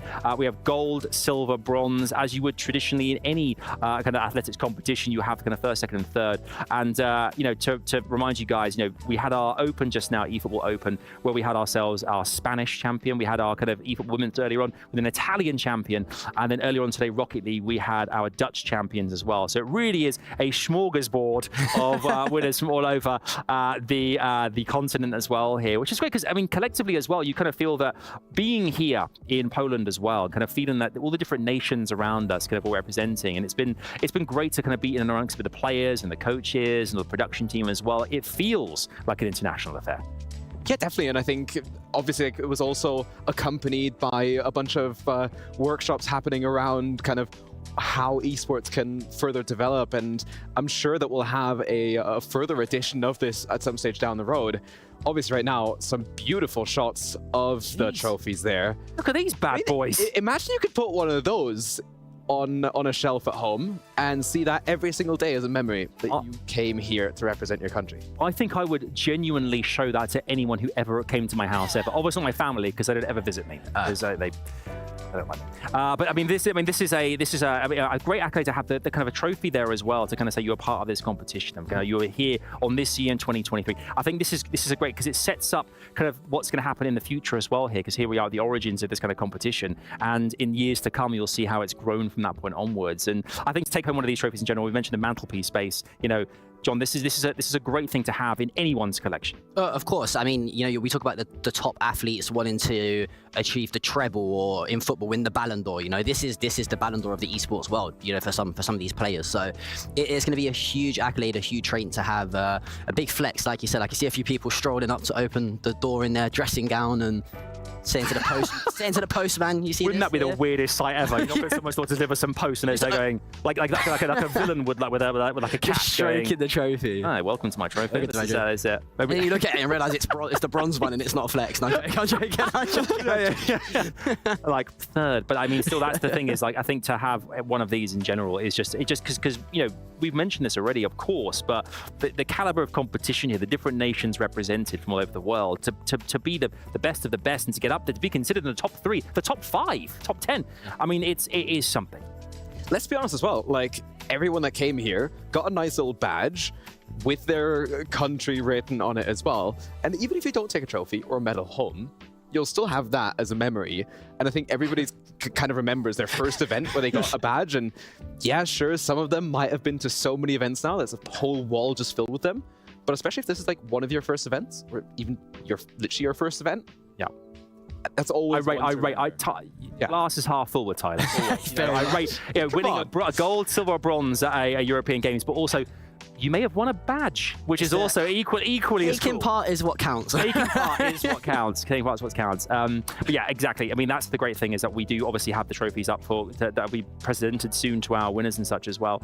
But you know, when you consider like the games in general here, and you consider the fact that we're all here to kind of like to be part of this as well, like as casters and analysts, as we've all been as well. I mean, we talked about the kind of esports and how it's growing in such a fast rate now. It's great to see the fact that we have, you know, European Olympic Committees, the Global Esports Federation, all part of this competition as well. It's great. I mean, this is. I feel really proud to be here too. I think everyone. Yeah, and it was something when I took a look backstage into the player lounge and even in the green room of the talent and in the auditorium to where the players are playing. There's almost like a different aura and like prestigious value about this event, right? So like you feel super privileged to be here. It's been an absolutely amazing show to be a part of. And again, like you keep mentioning, Adam, this is only the inaugural version of this. You know, we're bound to see many of these go on further down the years. And who knows, in 25 years' time, we'll have maybe someone say, you know what, my biggest achievement was Global Esports Games Esports Championships being casted by Adam Savage, Tyler, and John P. That's very. And of course, yeah, me too. Neo and Lee as well. Oh yeah, those Not two. to discount those two guys. as well. I mean, let me ask you before we do go to the stage very shortly. Highlight in one of the games this last weekend. What's been a particular highlight, particular goal, a moment you thought, because there were a few, particularly I think on yesterday in those group stages, where we were all jumping out of our seats. We were like literally like, no, you can feel the energy because the players were kind of like competing just over there, past us off out the studio there. Particular goal that's kind of stood out for you, or a moment that you thought that was. I mean, I'll go first. I thought MZ scoring the most bizarre own goal in history was kind of was a moment for sure. Yeah. That was a moment. But also, I mean that chip pass the half volley into the top corner was pretty sublime. I want to say Muka hit against Mestra in that game yesterday in the upper bracket final.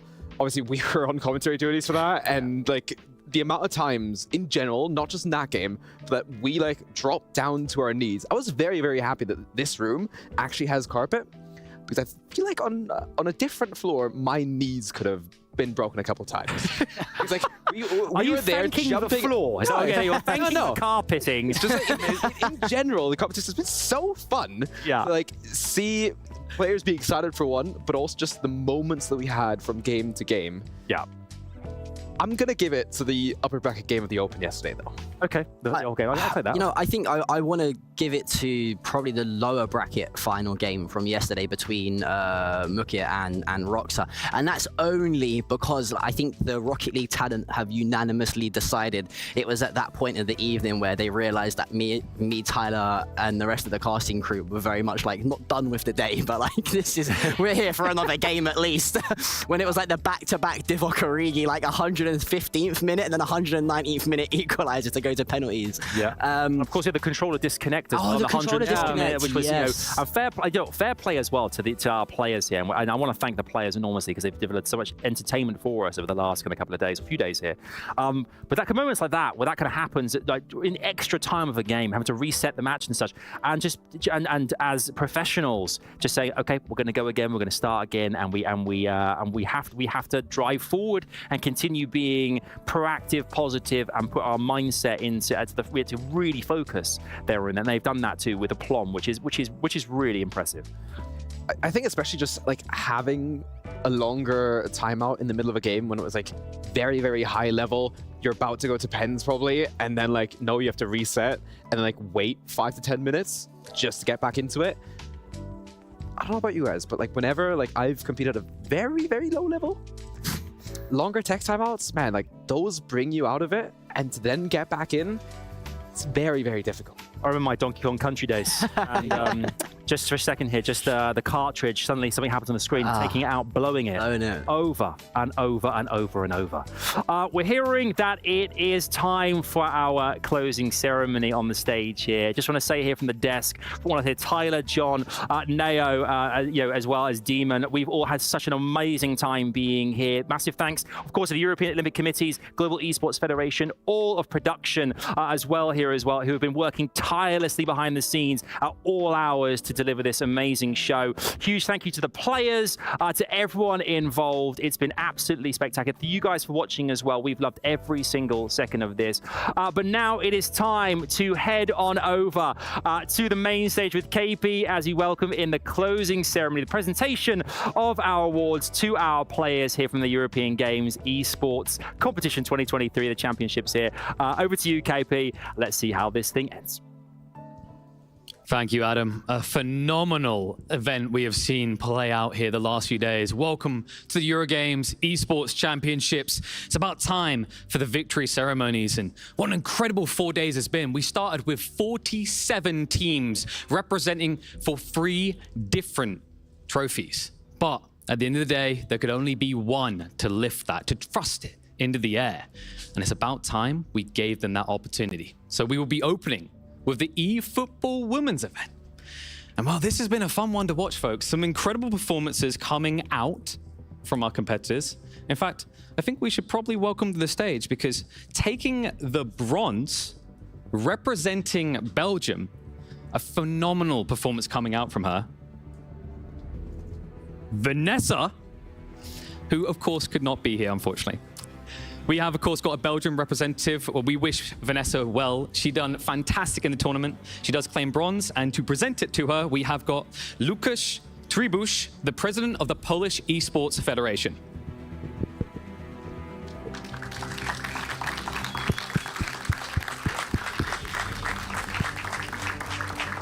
She most definitely earned those claps, folks. She played phenomenally, but was not able to best this opponent. No, taking the silver. Representing Great Britain, we have the wonderful, energetic Emzy, who will have her wonderful trophy presented to her by Aurelia Ruech, apologies for that, member of the board of the Global Esports Federation.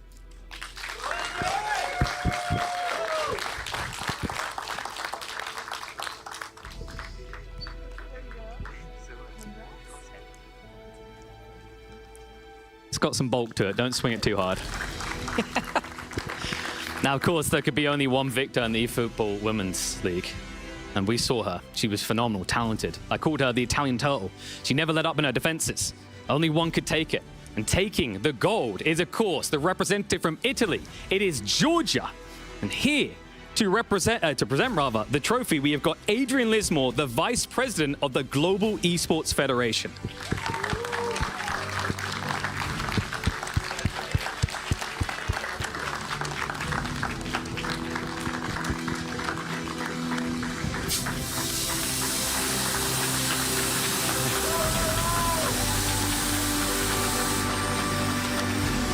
And now, if you would all care to stand for the Italian national anthem.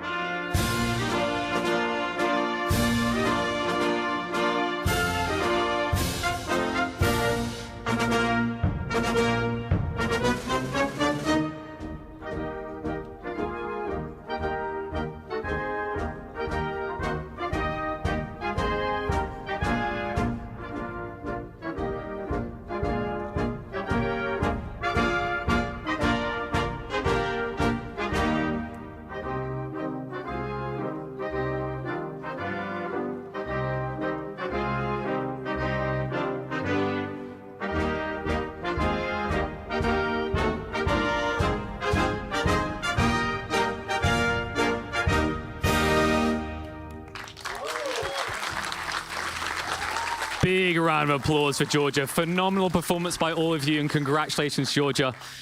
But I think we need to keep on moving. So if you wouldn't mind, maybe we'll invite you back onto the podium afterwards. You were definitely impressive enough to be up there. The show must go on, folks. We've still got 2 more games to crown our champions in. And next up, we have got the eFootball Opens. Well, this person came in third. A lot of people were anticipating they'd make the final, but still, podium finish is impressive all the same. So, claiming the bronze trophy, we have got Serbia. It's the one and only Roxa. And here, of course, to present that reward, we have got Lukasz Klimczyk, the Vice President of the Polish Esports Federation.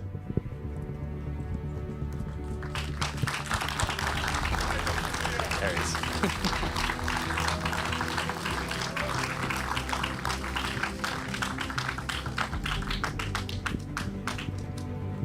Next up, as an emotional man, we saw the passion they played with on this platform, taking the silver for his home country of Turkey. He was a sight to reckon with. It is, of course, Mukahit, and here to present that trophy, we have Ramil Aliyev, the member of the board of the Global Esports Federation.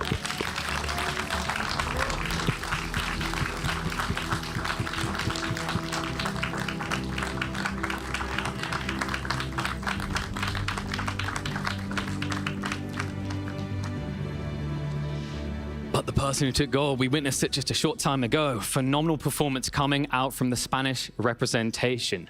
Of course, it had to be Mestra, brother almost of Turkey here. So, round of applause for our gold winner, Mestra, who will be presented his reward by Andrzej Krasnicki, the honorary president of the Polish Olympic Committee.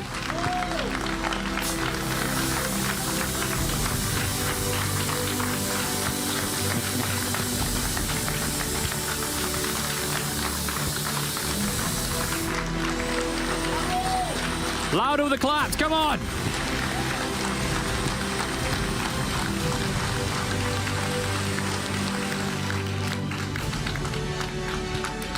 And now, if you would all be so kind as to stand for the Spanish national anthem.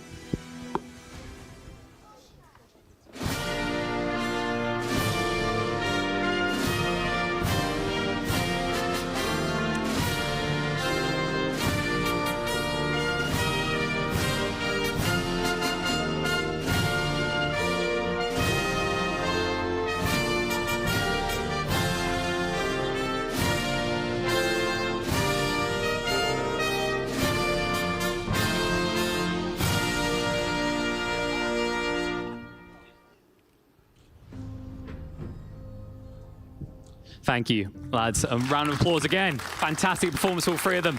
But I must ask you to vacate the stage because we're about to get a bit crowded on this podium. Go for a quick shot, boys. That's all right. Up. You're all champions in his eyes.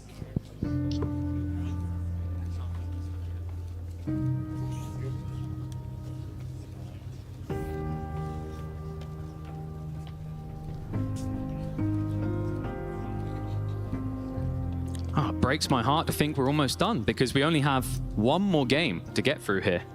And there's a reason we're telling them to get off the stage because this is where it gets a bit crowded. Of course, next up, we have got to crown our European Games champions for Rocket League. Coming in third, formidable performance, a tough crowd to beat. It is, of course, the Hungarian squad. And here to present that reward, we have got Aurelia Ruech, member of the board of the Global Esports Federation.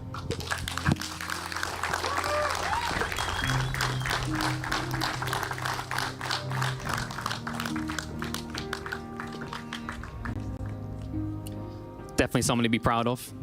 And next up, someone I can get to be proud of again as a Brit. Because taking the silver, it is, of course, Team Great Britain. And here to present the award, we have got Adrian Lismore, the Vice President of the Global Esports Federation.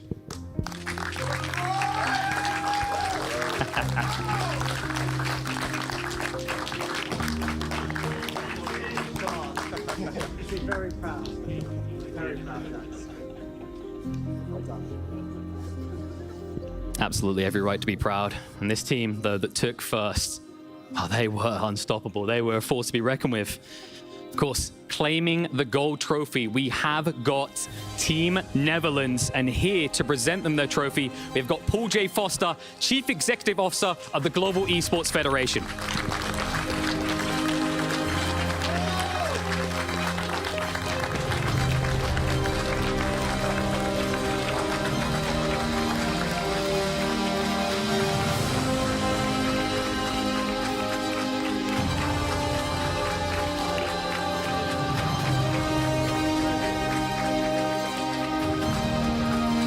One more big round of applause, come on.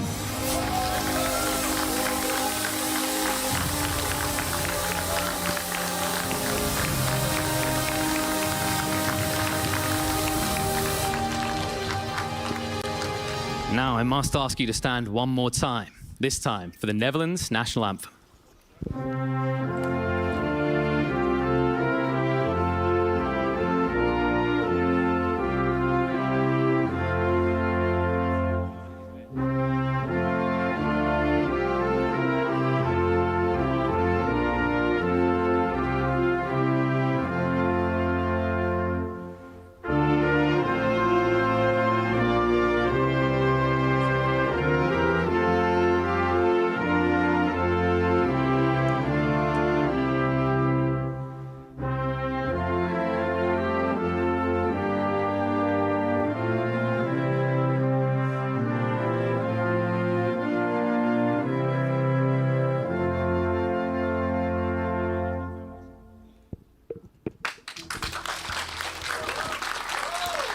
Big round of applause deserves here. In fact, I want every single victor, or anyone who's on the podium, in fact, to get back up on this stage to celebrate the close of the show. So come up. The eFootball Women's, eFootball Opens, everyone back to the stage. Huh? Let's go get well, they can move around, they don't have to share it. But guys, it's been quite the phenomenal occasion here. Like I said, 4 days to carve it up and decide 3 champions. But we've finally done it.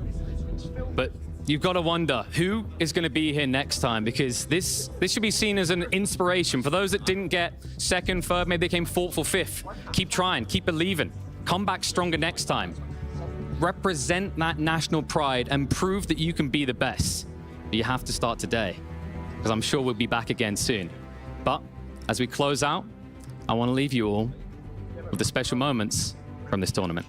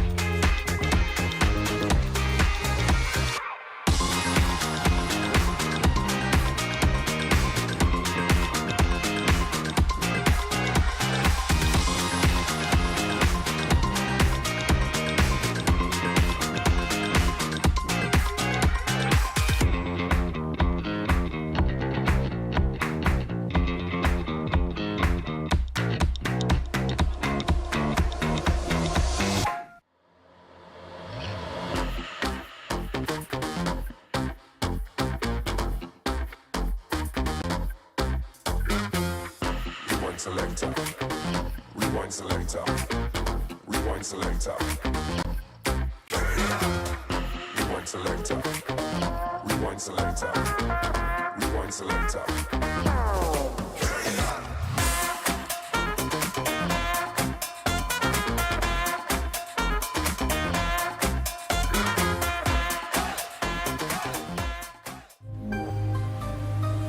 Listen.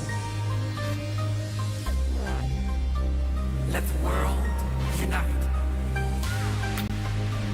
The MVP is mine. Let the games begin.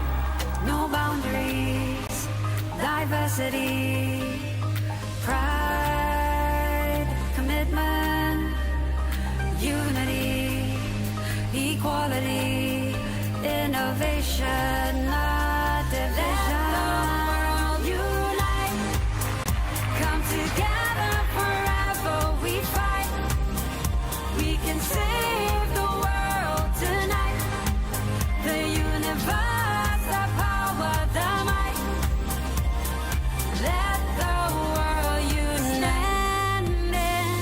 On the edge of the world, we fight for the right to be us. We never give up on the fight.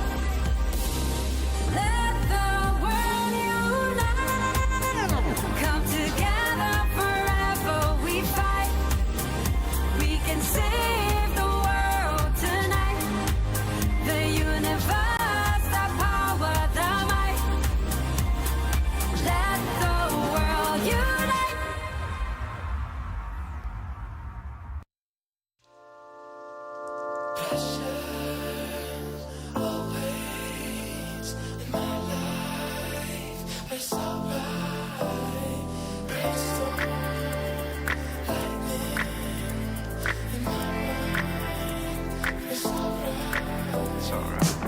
Don't tell me what I gotta do. Understand that I'm the truth. I ain't really got a lot to lose. That's why I fuck with you. Now I'm not really one for attention. Shine a light through a prism full spectrum. Pull the curtains back, you in my dimension. Lay back and just forget the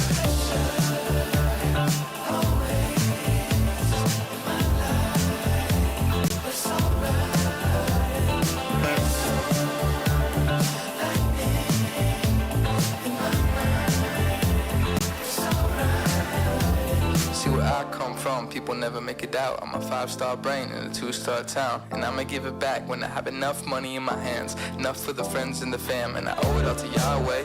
Lord knows that I couldn't do it my way. Almost bought a ticket for the fast lane. Now I'm hopping on a flight to the Everglades to forget the pressure.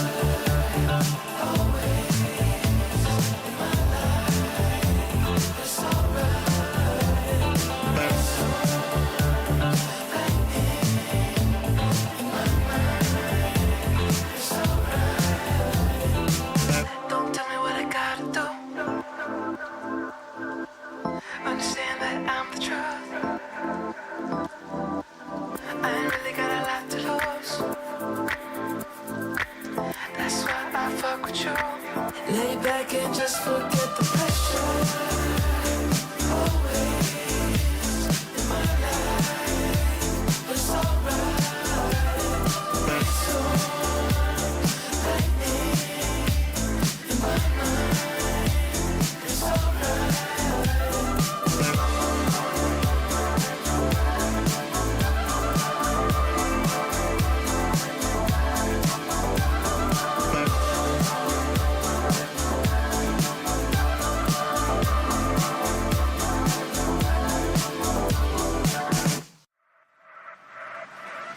Walking tightrope, say the lightning, like how you move. I would swim across the ocean to hold on to you. I don't know where you've been, fell right out of my head. A dream, swear you're made for me, making my heart a mess. Kisses like electricity. Feel the energy, give me vibrations. Been a long time without you, don't be blue without you. Nah, nah, give me vibrations. Happiness all around you. Happy now that I found you. Nah, nah, give me vibrations. Give me vibrations. Nah, nah, give me vibrations. Give me vibrations. Half of me was always always missing, wishing to be yours.